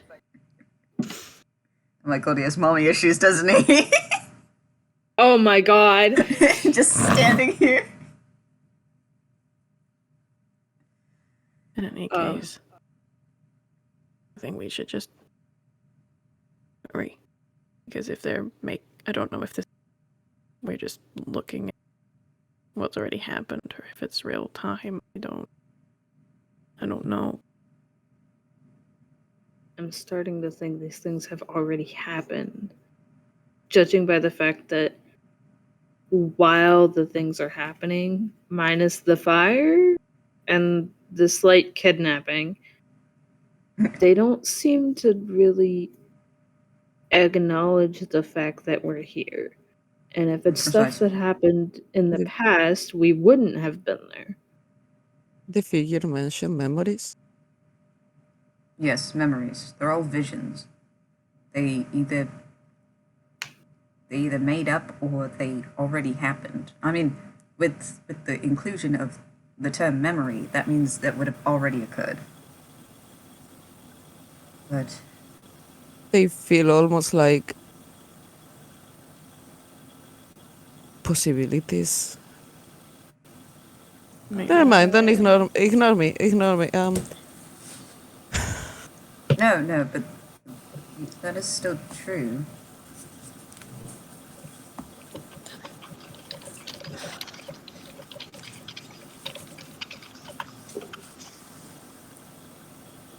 Oh no, where did Chifley went? Yeah, Chifley! Ah, too dark! For record, we lost Wiz. There they are. Okay, weird. I'm here. Welcome back. The darkness took you for a bit and then returned you. Okay, yeah, apparently so. It just disappeared. What is that? Move the candle, Austria, move the candle. No, us is holding the candle, it's okay. Oh my god! Are we all like walking and talking while this is happening? Yeah, pretty much. I think so, but it does look like Dupe still dropped out of the call. Yeah, no, that's why I'm Yeah. like, oh great, now we've lost another person. Oh no. Everyone's getting lost in this Rude. void. The darkness takes them all. Oh my god. Do you know what happens? This fucking teapot keeps leaking. Nah. We are leaking out of the teapot. I'm like, Goodness golly gosh. and I can't ask because Dupe's not in the call right now. Just like, so we're all reasonably certain that we're like in memories or visions or something, but like, if the point is for us to get Lao and Soul out of the teapot, what does showing us the memories give us to help with that? My assumption is that Lao is a earth around the That Lao is a what? a little scattered around the teapot at the moment. I mean, that would make sense, given as what Chifley has told everybody about, like, Yeah. he got pings from every direction from where Lau's wheelchair is. was.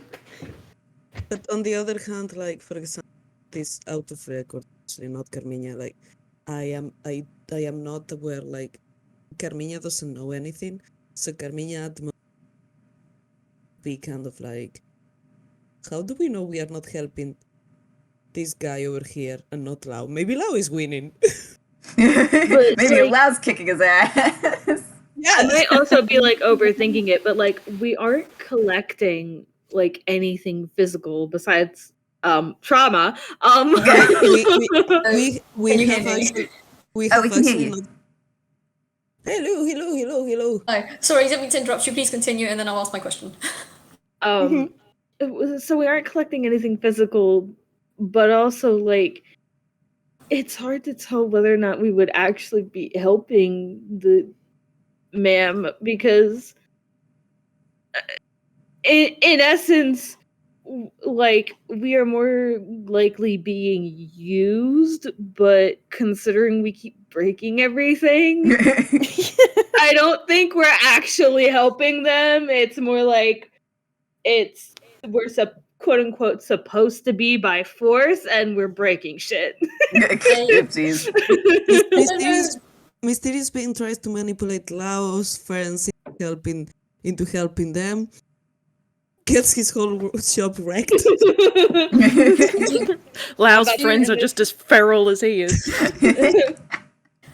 It's like, I don't know if any of you have watched or read Good Omens, but it's like that one guy who just, every time he's near a computer or electrical device, it just explodes. Yes. That's cartoon. The party. The witch finder. Yes.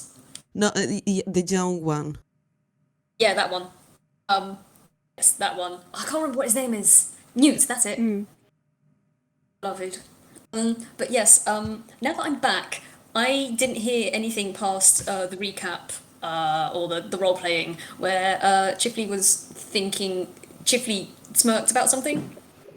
Oh, Everything he died. had said that it seems as though this person, ma'am, was trying to take advantage of Lao in some variety, and Lao was so contrary that it was more trouble than it's worth, and now they can't get rid of him, which is so like him that Chifley just finds that very funny. Okay, cool. Did I miss anything else? Me getting Beyond that- paranoid.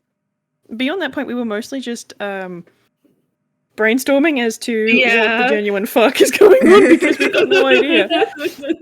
And that is fair. I've explained nothing, and that's on purpose. Cool. Love that. Okay, would it be okay? Would it be okay for Carmiña to voice her worry that this man might be trying to use us against Lao at some point? She can if she wants. I've been stopping her. Okay, well, she voices it then. Don't make me repeat that, please.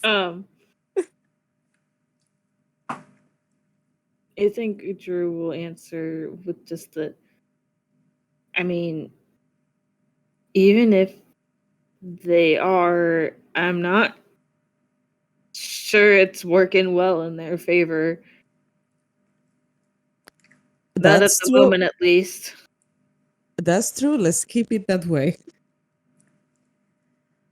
All I know is there was something definitely off about it. After all, we're dealing with some kind of, something that lives in a lamp, except it's a teapot. And So, didn't you say that part of Lao is still out in the apartment? yeah, the faintest outline of them. I tried filling it back in with some charcoal I found. That didn't work. I put a blanket on them. Thought, I don't know, that would help something. I didn't try healing them, but I didn't think they were really hurt. Or maybe I did. I tried all that I could, but I couldn't really do anything. And the other thing... And Chifley just sort of turns and looks at Carmiña. When we got to the apartment, you weren't all there. You were invisible and intangible almost. Do you remember how you got like that?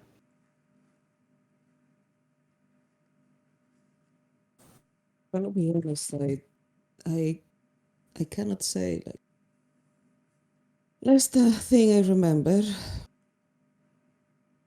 I went to a maze. I ate candy. I wandered around. I keep walking. Met some people. Decided to make camp. Like, I have been wandering for months. Nowhere near. Or I shouldn't be, because now it says packing teapot.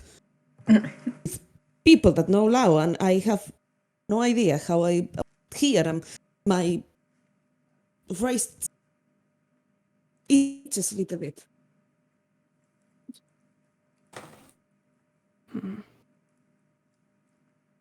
One way or the other, we have to get to the bottom of this.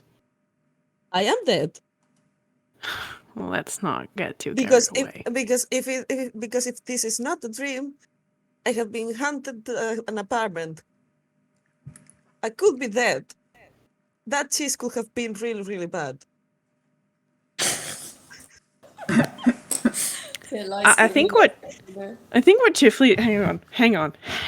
I have to roll Chif's impulse control. 1 second.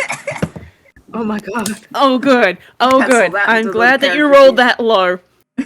I'm glad he rolled that low. Okay, so Chifley just sort of gives a bit of a shake of the head, and then he brings his staff back around and actually gives Carmiña a fairly stiff smack on the top of the head. Like, it's not enough to do actual HP damage, but it's firm, and it did sting a bit. Oh, what's it, the snow cone? I will say, as you conk Carmina on the head, the sound kind of echoes with like a. Oh my god, and now we've lost Jay! Good God! Discord, please. Welcome my God. back.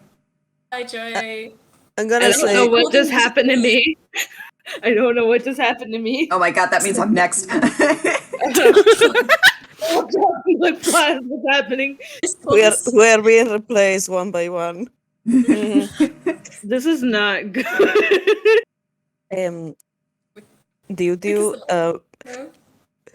Dear Your Highness, I'm just gonna say that Carmiña, I'm gonna ask for permission to break the fourth wall for a second and just Carmiña to give you the stink eye. Like, what are you trying to imply here? Yes, this space you're in will allow that.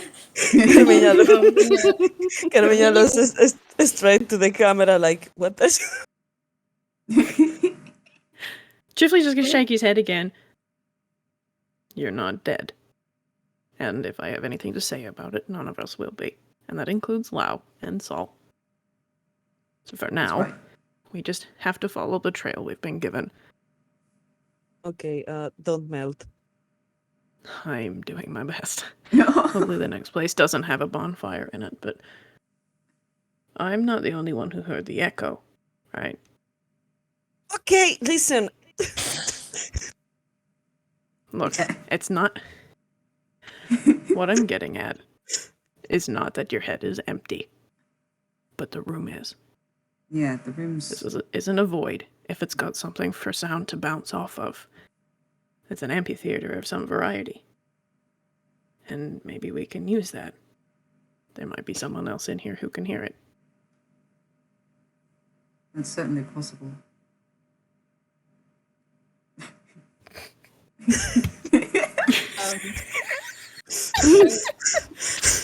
As you guys keep walking and discussing this, I'll say before I carry on actually, Drew and Austin, is there anything you guys want to say? Not really. I will say that Drew will probably take Austin's hand, but not actually say anything. They don't have a lot to contribute to the conversation right now. I'll give you a tiny bit for flavor here, Drew. Uh-oh. You notice the hand flinches a little bit, but does not let go or anything. Anyway. So you can carry on, but I'm gonna roll insight on that. Cool, I'm gonna roll some deception. Oh, okay. My deception fails me. Oh, good. I got an 8. I missed the dice tray.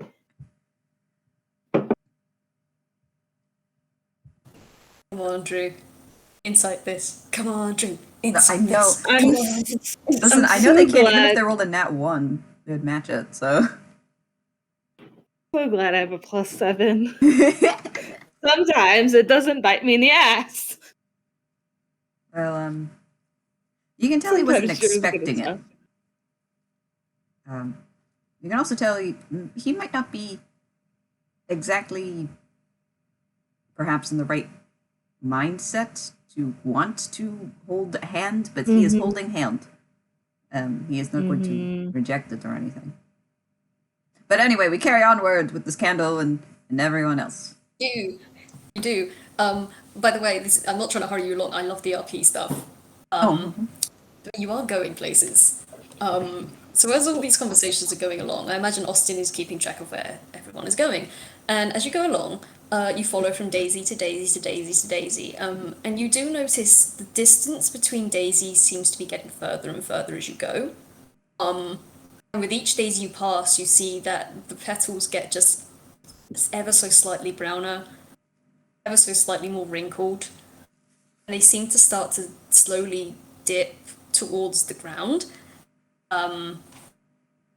Until finally, as you stop at the last daisy, which is kind of just all brown, slumped to the ground, like its stem is just slurped down.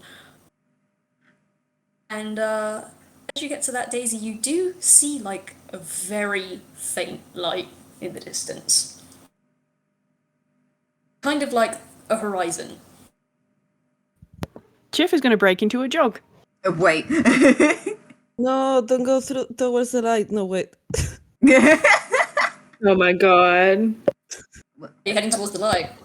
Jog, not sprint, jog. So just a bit more speed and enthusiasm, not a full sprint. He's not got expeditious retreat, none of that shit. Just jog. He's speed walking, he's got his Walkman on. I mean, yeah, it's built into his skull. As well. Anyone else? I think Drew will pick up speed a little bit, yeah. I mean, so will Austin, but he will know. Just be careful. We don't know if there's anything else here. Well, if there is anything else here, we are gonna end up. We can just crash into it. Let's go. Let's go. Let's go. We can just crash into it. Carmiña has learned that she can will save to do charges, and since then, the Carmiña in my head is like, just dash towards them. Run into it. Dodge your problems away. Just thinking like a barbarian, and I love that.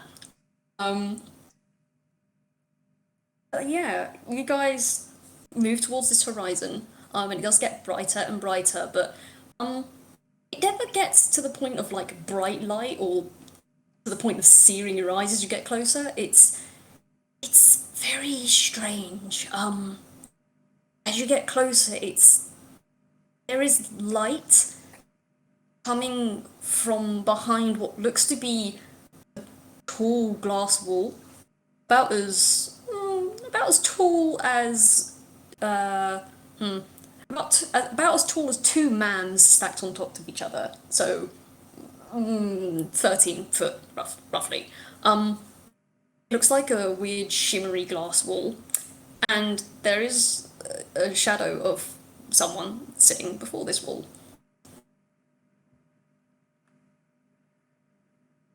Or at least the silhouette of someone.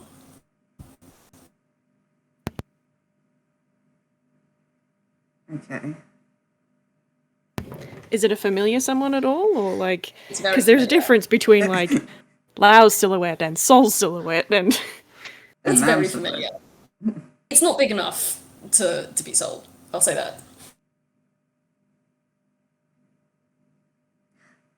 So is Okay. it loud? Yeah, but I don't know why the fuck I'm being quiet. It's fucking loud, man. Yeah. all right, Chifley is picking up the pace just a smidge more and running towards that.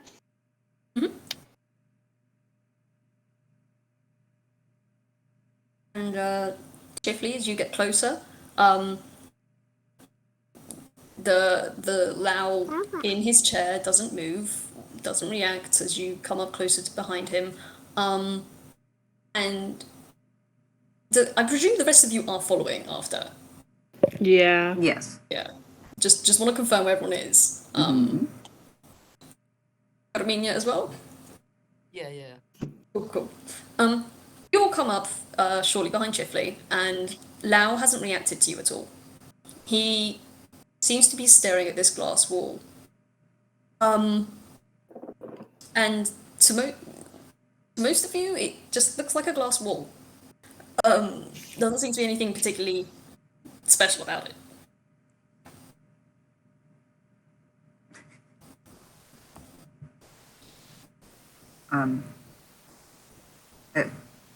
Hello?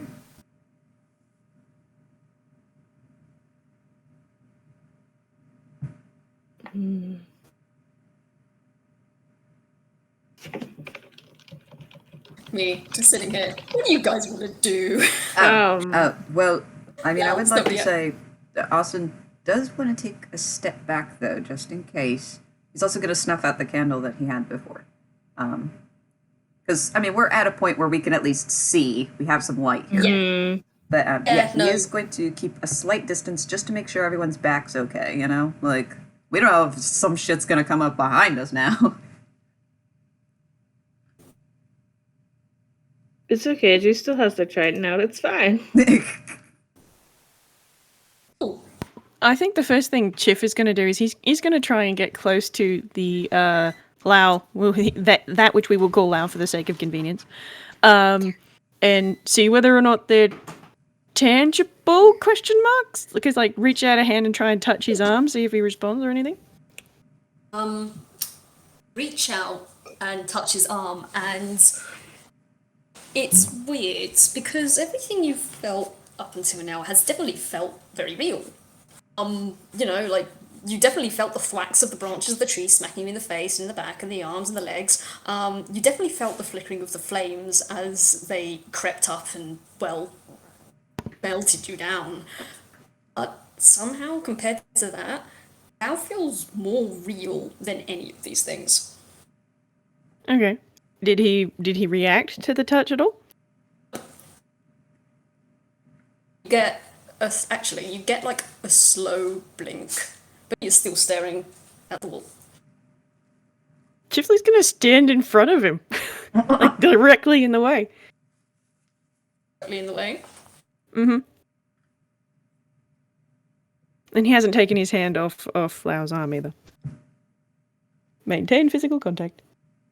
Okay. Al blinks a couple of times, then slowly tilts his head up towards Chifley. Doesn't say anything. Chifley, I will say he looks very tired. There's a slump in his shoulders, and the curls on the back of his head are lax and limp, and he's not holding himself like he usually does.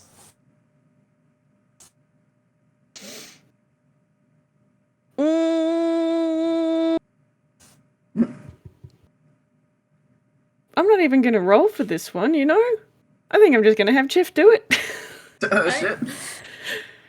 Chif's just gonna lean down and pull Lau into a hug. Oh my god. If you hug this bird man, and it's like you're hugging a lifeless doll. There's no twitch and response, there's no reflexive clutching back. The only thing you do feel is his head slightly move to look over your shoulder at the wall.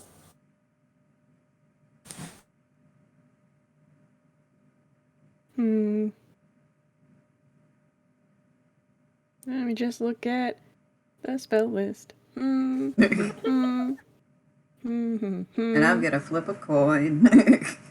Uh-oh. Oh no, okay. Carry on. Friends. Oh no, I was debating whether or not to do something, but ultimately it's like, nah, and I'm like, okay. Okay. I point at Drew and Carmiña. What are you guys up to? Thanks for you, boys. Can I look through did you say it was a mirror or a window? The glass. It doesn't seem to be anything there that you can notice, but you can roll a perception if you want. Yeah. Also, I'd like to ask, are you touching it, or are you just looking through it? What are you doing? I'm just looking through it for now. From your position, you don't go closer? Yeah, I'm gonna get closer. So, Drew.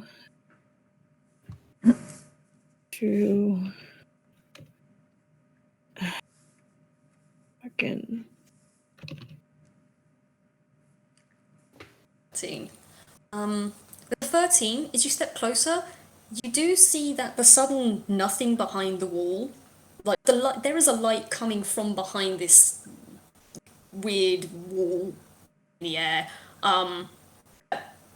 Really coming from anywhere else. And as you step closer, you see colour start to form in certain areas. It's not super clear, but you can make out some rough shapes. Like there's a rectangle near your feet, but like about 15, 20 foot away from you. There's a larger rectangle with a lot of holes in the top left. There's lots of different shapes and colours, but with a 13, I can't really tell you anything with that. I realize it's a 13, so it's okay if I don't, but like, do I recognize any of these shapes? The 13, you do squint and you think you see another clear bit, in like a, what's the word? Semicircle, that's it. You see like a semicircle arch across from you, so like the flat part is on the bottom and then it is an arch over the top. And that looks quite clear as well, if that makes sense. There's no... But do I recognize it? Like... No.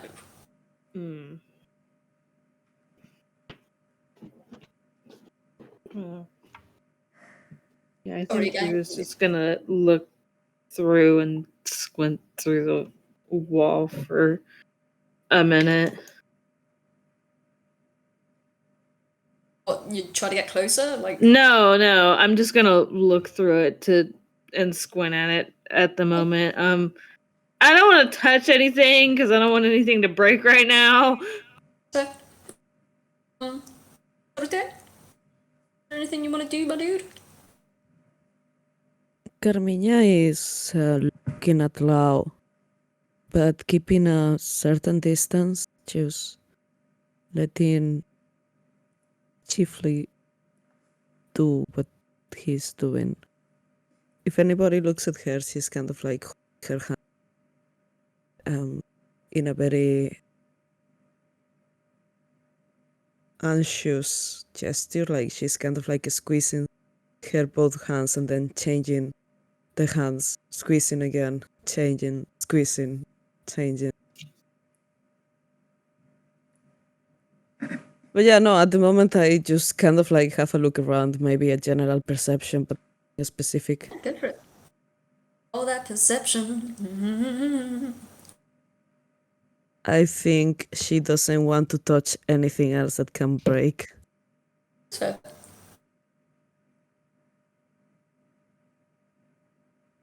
okay.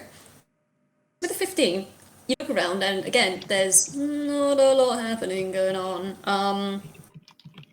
Do you notice there's like a weird kind of, not quite a shadow, but there's like weird little green bits near Lao's feet, or around Lao's chair, I should say. And if you look towards where the glass wall is, you see what Drew saw. There's shapes in there. You can see opposite this, there seems to be another archway window. A lot of colours, shapes. You see that rectangular shape on the floor. You see another taller rectangular shape in the top left corner. You can make out green on the floor and brown, a strange kind of rectangular. I'm using rectangles a lot. Rectangle. Lots of rectangles. Yay, rectangle. Lots of rectangles. Yeah, there's splatterings of red and brown and green on the floor. Then there's just spatterings of colour all over the place. There's like grey on the right with more red and brown. It's hard to say.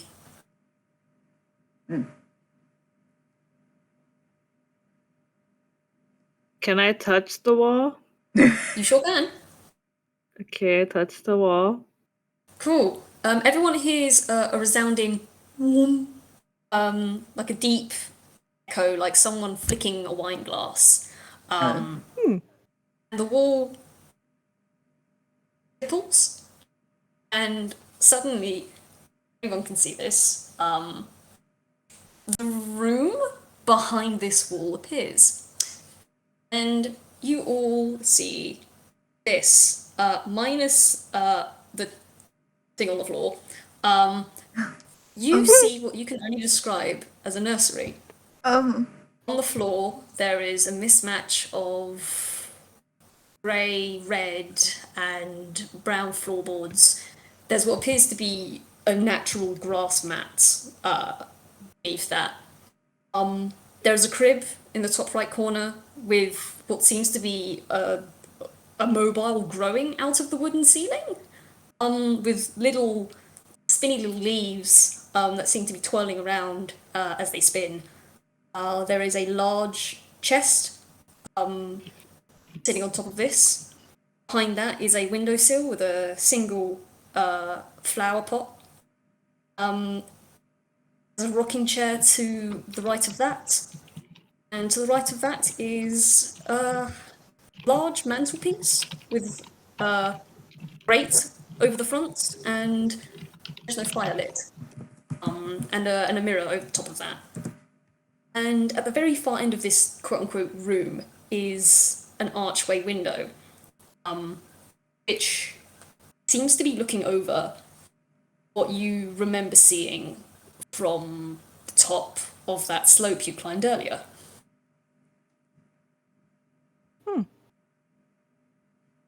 When that noise happened, Chifley definitely let go of Lao and was sort of like standing in between the thing and Lao very defensively, as if he'd be able to do anything because he's a twink. But now he's sort of taken this room in, and then he's just going to look back at Lao and see if Lao was reacting to that at all. No. He's Just staring still at staring at it.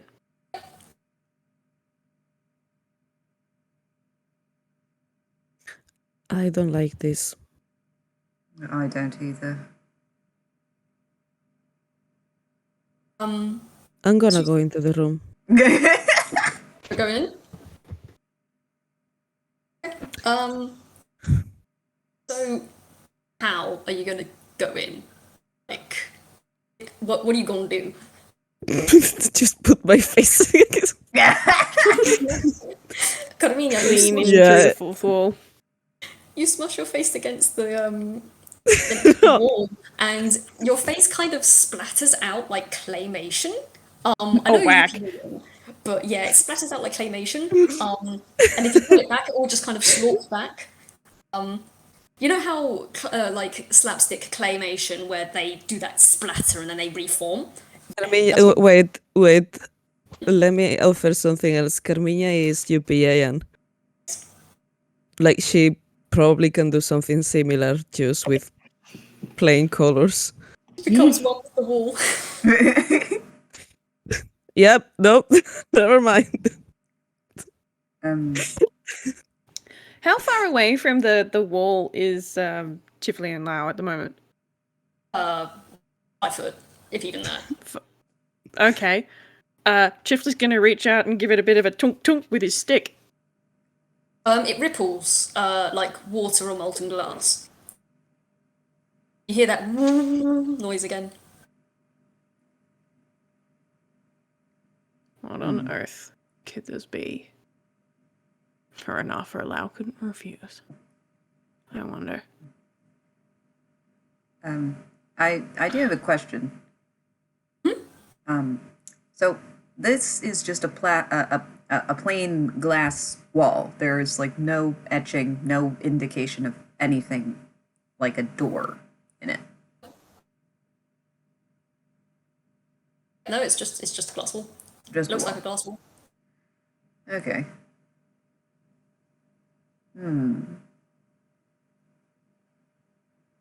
Not gonna lie, Chifley is filled with the urge to break shit. People may want to insight him to see if they can figure that out. Oh yeah, Carmiña actually, like, I think it fits her character that after doing a stupid shit out of, like, I actually don't know what to do, she turns to Chifley, who seems to be like someone with a brain. Sometimes. You say that. Sometimes, yeah, I say that, and she's absolutely sure he's taking this with his usual calm and chill demeanor and not having the same thoughts as she is having. So I will ask, just for clarification, we can't walk through the wall, right? I tried. Well, that's what I Carmina mean. tried. If you want. Maybe if you get a running start.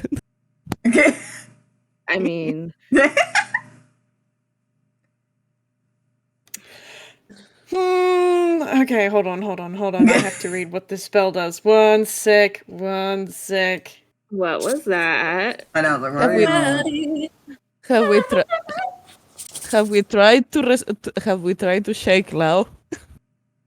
I mean, Chifley hugged him, which is not something Lao would normally be like okay with. Maybe he just needs his usual stabs.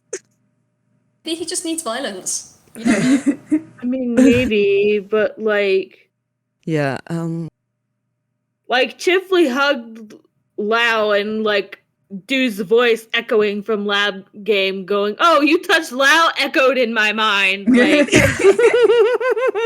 and then nothing happened, so alright. Chifley has an idea.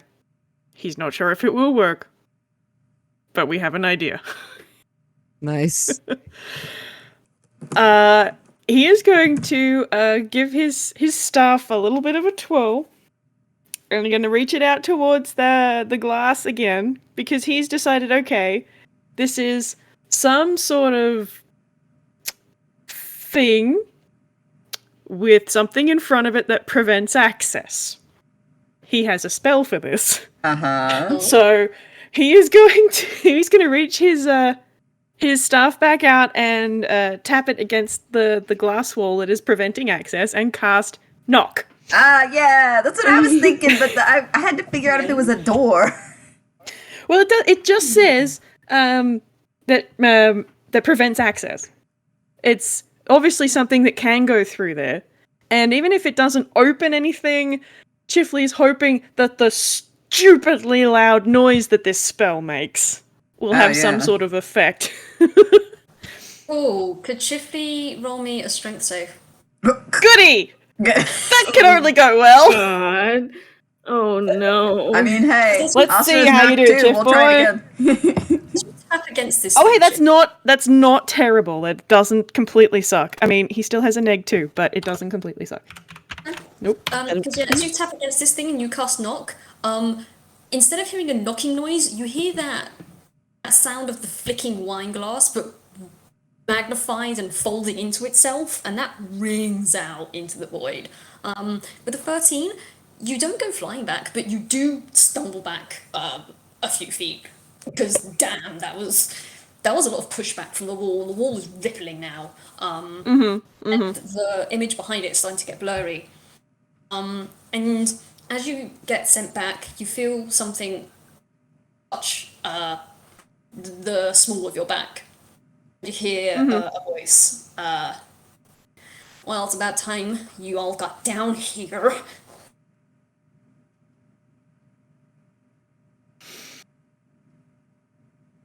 Yeah. This has not been a particularly easy process. Yeah. You don't think it's easy? It's not easy keeping this thing from not destroying everything. Excuse me, ma'am, if you will.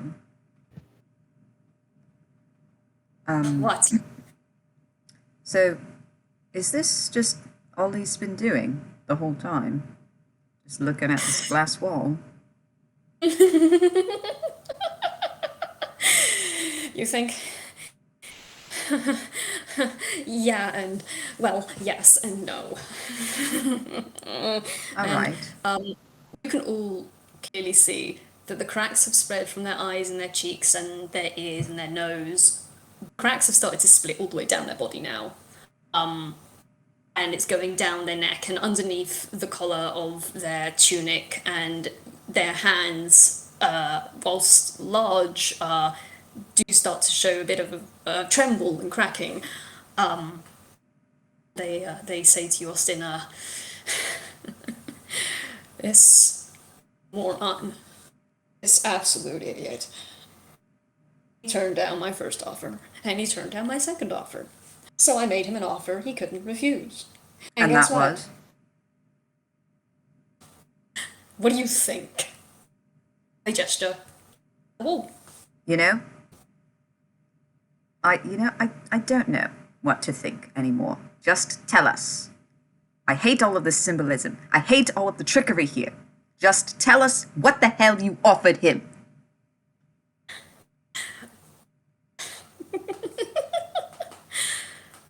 I don't have to tell you.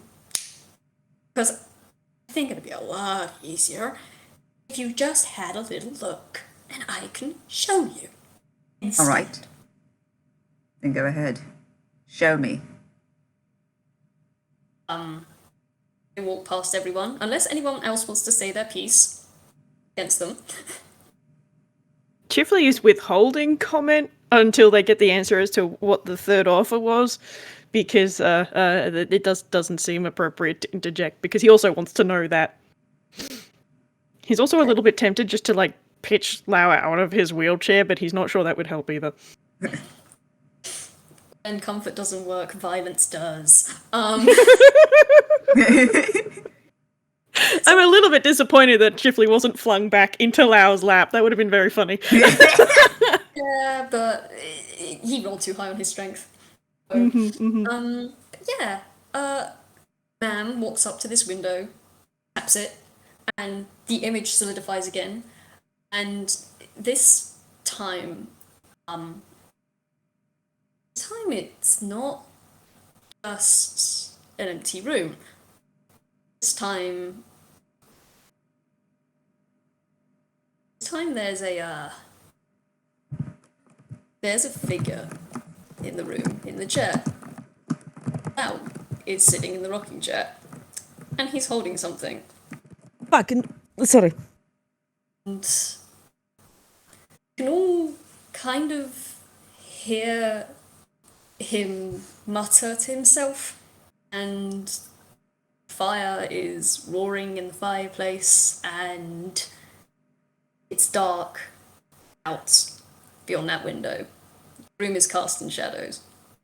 As Lao just slowly rocks backwards and forwards in this chair, and give me a second, I'm trying to think the words for this. Actually, you don't hear any words. You just hear him humming and looking at whatever it is he's holding. You hear Man begin to speak again. So finding out what this guy wanted more than anything was surprisingly the easiest and most difficult part of figuring it out.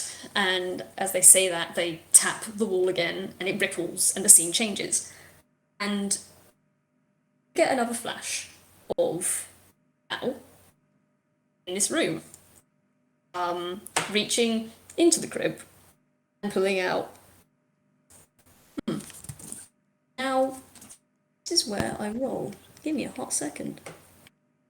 I presume everyone is looking at this. Mm-hmm. Cool. Chip is still Actually- staying very close to Lao as much as he can, though, but he is definitely watching. That's fair. Actually, could everyone roll me a d4, please? A D4. Oh shit. Alrighty. Oh, I gotta pull out a d4. Two. Wasn't expecting that. Come on, guys. Let's Boop. 1, 2, 3, and 4. Come on, Wick. Get the Let code. me roll a Get the 3. Let me code. roll a 3. Go. Yes, I rolled a 3. Yes! Oh my So- god. You all see Lao. Seemingly, the night has changed to afternoon in a blink. Lao is Yes, I know you're very excited. Yes, I know. Yes, Auntie Mina is visiting again, but you must behave yourself. You cannot run off again into the woods by yourself. You know you're not allowed to do that. And he is reaching over the bars of this crib. And so, going in order. So, firstly, Carmiña, you see Lao pull out a dark-skinned, red-haired child, about 2 years old, give or take, squealing and laughing, and chubby little fingers reaching out towards him. Chifley, you see a darker-skinned, dark green-skinned orc with tiny little tusks and broad, chubby little nose and just the tiniest tufts of hair poking out from the back. Austin, you see a tiny Lao. Can't quite make out the bottom half. It appears to be swaddled in some blanket as well, but it appears to be a tiny baby replica of Lao that he pulls out. Drew, you see something.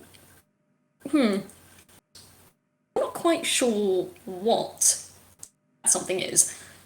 It's definitely baby-shaped, and it's definitely a baby. You can't tell if it's real kind or if it's Toonkind. It has dark skin. It has darker skin. Than probably the elf. And I want to be clear. Actually, no, never mind. Ignore me. It has quite dark skin. And it has a smattering of dark brown freckles across its cheeks, lining underneath its eyes and crawling down its neck. It's got dark brown eyes and a shocking ruffle of curly yellow hair, just sitting like a little crown on the top of their head, as Lao picks up his child and laughs and yes, all right, I know, yes, I need to get you dressed. No, and he pulls at one chubby little hand that tries to pluck at his curls. No, we're not playing with that today. No, listen to me. We're going to play with Auntie Mina today, and then if you're very, very good, maybe you can go and see Drew, and maybe, just maybe, he will teach you some things that you want to know, because I know you're very curious, and no, you're not going to chew on his boots again. And as he's saying this, he is moving over to the chest.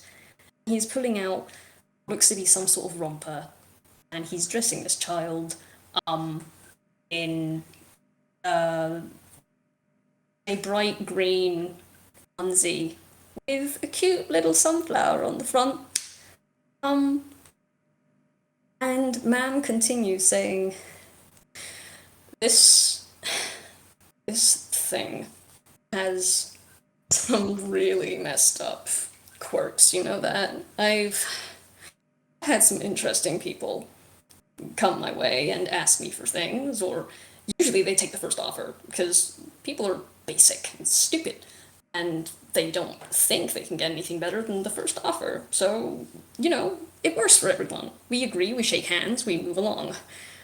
This guy, this thing doesn't know what it wants. It thinks it knows what it wants, it thinks it knows it wants that, but I know that's what it wants. And the scene changes again, and now there's a child, about 4 years old, running around with a wooden sword, just smacking it on everything. Lao sitting in the corner in the chair, reading a book, soft and fluffy. He thinks he knows what he wants, and I thought I knew what it wanted. But when it comes time to take the offer, you know what he says? They slam their fist on the wall, and the scene ripples again. All it says is just give me a little more time. I don't have that kind of time.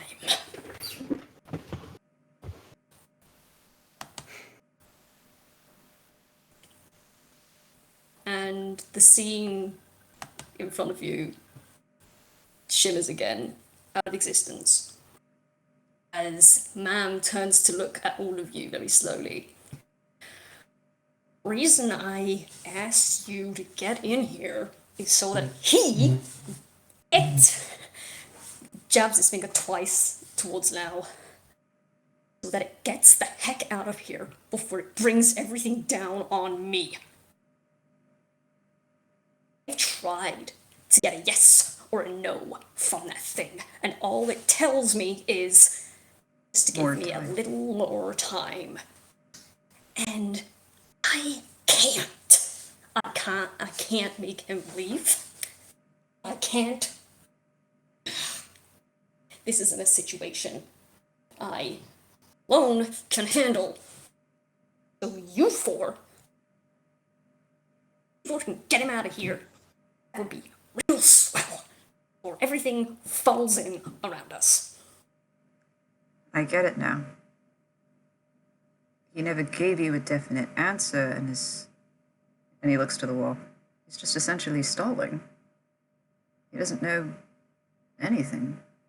And neither do you. You don't know what to do either.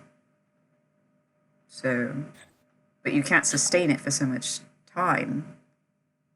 I know how this is supposed to work. I give people offers. They either take them or they say no, and then we part ways. I'm not given a yes or a no, and so I am stuck here. He's put you at a standstill. I was right. It's just Lao being contrary. What do you get out of this? Granting people these offers. What's your benefit? Being looks at you. The cracks and the fissures in their face chipping off tiny, tiny little flecks of something. The cracks growing wider. I don't think that's any of your business. What I get out of it, that's between me and whoever summons me. Well, you know what? He summoned you, and we were tasked with getting him out of here, which makes it our business. So just tell us, and we'll get him out. Your business is to get him out and never come back. That's your business. Are you really gonna bet us maybe succeeding in client confidentiality? Because as far as I know, like, if there is an agency, that thing doesn't count really. You don't know what's the solution. So why are you gonna hold back any kind of information? Especially given, as you've already said, that you need us to get Lao out of here before it comes crashing down on you. You're the one at risk. Look, if this whole thing, if my whole vessel is just around at the empty space, and you can hear the rumbling coming from above, sounds a lot louder than before. I have been keeping this thing afloat for as long as I can, and guess what? The only thing that can get you out of here is me. So if you can't get him out of here, then you get to stay here while everything around us crumbles. You know, maybe that's what you deserve. Carmiña is actually gonna listen, you keep demanding, but you're not giving us anything. So you are basically doing the same as you're not giving us an answer. I'm giving you the opportunity to leave here with your lives. Okay, then show us the way out, you piece of shit. And this thing starts to cackle. That's not what we agreed on. You get him out. And sure, I'm more than happy to take you out and never see you again, but if you don't... Okay, you've already threatened us with a bunch of bullshit. Just leave us alone, we'll get him out, and you can fuck off. Okay? I'm sick of it. I'm up to here with it. And he's holding it close to his neck. So just piss off, okay? This figure gives you a sneering, jeering little smirk and rolls their shoulders away from the wall, which ripples as they move, and the scene resets. Fine. I'll let you do what you're supposed to do. I will do what I'm supposed to do. If he hadn't screwed it all up. And try and make sure this whole wonderful place doesn't come collapsing on our heads. Good luck, dummies. And... Yeah, you too, shithead. As they stamp on the floor, they shoot you a very vicious grin, and they do flip you the bird as they disappear. He flips the bird back. He ain't flinching. I don't think I've ever seen Austin so pissed off. Me bringing out the ability for everyone to be very pissed off at people. Excellent. The area is cold. Chifley's angry. Like, they referred to Lao as a thing like 5 times in his presence. He is visibly angry. And he's white-haired and crystallined 100% again. Like,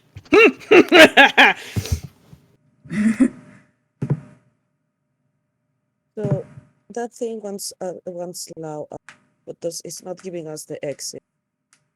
So basically, sounds like the answer is the exit. Either Lao accepts the offer or says no, and then they're in a state of limbo. They can't get Lao out because the deal hasn't been struck. saying that we don't know what comes with the accepting of the offer, I would say that safe bet is to get Lao to reject this. My heart is breaking. I don't know why Lao would put it off, though. You can roll an insight on him if you want. I am absolutely going to roll an insight on him. An insight on who? I was gonna say that Carmiña Carmiña actually just kind of looks at Lao's face. Like she looks at Lao's face 2 inches from his face. Holy shit, Chifley. This is the thing Chifley is good at. But this is the time to get the good rolls, so... Oh, shit. Yeah, I should probably do that, too. I've just been sitting here blabbering. Oh, shit. That's good. That's the juice. That's the good juice. At least someone told Ma'am the fuck off. It was so good! What the fuck, Austin? Okay. He was like... Chifley got this, it's fine. Okay, I am just imagining the 4 of us just kind of putting our faces really close to Lao and just staring at him. We're all just staring at him like, all right, we gotta figure out what the fuck.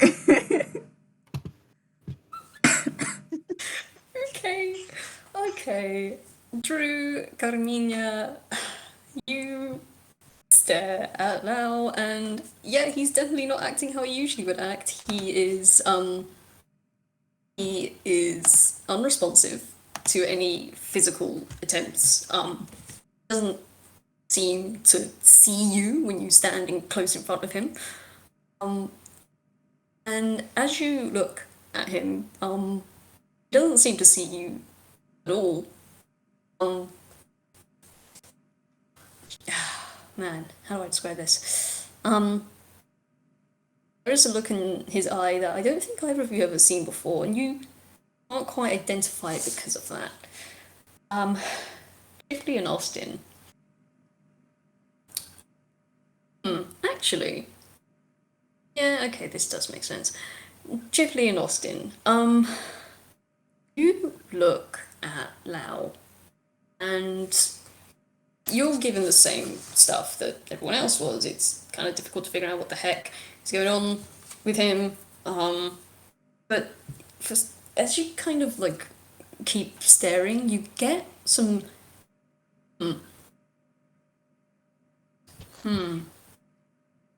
You get some weird feelings. You get. It's almost like something is brushing back of your mind. And you get. How can I say this? You get the feeling of. I don't know if any of you have ever felt this before. At least not in this particular flavour. You get the feeling of grief. Grief for something that you long for, but you know you will never have. Something that is just out of reach. Something that's 5 foot, 2 foot, 1 foot away from you. You know,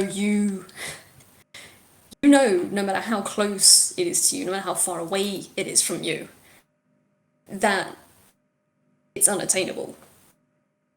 You feel the grief of that. And it's...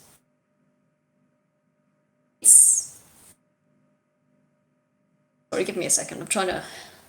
Words. You're right. It feels like you're mourning for something that hasn't died. That hasn't had the chance to grow or to live.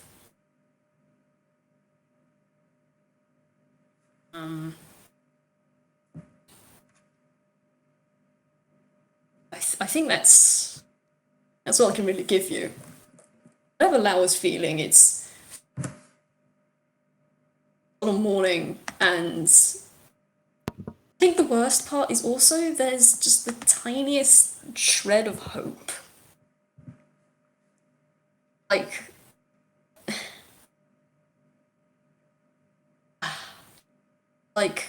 a single droplet of water in a desert.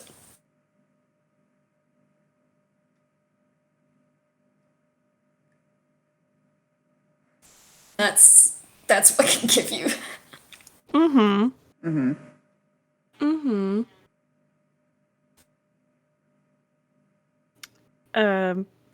Wick, what was that roll that you did? That's a whiz save.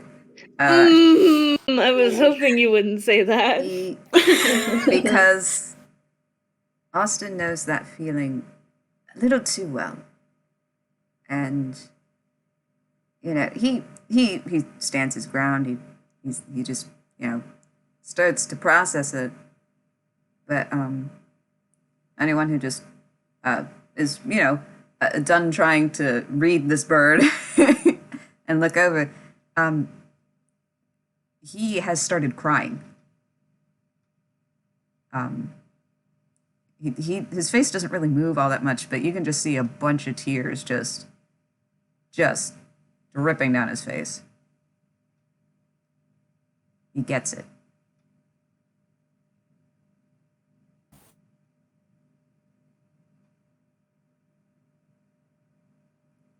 But he doesn't know what to do.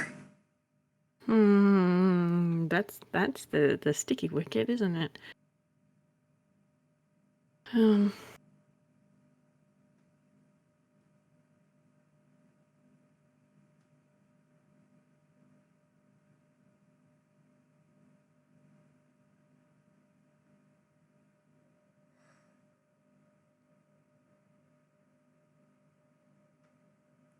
That was a 9.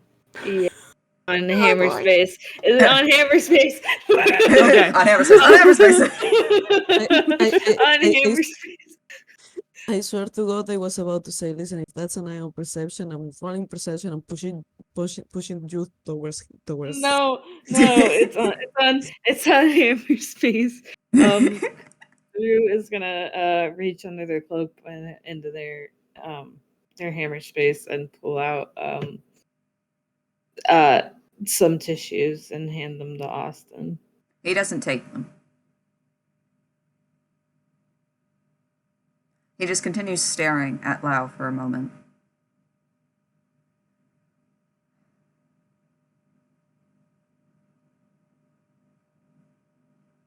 He seems to be growing increasingly distressed.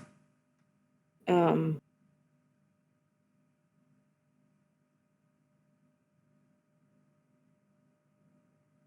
must be really hard being put in this position. Something that you want so badly. But if Lao knows what the cost is and doesn't want to pay it, just wanting to draw it out for as long as possible, enjoy what you got. That last little glimpse. It's because both of the options suck. If he doesn't take the deal, he doesn't get what he wants. If he does take the deal, who knows what repercussions could occur? So he's just sitting in limbo. And it doesn't have to be this way. It's not fair. And he gets closer to Lao. Look, I get it, okay? I get it. It's not fair. It never is. But whatever it is that you're mourning, you gotta get to the end of it. You gotta accept it. And it's gonna hurt. It's gonna hurt the worst that you ever felt. But you could take that hope of what you wanted and change it. Change it to something else. Let it burn and spur you to do all the other shit you thought you couldn't do, but you can. Even if you can't get this one thing, you can do so much more. It doesn't have to be like this.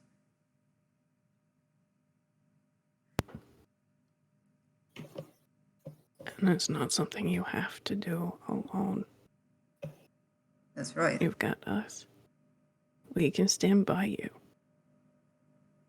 It's not the be-all, end-all. You hold my ass out of where it was. And we want to do the same for you. Because we care about you, Lao. Yeah. And if I have to tip you out of your chair, I will. You know, and Chifley tries to crack a little smile, see if that gets anything. Yeah, I came to your apartment to beat your ass. But that's beside the point. Just know that you can come to a decision. You don't need any of that. You don't need some magic deal to help you. Because all of us are here. And you have the drive inside of you to make a different name for yourself. Something better. Something you hadn't considered before, but now you have. And just come back. Just come back to us.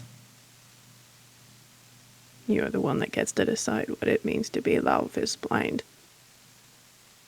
No one else. Not some being in a teapot. It's a sucky choice to have to make. You can't just be given an answer. And you're the only one who can.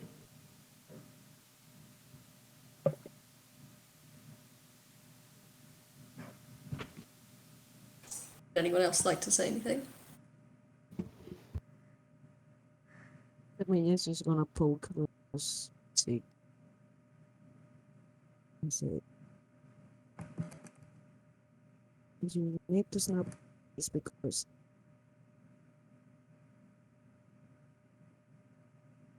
letting you take away maybe."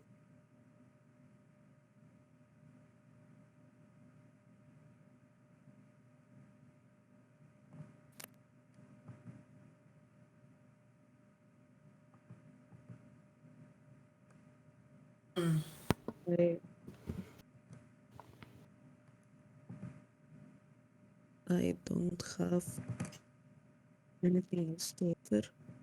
I would like to think.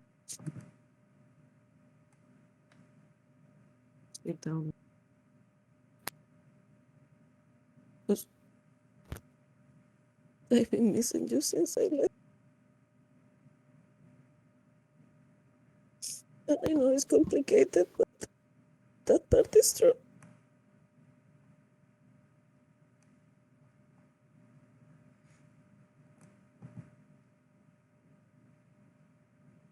Carmina touching Lao. Yeah. Where? She's kind of like, it's not like a really childish gesture. Kind of like a civil trying to, kind of like bother another civil. Like, it's kind of like, it's a finger on his cheek, kind of like poke, poke. Okay. And it kind of like, it's more gentle. Like, I think at some point, like, she might be trying to get at his aid, and she starts with that, and when she starts crying, she's just gonna put her whole face on the armchair, on the arm brace of the chair.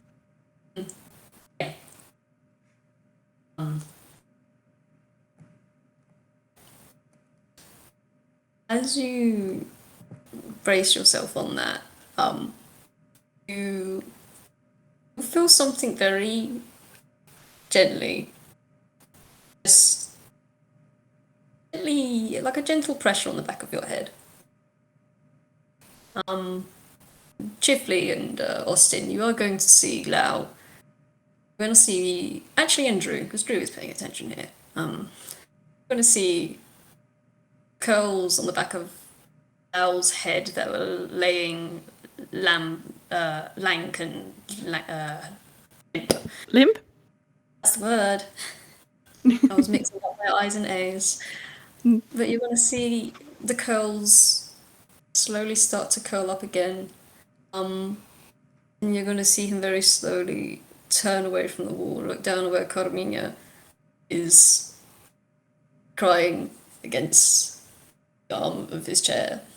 He's gently lifts his hand and places it on the back of her head and just very, almost, it's very hard to notice, but he just very gently rubs his hand back and forward. And he starts to speak. When I first came here, I was offered things that, whilst tempting, were frivolous. To change what had happened to me, change the event or raise the event that put me in this chair would be more detrimental to me than if it had never happened at all. I would not be myself should I have taken that offer. The second offer, well, as appealing as it is, have my mother back with me. I swore a vow to her deity that I would bring her back. Me alone. And I don't believe it would see this as fair play, as it were, using magic of another powerful being. It's not worth the risk of retribution for that. I'm sure perhaps it would be all right. But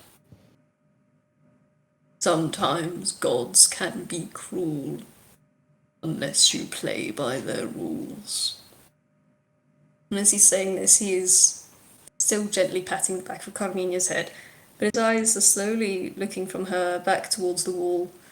She's rippling through the scenes again of Lao in the rocking chair, Lao pulling out the small 2-year-old child from the crib, Lao mucking around and just playing with this young toddler.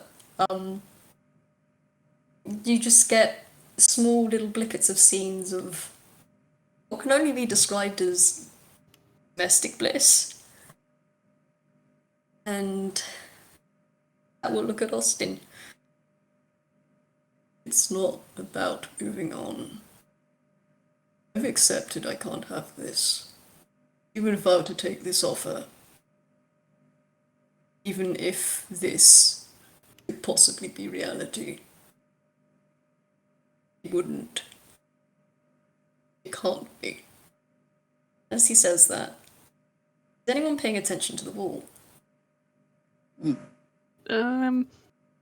Chif's not like looking at it, but he is keeping an eye on like the soundtrack.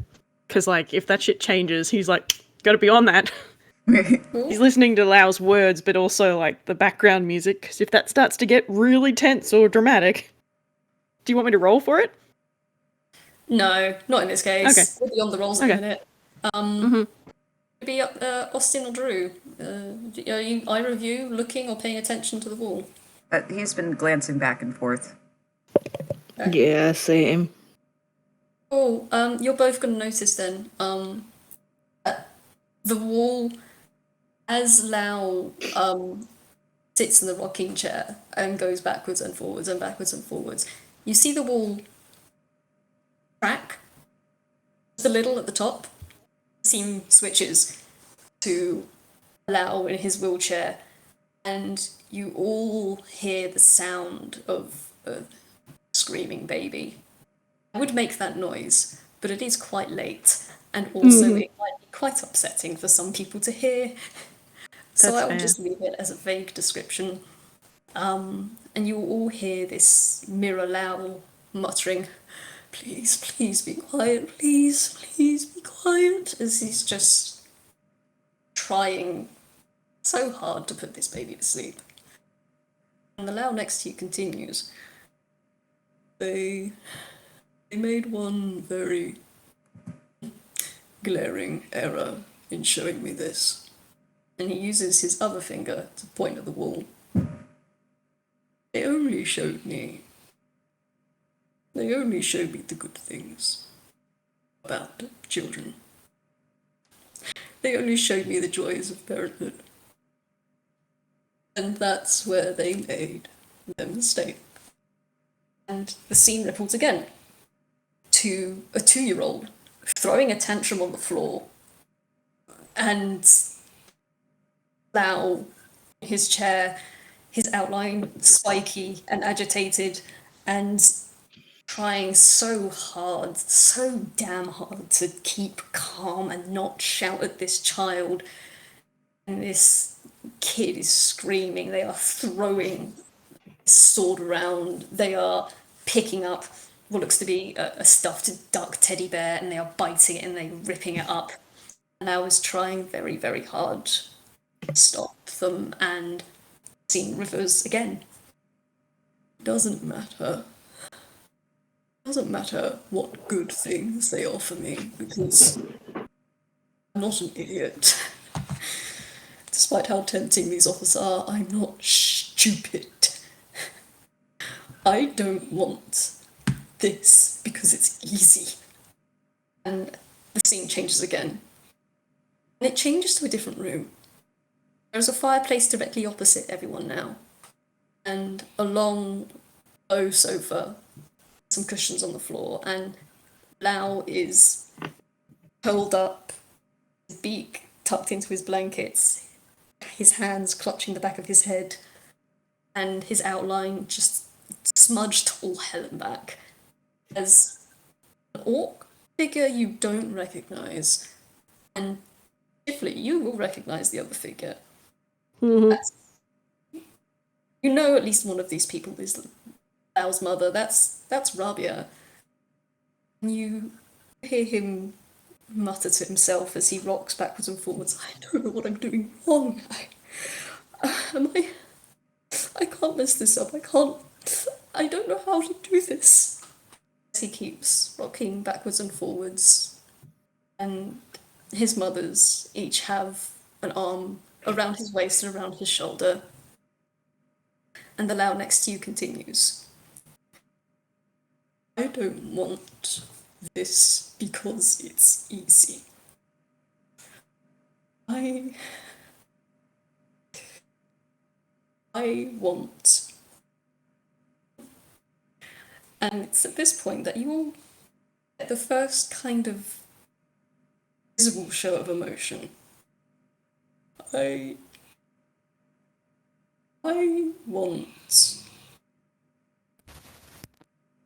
want to sit, and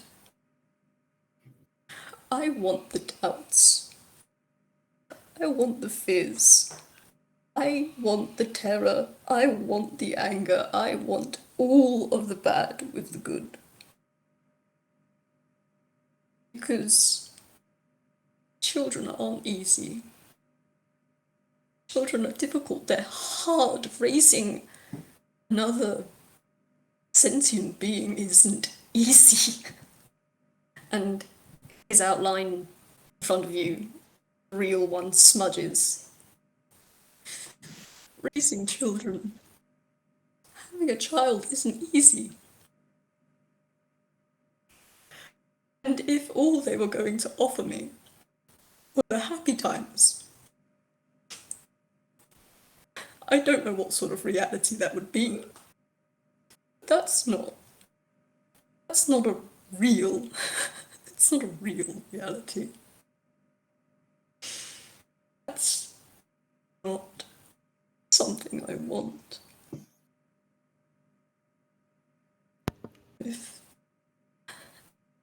So in knowing this, I need you to understand. I know that I have to go. I know I can't have this. I know I can't stay. I don't want to forget this. I don't want to forget. I don't want to forget what I look like. And his outline is starting to shake. And you see little flakes of ash coming off of him. I don't want to forget. It would be like.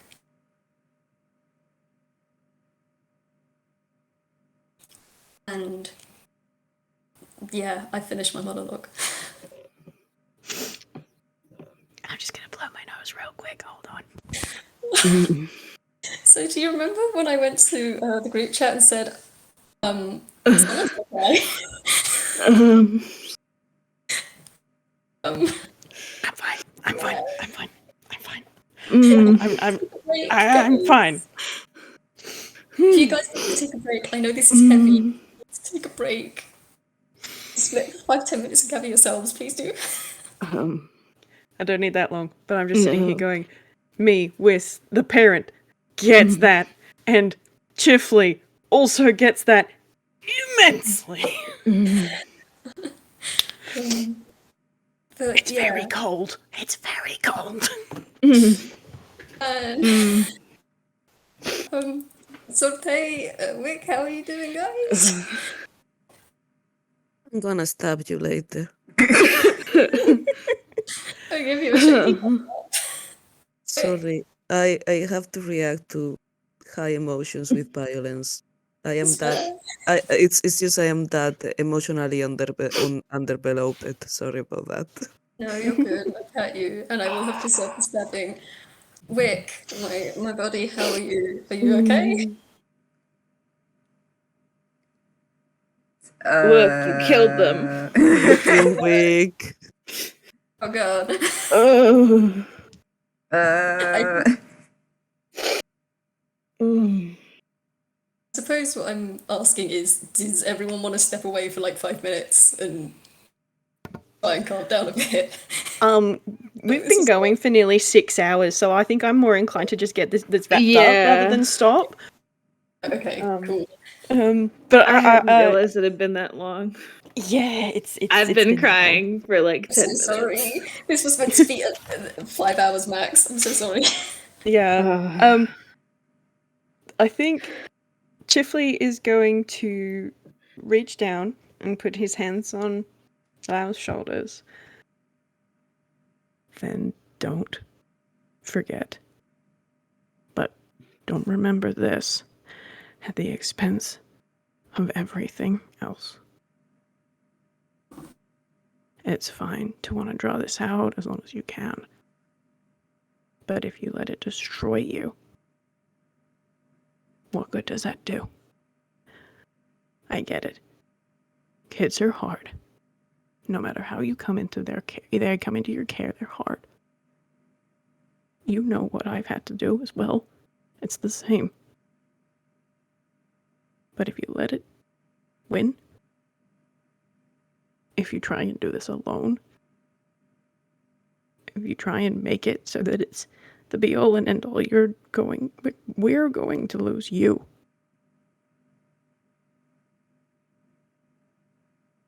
So, fine. Keep it in your heart. Remember what it could have been. But also remember what is. What you are, who you are. And who you are is someone we care about. So, if you can't be given what it is you really want, then let us help you get halfway.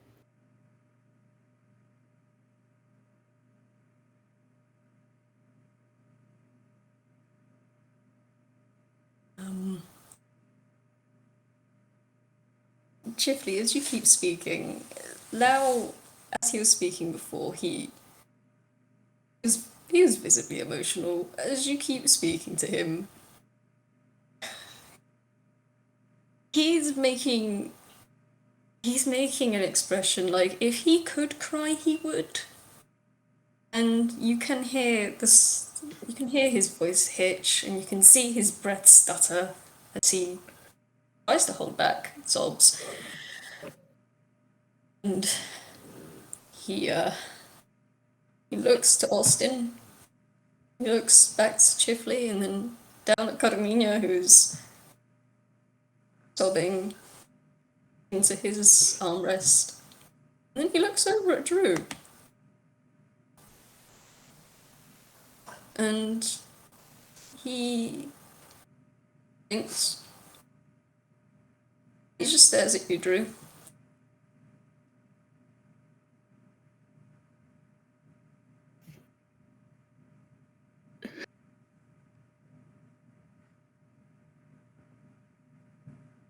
So if you can't speak at the moment, JayJay, I can take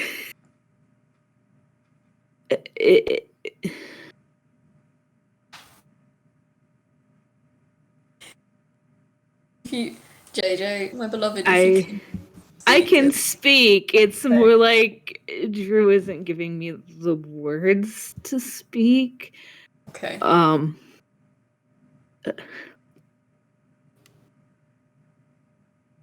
Take it from someone who spent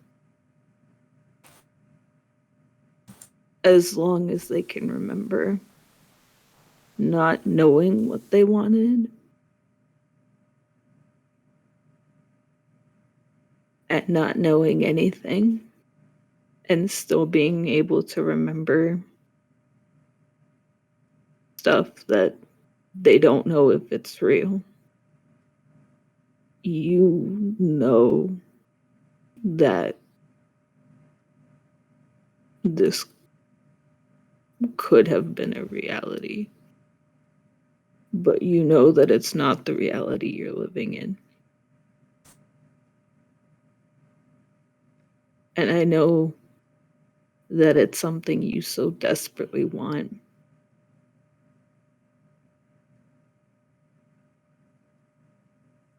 And if there's anything the rest of us can do to help you get that, know that we will.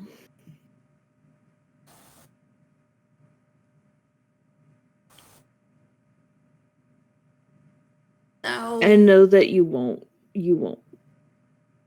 forget what this feels like.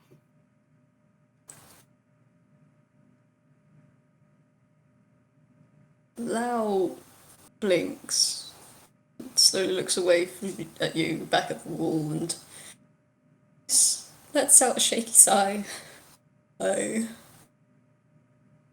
It's funny, I don't want to forget this. I really don't want to remember either.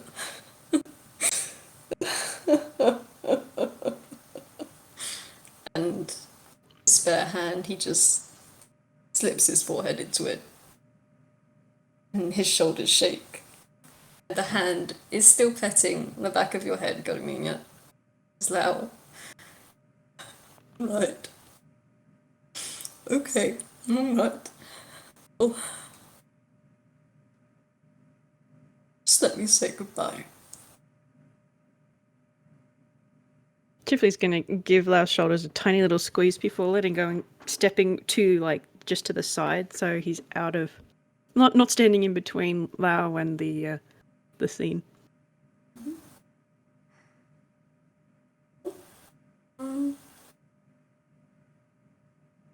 Now it's hammer space time. Where is my D10? Oh, there you are.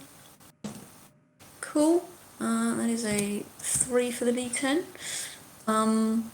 You see Lao reach underneath his blanket, and he pulls out a bundle of something. You can roll a nature if you want. It's a bunch of flowers.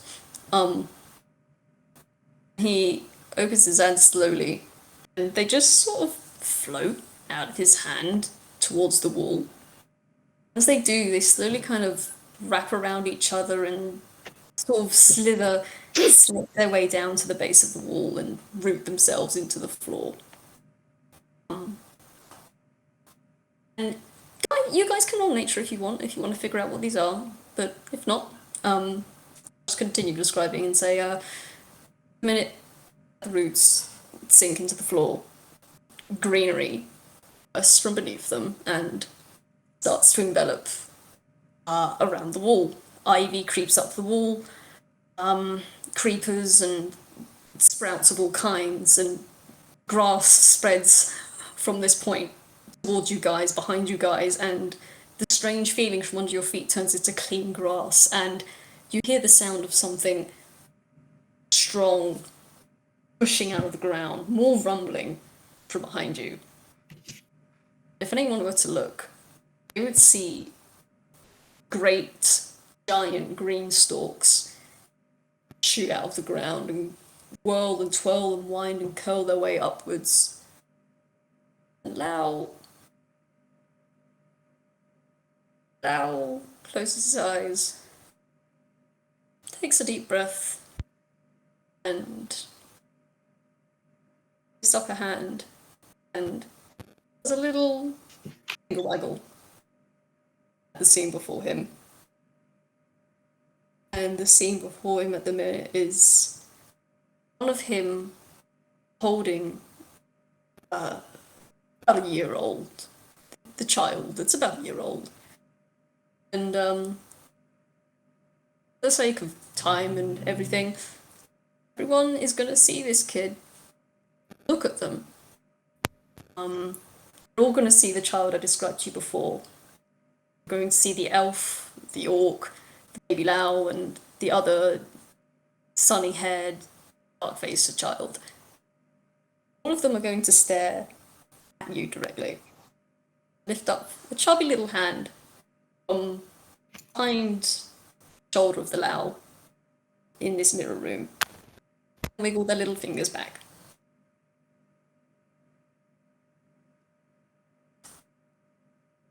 Lao's going to look at all of you and swallow and gesture with his beak behind him. think it's time we made like a tree and fucked off then, I would agree.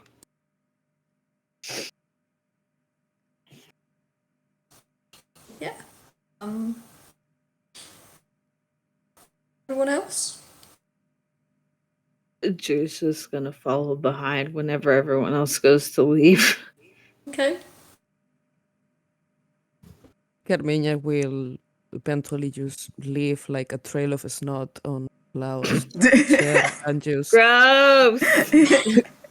kind of like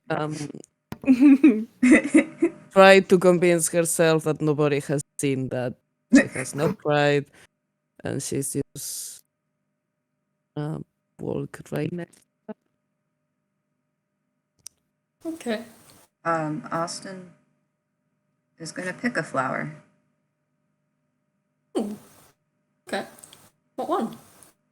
He just picks one because I rolled a nature and he rolled a 1, so. Cool. You See, pick that's a- why I wasn't gonna roll. I mean, if that's- Chifley got an 8. I rolled one for Chifley. It was an 8, and I'm like, he doesn't know shit about flowers, does he? But he's going to pick one anyway. 2. If that's the case, give me just a second. 1, 2, 3, 4, 5, 6. Ooh. D8, please. Oh, a D8? All right. Yeah. Okay. Takes out my D8. Give me a second. Shit. Didn't think I'd need a D8. Here we are. Where is it? All right. Yeah, Here. I'm taking all your dice. All right. I got a 2. A 2? Yes. I hate that. I hate that. You pick up a 2-petaled flower with a black stem, a black middle, and 2 petals, one larger and slightly overlaying the other. Looks quite pretty. It's very small and dainty. I will send you a picture of what you have picked. But yeah, no, you just pick one of those. Okay. Mhm. But then he is going to follow suit with everybody else. We're getting out of here. Okay. Would anyone else like to do anything? Nope. Vandalism. I'm good. I wish to vandalize this tip. Hit it with a baseball bat when we're not inside it. Yeah. Save your violence for once we get out of here. Yes. No, wait. I'm actually gonna cast something as we exit. Oh my god. All right. Well, we'll get to it. I don't know if this is gonna affect the guy, the arm. Where is it? But I'm gonna where is it? Wait.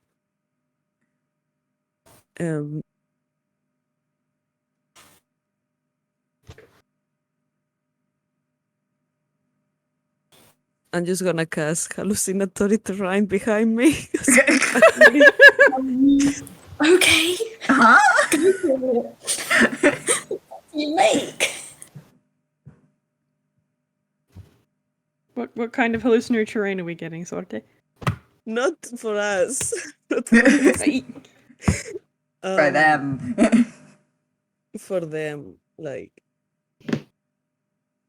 I'm just gonna cast the most nauseating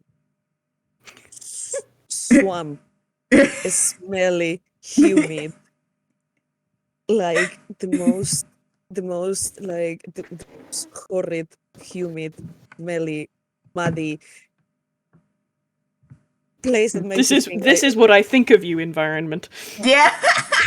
Here's Good. one thing. This is what you get for putting us through all that shit environment. All the shit for you. Carmiña is doing the druidic Carmiña is doing the druidic version of like I'm farting in your house. Oh my I love gosh. it. Fucking great. She just wants to leave like something nasty behind for this guy. Like, Excellent. I love it. If no one else is doing anything, as you cast this, you feel the ground underneath you rumble a bit, and you all feel yourselves slowly elevated. As the ground underneath you begins to rise and flake away, and you see long yellow petals curl out, and the surface you're standing on is soft and spongy and brown and a little pockmarked. And you see, as the other green stalks rise up, the tall stems of the many sunflowers casting the place down below into shade again. And as you go, you all hear a little voice call out, "Da-da-da-da-da-da-da-da," and Lao's laughter start to fade. At least mirror Lao's laughter start to fade out. You will slowly grow out and out and out and out and say, you'll hear Lao say, "That last offer was very tempting, but I'm afraid I'm going to have to refuse." And I would like you all to roll me a dex save. Yeah! oh yeah. Goody. I'm so Dex good save, at dex that. Oh, that's great. Oops, I missed. Oh shit, I can send you something. And then I Oopsies. fired, and then I fired, and then I missed. I missed both times. Wonderful. Okay. Oof. I should. Oof. Carmina eats moss, literally. She's a druid, she's fine. It's okay, it's a part of her diet. Two? Uh-oh. Uh-oh.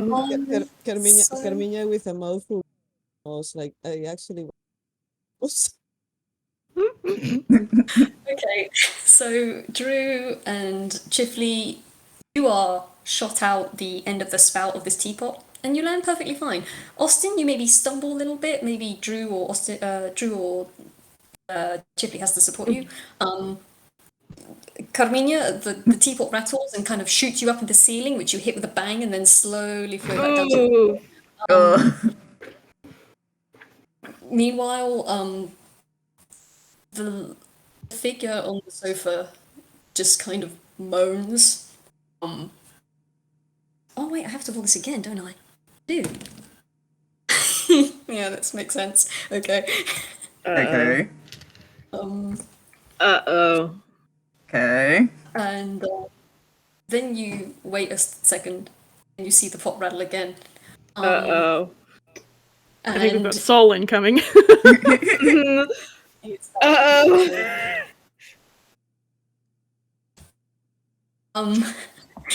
The pot starts to rattle, and everyone, if you're looking at the spout, you see what seems to be like a tendril of a root pop out, and another one, and another one, and that just slowly slinks to the floor.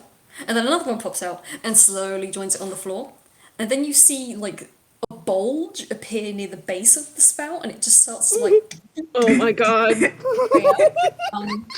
it rattles and shakes and rattles and shakes, and you hear it making a hissing, whining, shrieking kettle noise, and then you hear the sound of a shotgun blast as someone is shot out of this teapot over the sofa, no, not over the sofa, over the armchair, into the kitchen, and you hear a great mighty crash and bang.